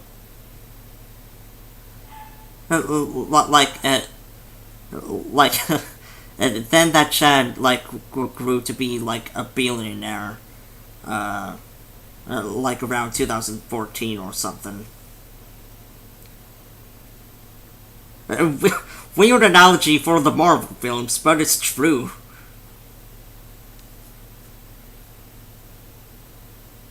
But yeah, basically what I'm saying, Iron Man 1, good movie. I still yet to see 2 and 3. Now, I feel like with the Kung Fu Panda trilogy, it's DreamWorks' answer to Pixar's Toy Story. I generally believe that each and every one of these, like, films is, like, great. Well, obviously with 2 being my favorite, but like, even the third one, I feel like the third one is overshadowed, and I feel like the comedy makes sense in the third one. But we'll get to that in a bit. First one, great introduction to, like, the characters, like the environment, like the colors, like, it brings so much, like, charm to life, all because of, like, a Jack Black, all because of Jack Black as a panda. Like, how do you make something that good? Even better, how do you top that with a sequel? I say the second one is like the first one, but so much on a greater scale. We learn a little bit more about the Furious Five. We learn more about Poe. We learn, like, more about this world that we haven't seen before. And the same goes with Kung Fu Panda 3. Like, it still builds on the world. And with the comedy, like with the third one leaning more towards the comedy, it makes sense in a narrative structure. If you had more comedic jokes, like this, not to say that there weren't funny jokes in the first 2, but in terms of a narrative structure, if you had more comedy in the first one, then you wouldn't have, like, the story building and, like, the world structuring masterpiece that is the first one. And if you were to, like, put it in the second film, I don't think that drama goes with family humor. Like, they don't gel together. At least, like, in a narrative sense or something.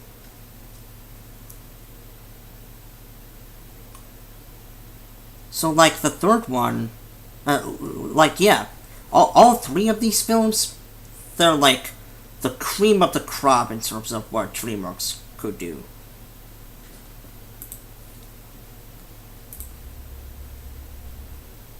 Tangled. Again, it's a solid film. And, I believe, the first CGI animated princess film.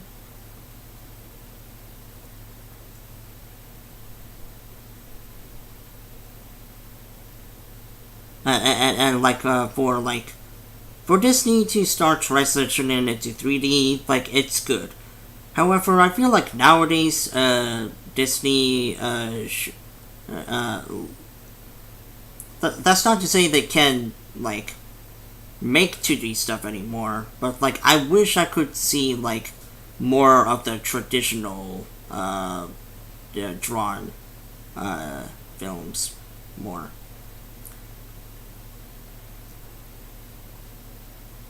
Like, you can still express, like, 2D, like, you can still express you can still express, like, how lively the world is, and how, interesting the characters are.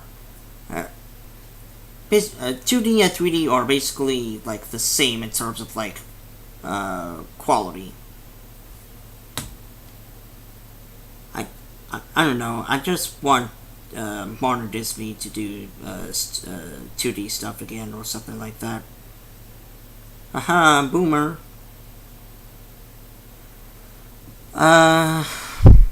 Monsters Inc. and Finding Nemo.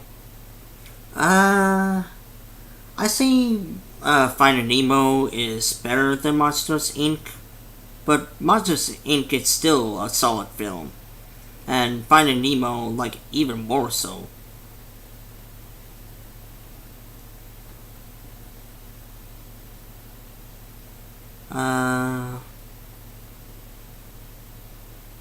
Yeah, I think that's all I want to say about these films.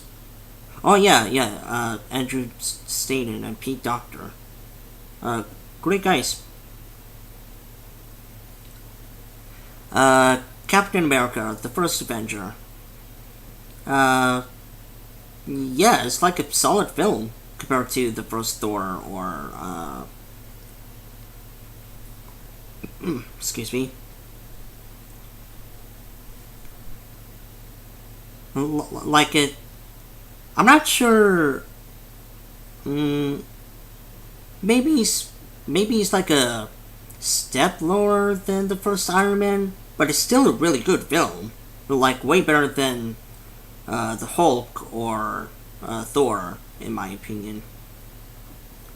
Birdman. Oh my Birdman. That's great film right here. Like, I'm pretty sure if you've seen, like, the trailers or aware of its existence, then I'm pretty sure you know that it feels like it's being filmed in one shot. And that's a really impressive feat. Because, like, I want to do something similar to, like, a one shot thing. But yeah, like, I'm generally surprised of, like, Birdman.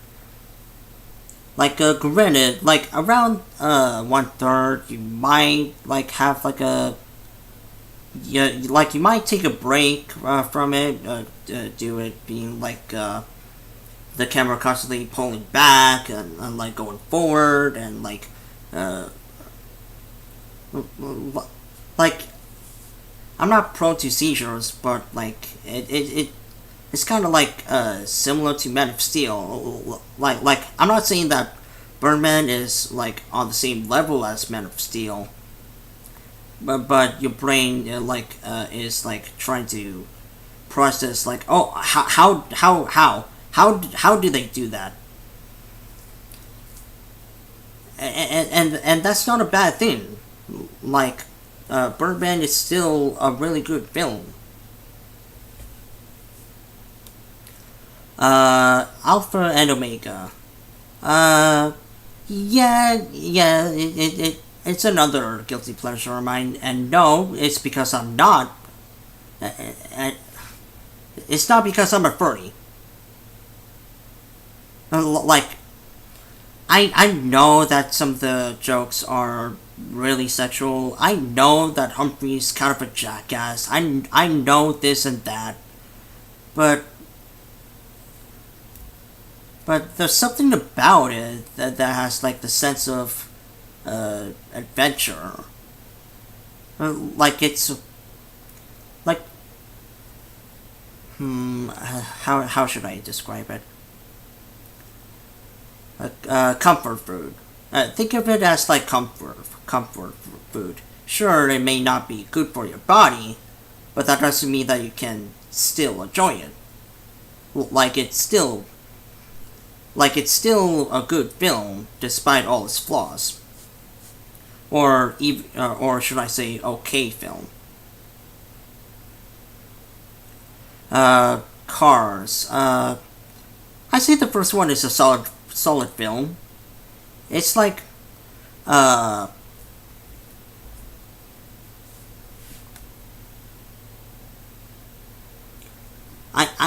say that it does have a plot and it knows what it's trying to convey, even though that it's a little bit crooked, I guess. Oh, now Cars 2. Now, the my favorite of the trilogy. No, it's a crock of shit.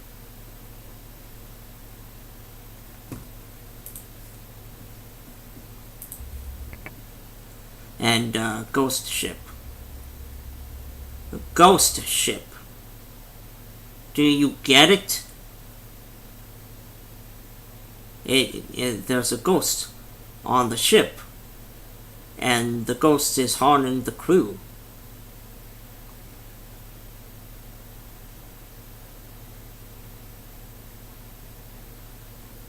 Cheap special effects and stuff like that. It's like don't bother. I barely remember anything besides the ending. Like, who cares? The Smurfs.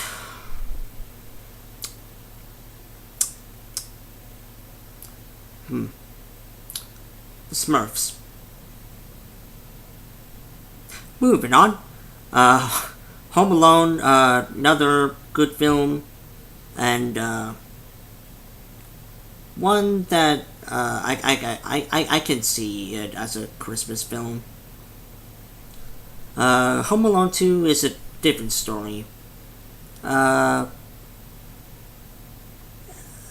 mean, it's not bad by any means, but compared to like the first one, it feels like oh, Kevin is lost again, but in New York.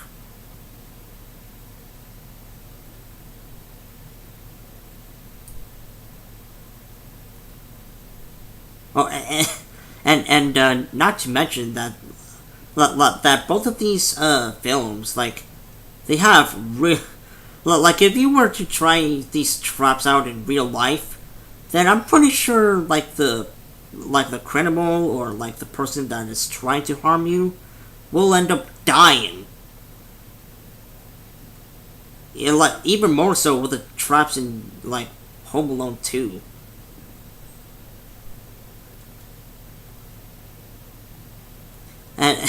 And like if some jackass were to like pull any of these traps in like real life, like as a funny prank, then yeah, no, like they would go to jail. Both of them will go to jail.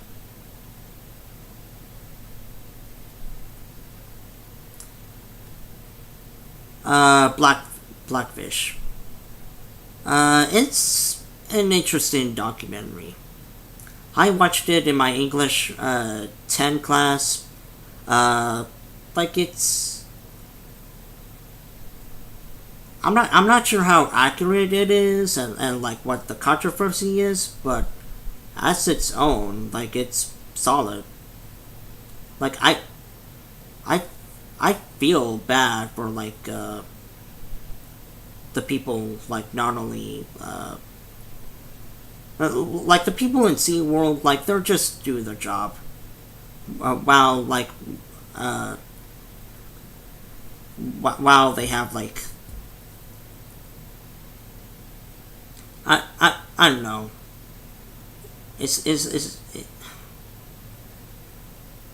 it's like the constant battle between like, oh, should we let these animals free like during their whole life, or should we just keep them in for a little bit, then release them? It's just like a big kind of yeah. Anyway, How to Train Your Dragon 2. It's not a bad film. It's just weaker compared to the trilogy. And for more thoughts on it, check out Chef Relis's How to Train Your Dragon 2 video. Like, I agree with most of the stuff that he is saying. But surprisingly, The Wizards of Waverly Place, the movie, like, it's a really good film. I've seen, like, a little bit of the show when I was a child, but, like, rewatching this movie as an adult, like, yeah, I can comfortably say that this is a solid film.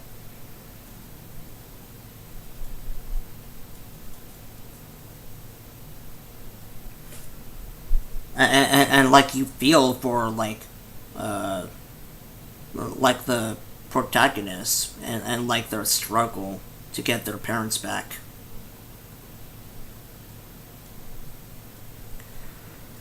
Frozen. It's okay. I'm not a big Frozen guy, so but and I like, once again, I pretty much agree with Chef Relis on like Elsa's portrayal of her character in this.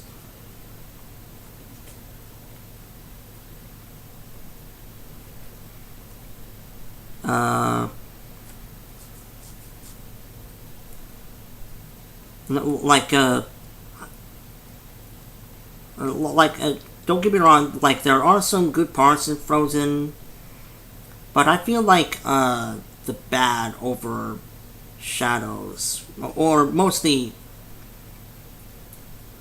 like the bad just slightly overshadows the good, if you get what I'm saying. And not to mention, like, like around the time, like you could not get away from Frozen, so that bugged me for a little bit. Thankfully, it like kind of calmed down, so I'm good. I'm good with Frozen. October Sky, is a good movie.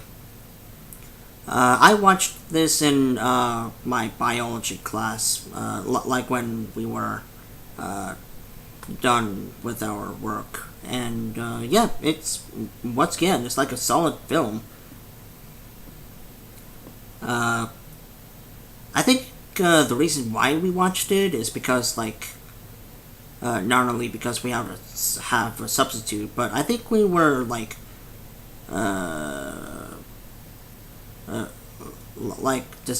like what's in coal or something, like the rocks or something like that. I don't know, but yeah, hoodwinked. Like, despite the early PS2 cutscene CGI, like, it's a really solid film. The writing is on par with Emperor's New Groove, and yeah, yeah, I said it. Frozen is pretty alright, yeah.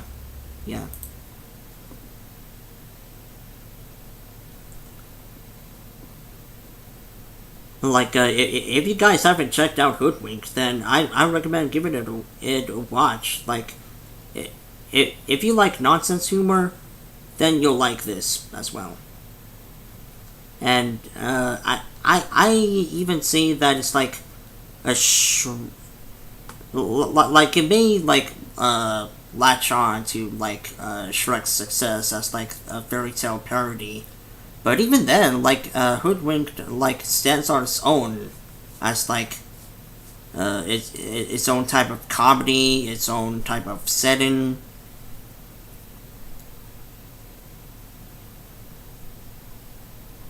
I just wished that the sequel was better. That's all.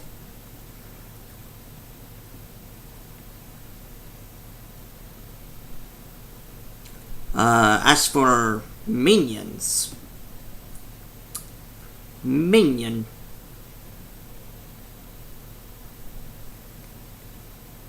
I saw it with my dad and mom, and like even at the time when I was like, when did this came out?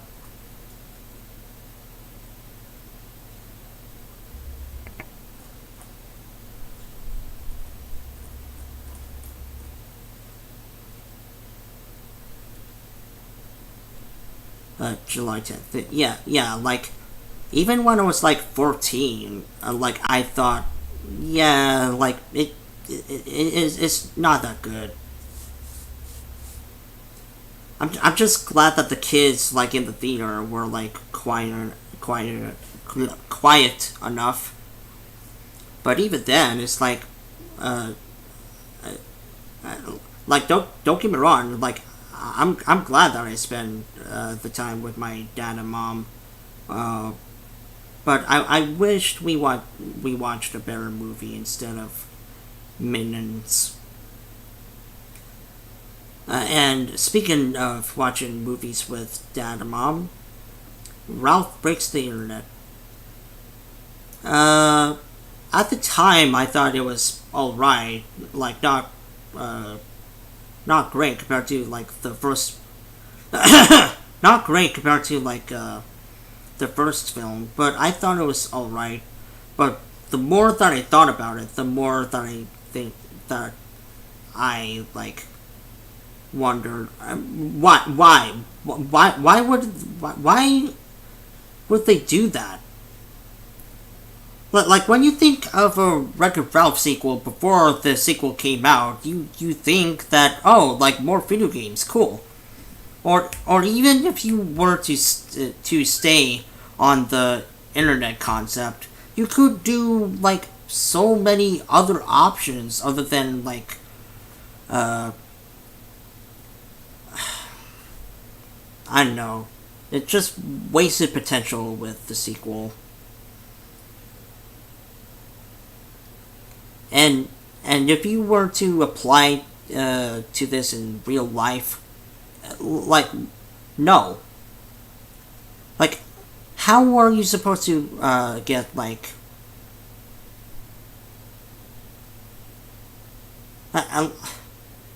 You're telling me that Disney can't purchase the rights to YouTube, yet have, like, cameos of Twitter and Facebook? And even then, like, if you gain, like, a lot of money in, like, a short amount of time, I wouldn't be living with my parents anymore. It's a democracy.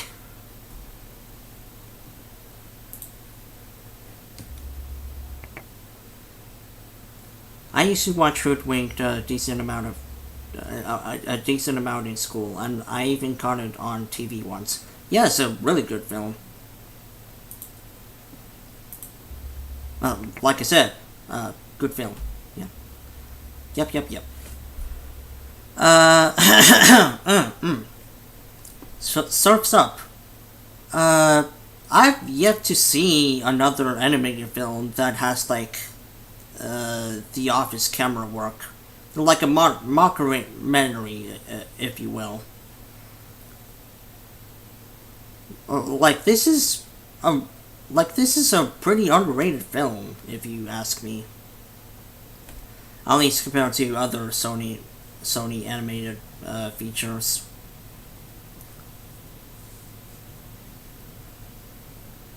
Like, yeah, sure. It's like the stereotypical surfer movie, but it does add like a little twist that makes it good on its own. Like I said, with the Office kind of mockumentary work, the fact that that it's animated,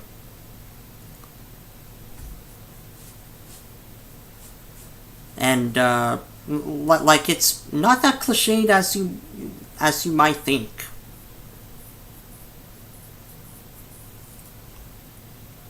Scooby-Doo Some Island.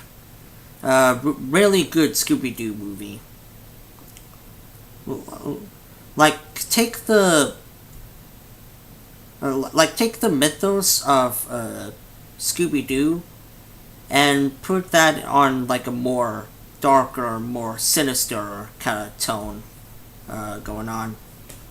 Like instead of like it being like a woman or a guy in a mask, like the zombies are real, and like there's more stakes on top of that. Really solid film, Some Island.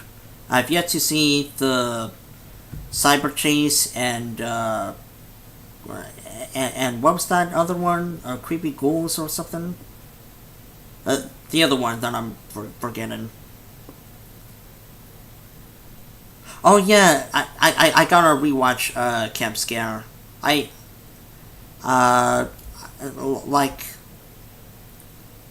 remember that movie being pretty good, and I imagine that when I rewatch it, it'll be even better.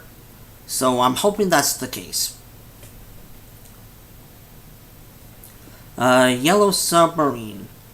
I'm not that familiar with the Beatles, but as the movie as a whole, I imagine that it's kind of similar to Pink Floyd's The Wall, where you have to be like familiar with the source material in order to fully dissect into the property. But as for now, I thought Yellow Submarine was good. Like I appreciate like the visuals in that department.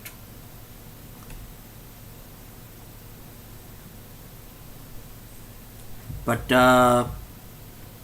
Yellow Submarine, it's like a high 6, but it's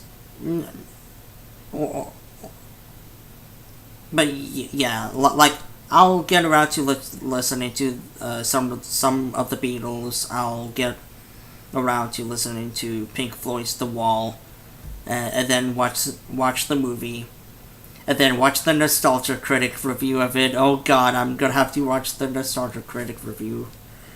It's inevitable. I support Dougism.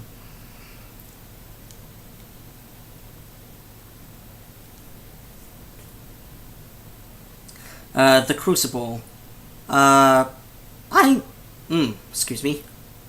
Like when I go into like making movies, like I believe that like a parody of The Crucible will be one of my first movies.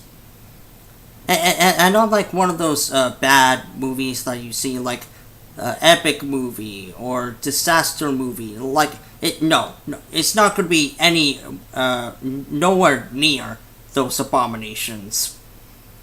And it's going to be more so like Hot Fuzz or Shaun of the Dead, or even nonsense humor like Emperor's New Groove or Airplane or like Hoodwinked, for example. Shrek's a parody. Like it stands on its own as a film, but it has parodies of fairy tales. Like it's going to be in the lines of those works with my parody of The Crucible. But anyway, enough about my future projects. As the movie as a whole, I also watched this in English class, in the same year, in fact. And I kept thinking to myself, This would be perfect. Like if it had like it'll be perfect if that did happen in the original. But yeah, like the witchcraft trials, we covered it as like a lot of women are arguing.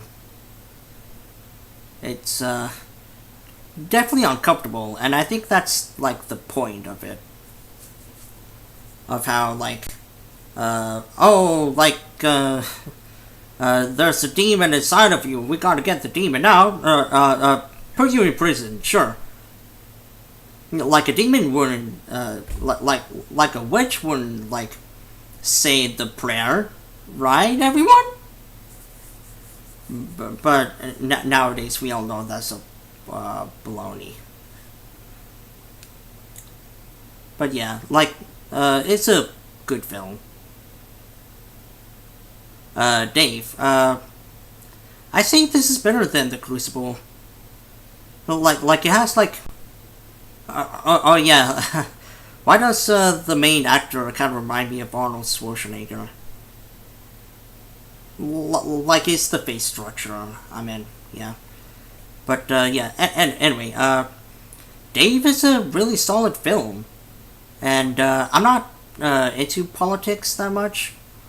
But I have like an appreciation for what Dave like at the end of the movie, like Dave disguised as the president, like he apologized for doing something that seemed out of the ordinary for like a Democrat, by pulling like a Republican kind of move, and like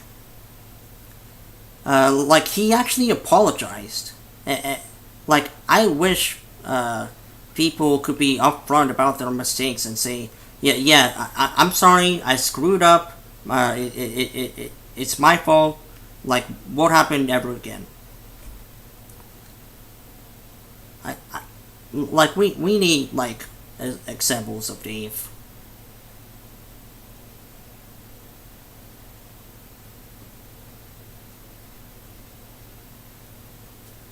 But yeah, Pixels. Adam Sandler is a dorky loser who has a hot wife, and they gotta get yeah, it's like another one of those movies. And Kevin James as the fucking president. Jesus Christ.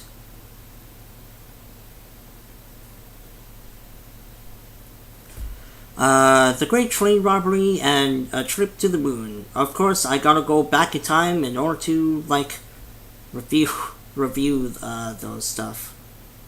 I know that they are like I know that these are like the first, like, how can you get more revolutionary than A Trip to the Moon and The Great Train Robbery? Like they're like the shorts that pioneered film as a whole. So like I gotta give them mad respect for that. Same with Arrival on a Train. Like even before like these two, these two have like stories. While on the other hand, like it's just like a test, and like it's, yeah, like I said, all three of them revolutionary. One Stormy Night. I haven't seen the Japanese dub, so I'm going by the English dub. Wait, sorry.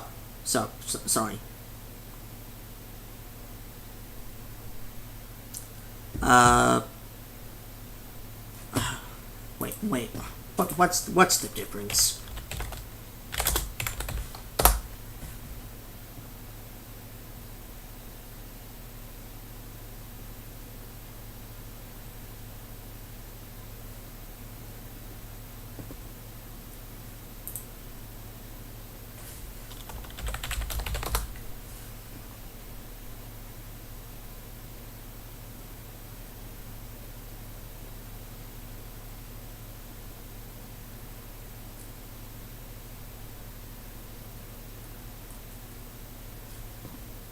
Okay.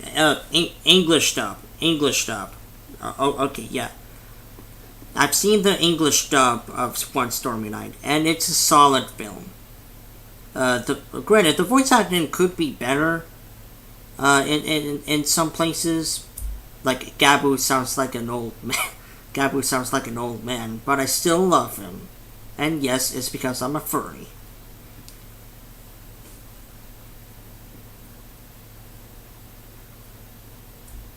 But yeah, it's just like a solid film all around. Like the hand drawn animation and like the combination with the CGI in some places, and like you really get the connection with Mei and Gabu, and like how like they're trying to discover a new place, like adventure with their heart's content, all the while trying to escape the pack of wolves.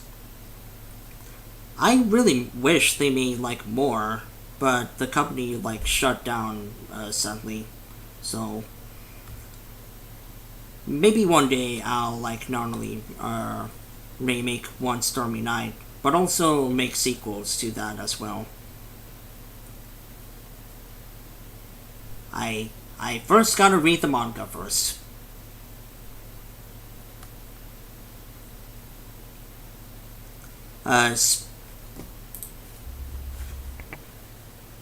Surf's Up is alright, but Surf's Up is atrocious.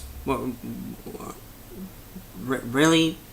Surf's Up 2 is like even better than the first. What are you talking about? Anyone here ever watched Date Movie? No. No. Granted, I heard that it's like not as bad compared to Disaster Movie or Epic Movie, but it's still not good. I keep hearing The Wall being thrown around a lot. I might check it out, considering I never knew there was a Pink Floyd film, not counting documentaries and specials. I recommend listening to the album first. That way you get like more context with the film. Not really. Social Network? What do you mean, Social Network? Like, are you talking about like the company that made One Stormy Night? If I said Social Network, then I meant like company that shut down.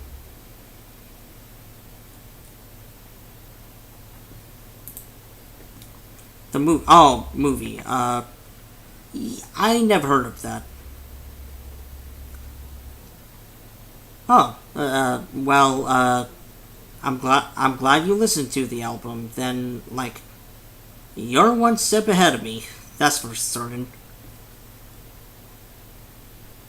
But after you see the film, you gotta watch Doug Walker's The Wall. Wait, I think I heard of the Social Network. Oh yeah, yes, this movie, yeah. I gotta put this on my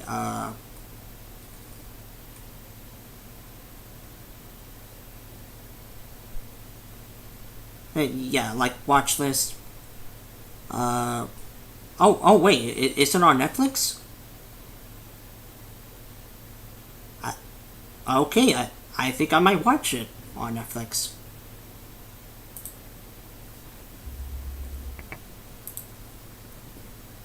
But Spirit is another underrated DreamWorks film, and that's really good considering that this movie barely has any dialogue in it. Like neither the horse or the alien can talk. Like it's only expressed through like facial expressions, and like you get the sense of like you get the sense of like feeling in nature because of the soundtrack. and you really get their bonding of how like they're escaping this camp from these bandits or whatever. Just a solid film. Shrek Forever After. Yeah, like, I'm pretty sure most of you are aware of Shaft's review of Shrek 4, and I really agree with him. Like, how come more people like didn't check this movie out? Like, it's all your fault.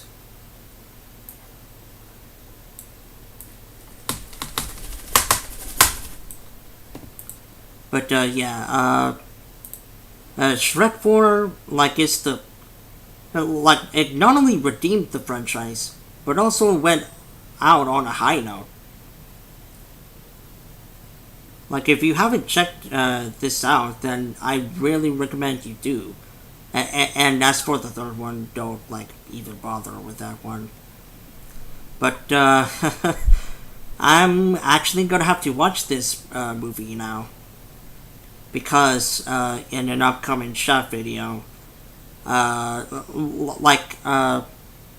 earlier today, we were assigned, like, most of us in a particular server were like, hey, I called this part, while they were doing that, I was sleeping because of bad sleep schedule. So, because of that, I got stuck with the Croods, Madagascar 3, and Shrek 3. In retrospective of Madagascar 3, I'm sure that it will be alright. And with the Croods, I'm curious to check that out again. But Shrek 3, oh god, that's even a fate worse than death. Bro, it's 11:50. Well, it still counts. I kind of just like the first one over every other film in the Shrek series, personally. Bold opinion, but I'm glad you have that. I'm not saying that you're wrong. Just good on you. Good on you.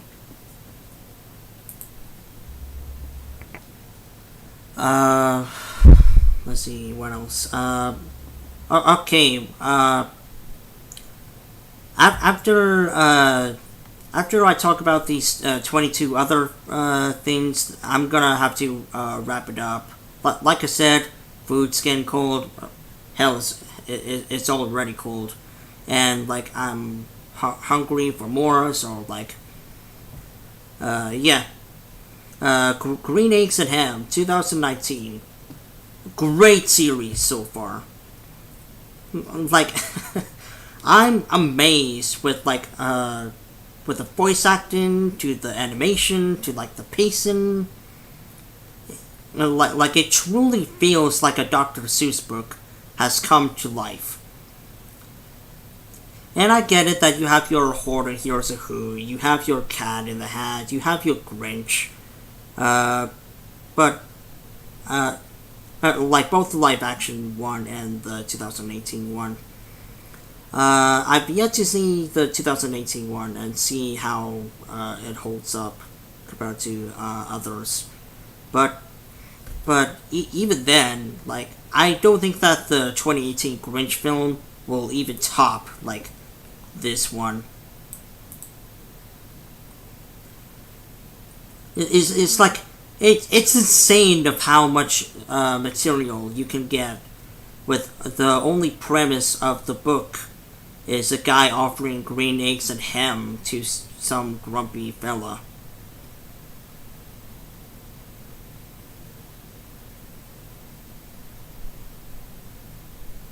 Oh yeah, and I am definitely excited for the second season. Oh god, I need to watch more Netflix.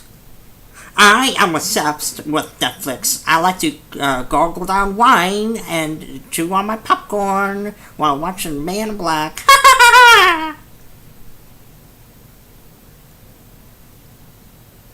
Man in Black. I mean, Orange is the New Black. My bad.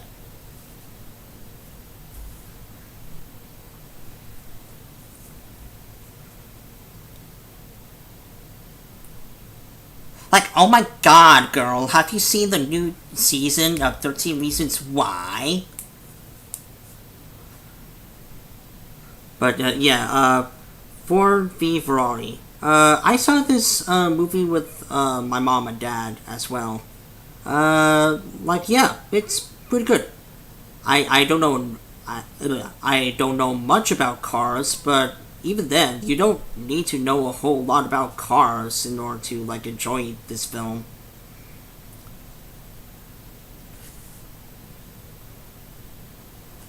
And I heard that it's like based on like a real story or something like that.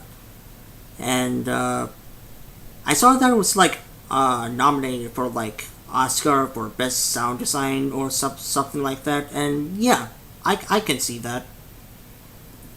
This like haha, cars go vroom vroom. Yeah, yeah. How to Train Your Dragon: The Hidden World. I've yet to see what Chef means by this is the best out of the trilogy. But yeah, in some aspects, I can see where he's coming from. But in my opinion, the first film will always hold a special place to my heart because, like, it's the pacing, like how 180 the cliches turned, like the first film will always hold a special place in my heart. But this one's a solid conclusion to a trilogy. Unlike yeah, you know what? I really need to change this rating when I'm done. Like, it's more of like a 4 or a 5. Like, at least with Last Jedi, I can see like why Rian Johnson would like have. I can see like where the choices are going with the Last Jedi. While with this one, it's like, oh god, what are you doing? Oh, Jesus Christ.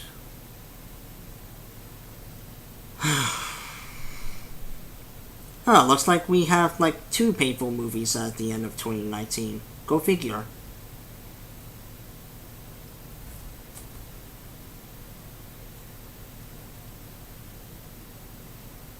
Wait, is Wreck-It Ralph 2019? 2018. Oh, okay. I was wrong about that. But yeah, back to back, like both Ralph Breaks the Internet and like the Rise of Skywalker. It's like, what are you doing?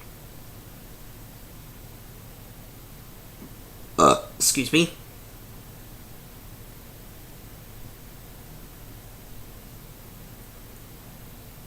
But thankfully, I went into Rise of Skywalker with low expectations because of Corey. So you can thank Corey the Norm for telling me like that. Hey, this movie is not good. Go in with low expectations. That's not what he said, but it felt like it. And he was right. He was right. Like, if you go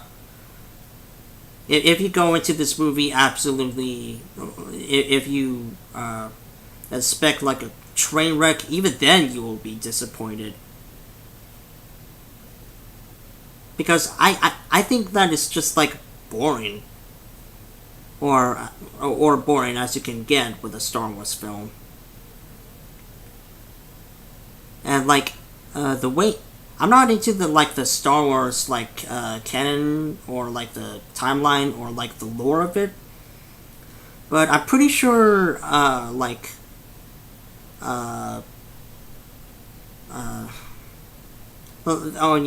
that people will find this,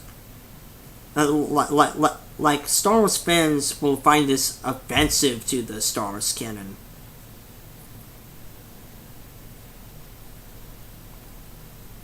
Like, even where the soundtrack is uninspired.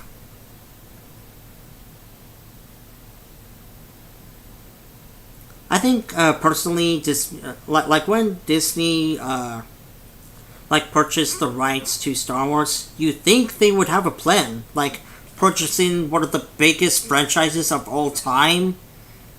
And like, it started with The Force Awakens. Like, The Force Awakens was like, it seemed like they knew what they were doing at the time. And even now, like, The Force Awakens is still holds up. It's just a shame that, like, they had literally no ideas when like, making these two.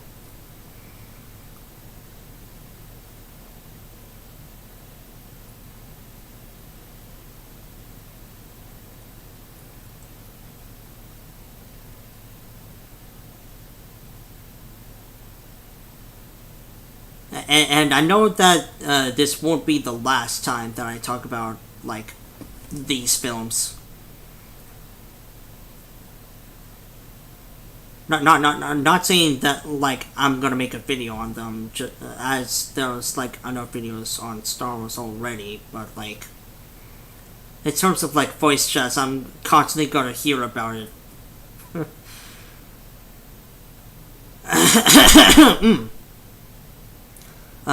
Open Season.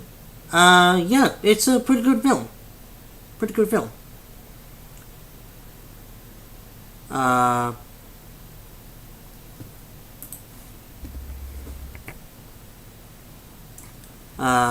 hey, Shunin, you're still alive? Cool.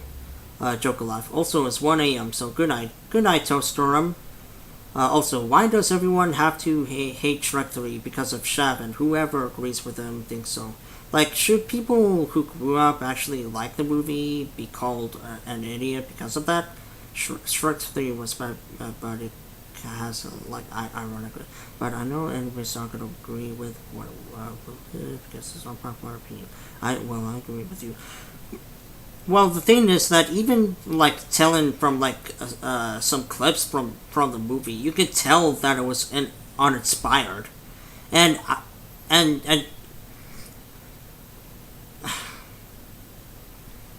like, it's totally fine if you have, like, a different opinion from, like, a popular creator's one. I'm saying that, like, even I, a person who doesn't watch Shrek 3, can tell from a mile away that Shrek 3 is unfunny and just lacks any, like, magic compared to, like, 1, 2, and 4. In fact, what is a Shrek 3 anyway? Isn't that Shrek Forever After? It's weird that DreamWorks decided to name their fourth film like it's a third one, but it's still pretty good regardless. But anyway, Open Season. I mean, for their first film, it's alright. It's okay. Like, nothing bad or in it or anything. It's just that I don't know. It could have been a little bit fleshed out more. And not to say that, like, the character interactions are bad by any means, but, like, it could be a lot better. But I will give props to two things. Number one, Shaw. Like, he's a crazy motherfucker that you can't, like, you can't help yourself but, like, appreciate him. It's like a train crashing, but if the train has colorful paint, like, you can't just look away from it. And that's not to say that Shaw is, like, bad or anything. Two, speaking of colors, like the backgrounds, like wow, like they look lively, and like you can tell that yeah, this is a forest, and it's like really big.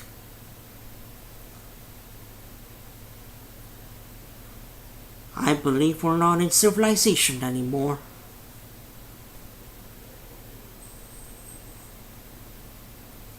Alright, 15 more. Alright, we can do this. Sonic the Hedgehog. I heard that this is Jeff Fowler's first time directing. And as for like a first time directing, like it isn't a bad film. I generally like Sonic the Hedgehog. You can relate to Sonic, even though that he's a little bit cocky, which he is. I thought this was going to be like another Hob, Alvin, and the Chipmunk situation, but no. Like surprisingly, like the team did a really good job with like Sonic and animating him.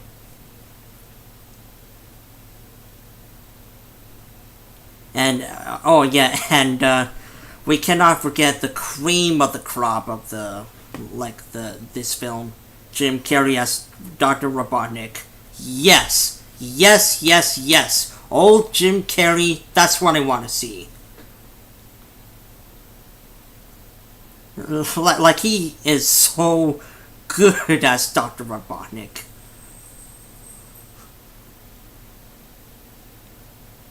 Like you can't help yourself but like appreciate like the batshit insane like kind of badass nerd vibe to him.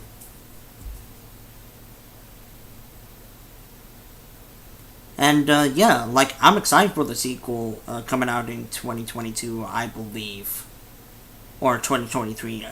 Either way, it's like a couple or few years ahead of us. So yeah. And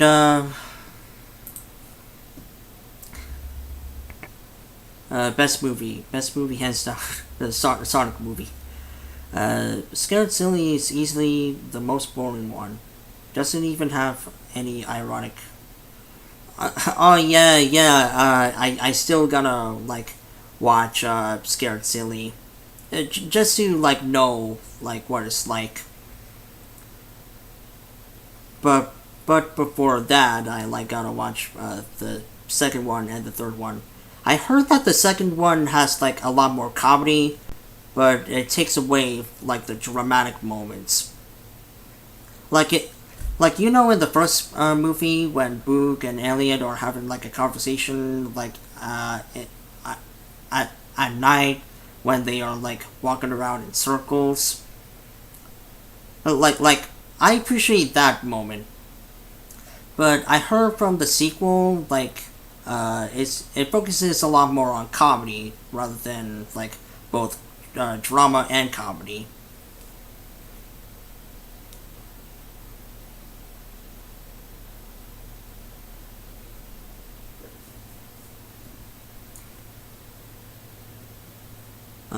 The Sonic movie was great, though it isn't the best. Yes, there are a lot of great elements to it, but there are bits that were a bit unnecessary, like the tone shift bits. Other than that, it's great. Yeah, I could see that. I could see that. Holy shit! I've been streaming for 6 hours.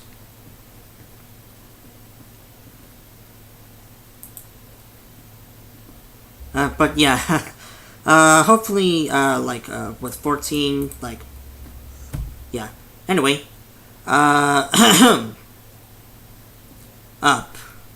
Hold on. How's my voice? Up. Hold on. How's my voice? Okay, yeah, you can tell that it's like, getting a little bit, scratched up, but it's fine. It's whatever. I need to talk more anyway. So, yeah, up. despite what people think of, oh, people only like it because of the first 10 minutes or something like that, no, people like it other than the first 10 minutes. All around, it's just like an adventure. Even more so than Alpha and Omega. And other films that I talked about here. You really,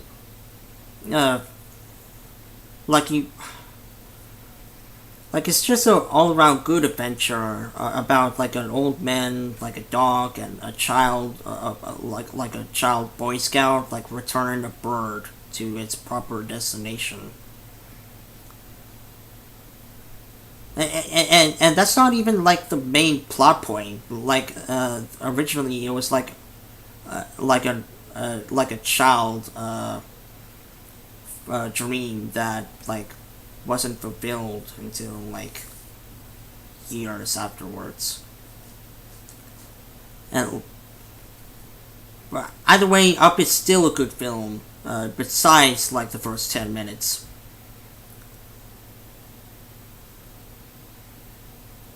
And even then, Onward, I like the film.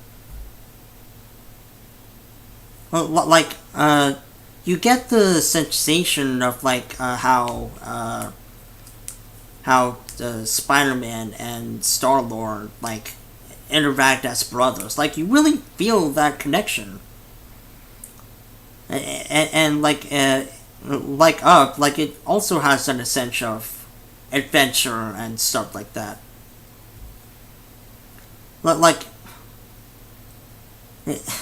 And yeah, I know that the big brother. Oh wait. Yeah. He's the older brother. The older brother. I see where people are coming from. That he looks like a Jack Black character, and you're not wrong. I know Brutal Legend. But as for Chris Pratt to voice him, he doesn't do a bad job, and neither does Tom Holland. All around, it's just a good film. I don't get why people are hating it.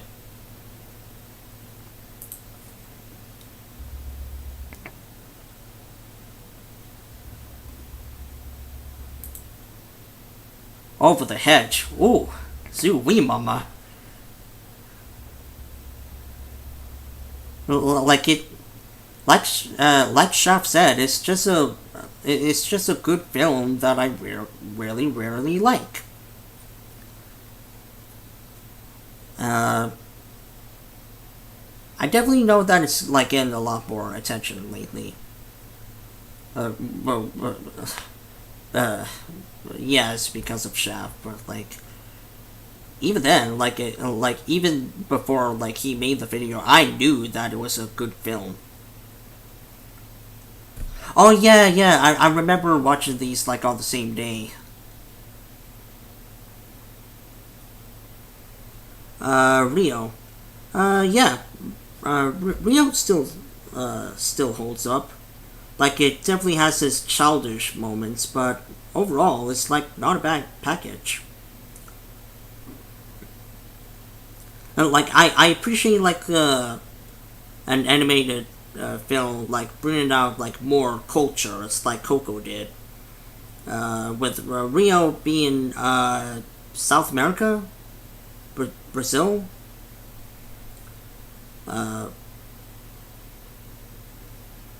Rio, just Rio.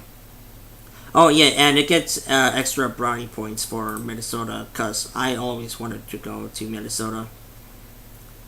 Actually, I believe I had a couple of times, but I don't remember besides a football game in the stadium.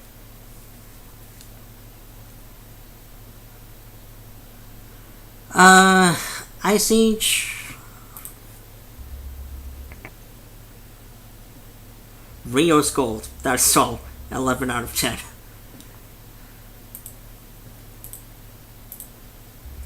I found Ice Age to be like just okay. Mainly because of Sid. Like, Sid is like.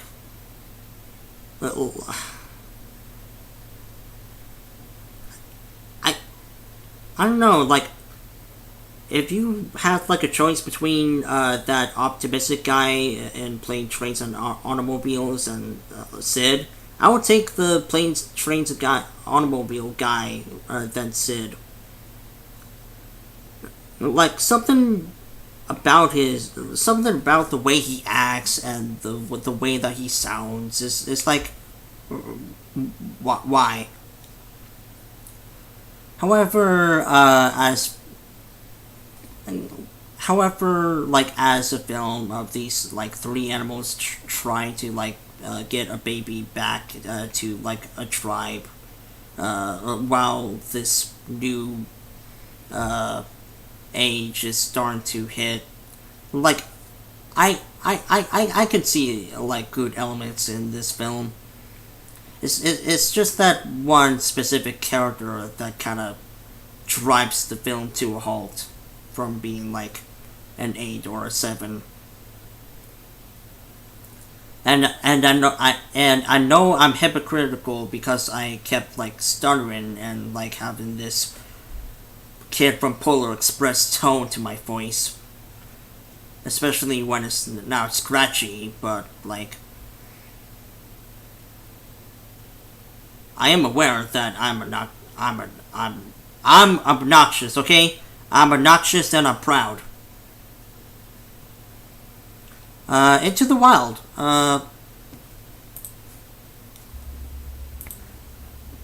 Into the Wild. It's another good film. I watched this film before the COVID-19 pandemic, like in English class, and I'm glad I did. Like you think that this is like a fake story? No, it actually happened.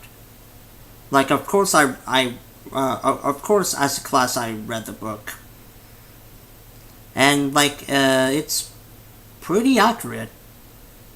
Of course, there's like one or two things like leaving out, but besides from that, like, it's like a general consensus of like, of what Chris McCandless' journey is like. If you read the book, you would get like a lot more detail in there and like learn more about him. But I think that's a good way to separate like the film and the book together, because it's like you get a different experience like each time, and you decide which version is better. And that's not to say that.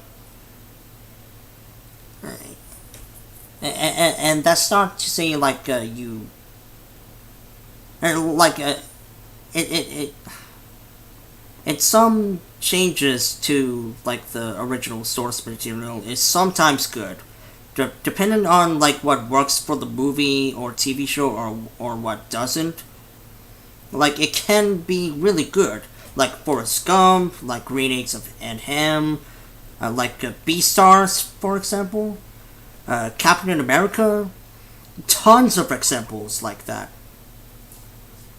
However, when it's a choice that doesn't really make any sense, then that really doesn't really equivalent to being like, it's, or you get what I mean, right? Oh yes, speaking of Beastars, it's really good, and I'm not saying it because I'm referring. Like, it's a generally really good film. Good film, a good series. I cannot wait for season 2. Okay, yeah, 5 hours. Even I can't believe it. But yeah.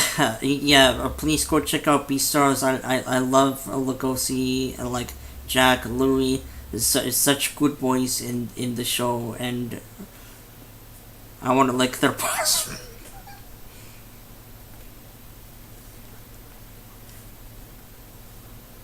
But yeah. And anyway, Ratatouille. We're almost done here. Well, Ratatouille is my second favorite Pixar film. Personally, Toy Story 2 is my personal favorite, but by default, Ratatouille is like a really close second.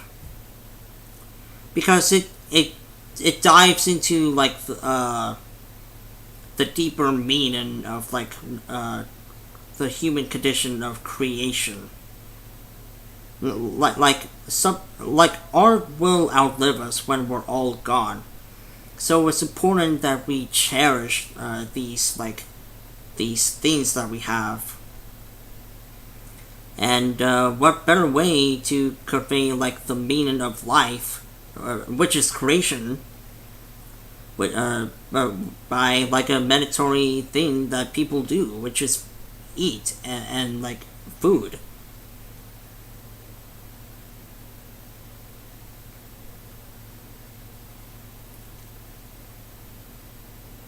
And besides the message, like it's overall like a really great film. Like one of Brad Bird's top tier like movies or things that he has done.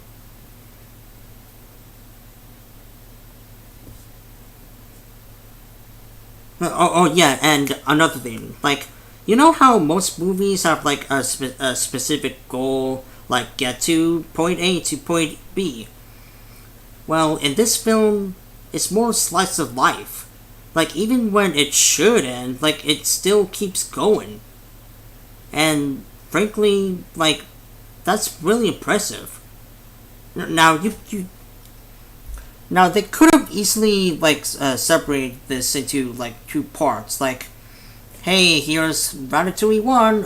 Oh, wait, here's a sequel, like, coming in, like, a few years or something. No, they actually like said like, hey, this is all together combined into one movie, and like, it's totally natural. Like it feels natural.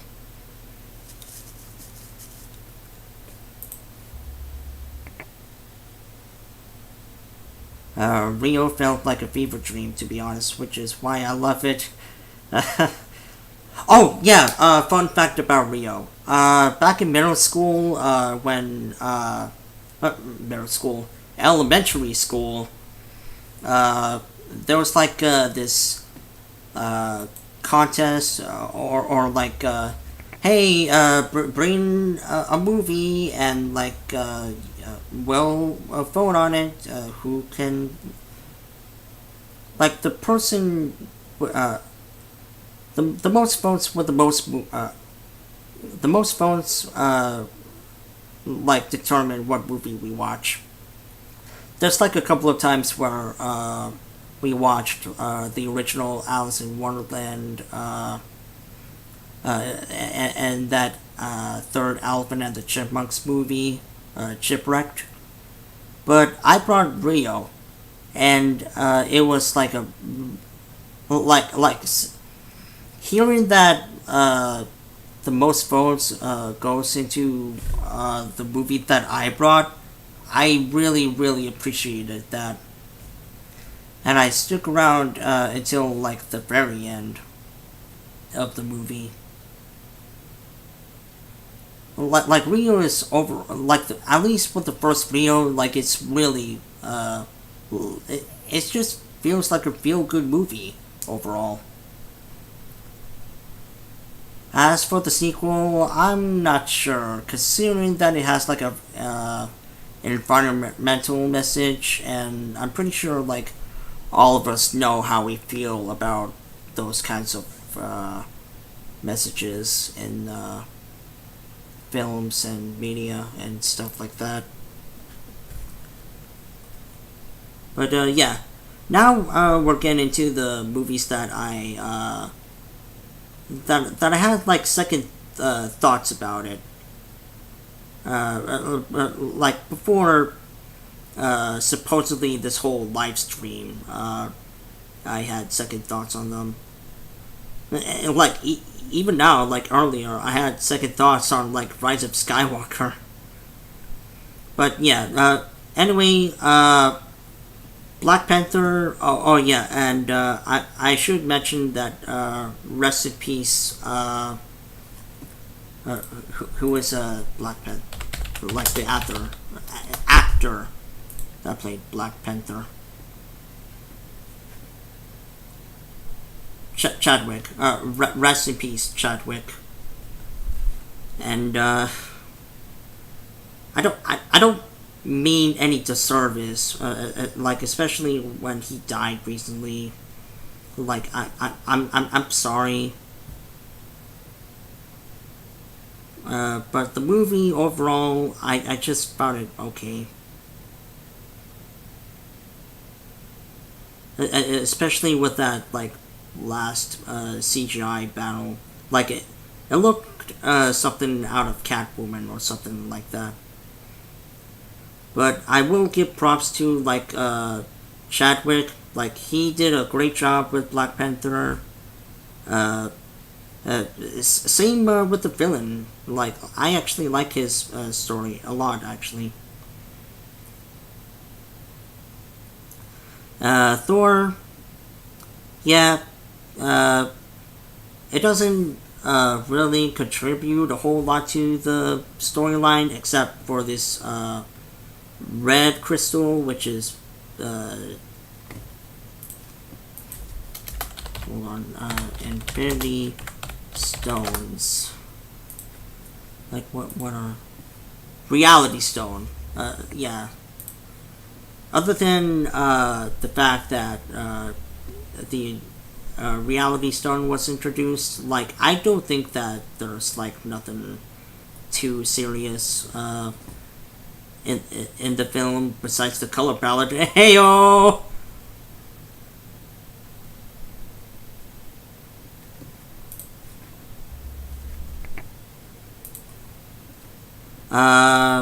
But yeah, Thor: The Dark World. While I don't think that it's bad as like others make it out to be, it's still not really that great. Donnie Darko. Now, of course, I've seen worse movies, but frankly, I don't like Donnie Darko.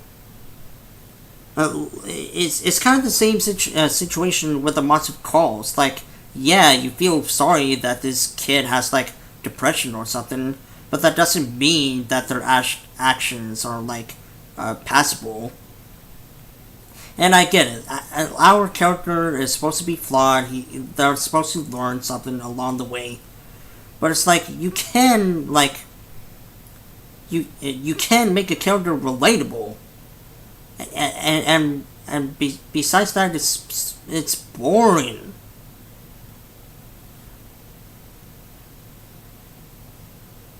Like granted, not to the extent of like a Monster Calls.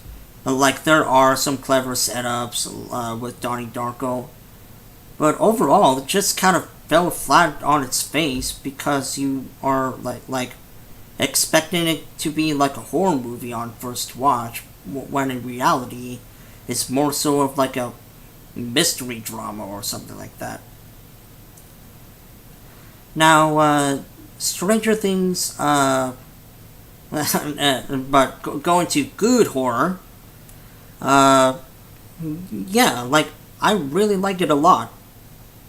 And this is for like overall, the series like overall. Obviously, like I said, Stranger Things season 1, like it has that charm to it that I don't think that will be replicated or something. It felt fresh. While the second one, like it's still good, but it felt more like a rehash of the first season. And with the third one, while it feels like more grand, with in terms of like the of the character interactions, somehow the stakes felt like not as big compared to like the first one. And not to say that the stakes in the third season are like pathetic or something like that. But I don't know, something about the third season doesn't like sits right with me. Like I still love it. Don't get me wrong. But I don't know. Maybe I'll like. Who am I kidding? Of course, I'm gonna like rewatch the entire series before season 4 premieres.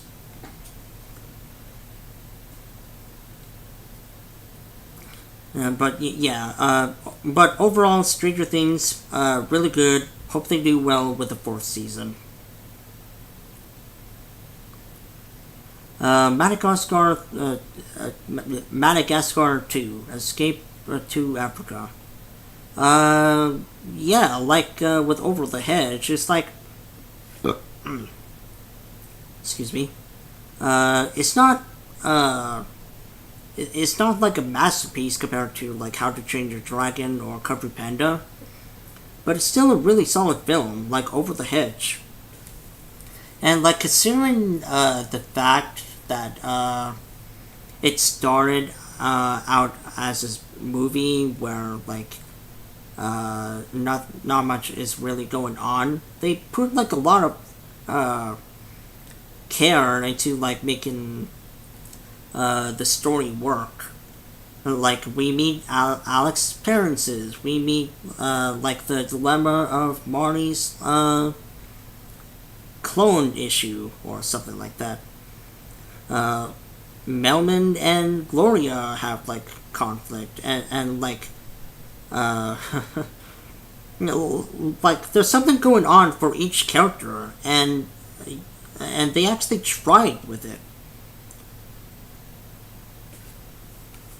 Like granted, it's not like super dramatic or anything like that, but like I appreciate them coming up with something that's like fun for all. It's fun for all. And last but not least, the Angry Video Game Nerd movie. Not gonna lie, I wish it was the Nostalgia Critic movie, but we only have like 3 anniversary specials, so. But yeah, oh yeah. I know that Doug Walker like cameoed in the movie, but like yeah. But it's really like it's way better than literally any other YouTube movie that I've seen. Like it's not in your face compared to Smash the movie or like a Friend the movie or like that Logan Paul airplane parody movie. And like James Rolfe actually understands film, and like it's stupid on purpose. Like it's a fun watch.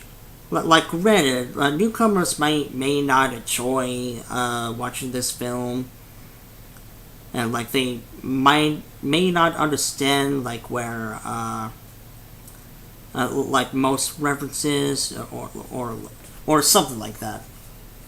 However, as like a fan of Cinemassacre and like a fan of James Rolfe in general, I really appreciate him like coming like a long way and actually made a movie.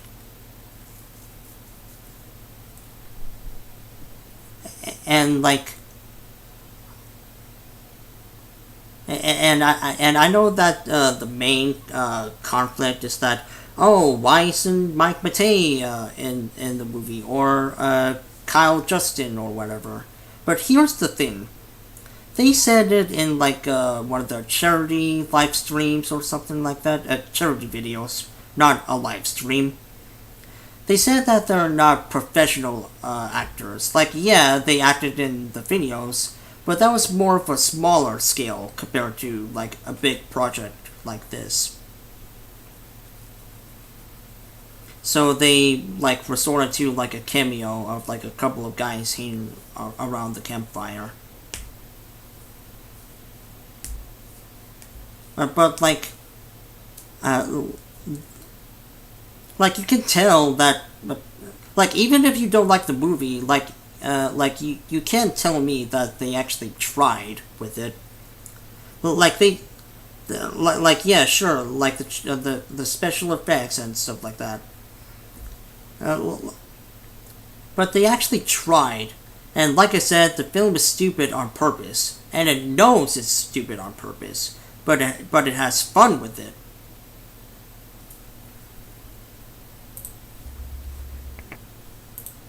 So yeah, 7 out of 10. Whew! Woo! That was a lot of fun. But yeah, thank you guys for thank you guys for letting me talk about movies and stuff like that for like 6 hours or something, and like yeah. It was really fun seeing you guys here. Hopefully, we'll have something to do next time that I live stream. Maybe.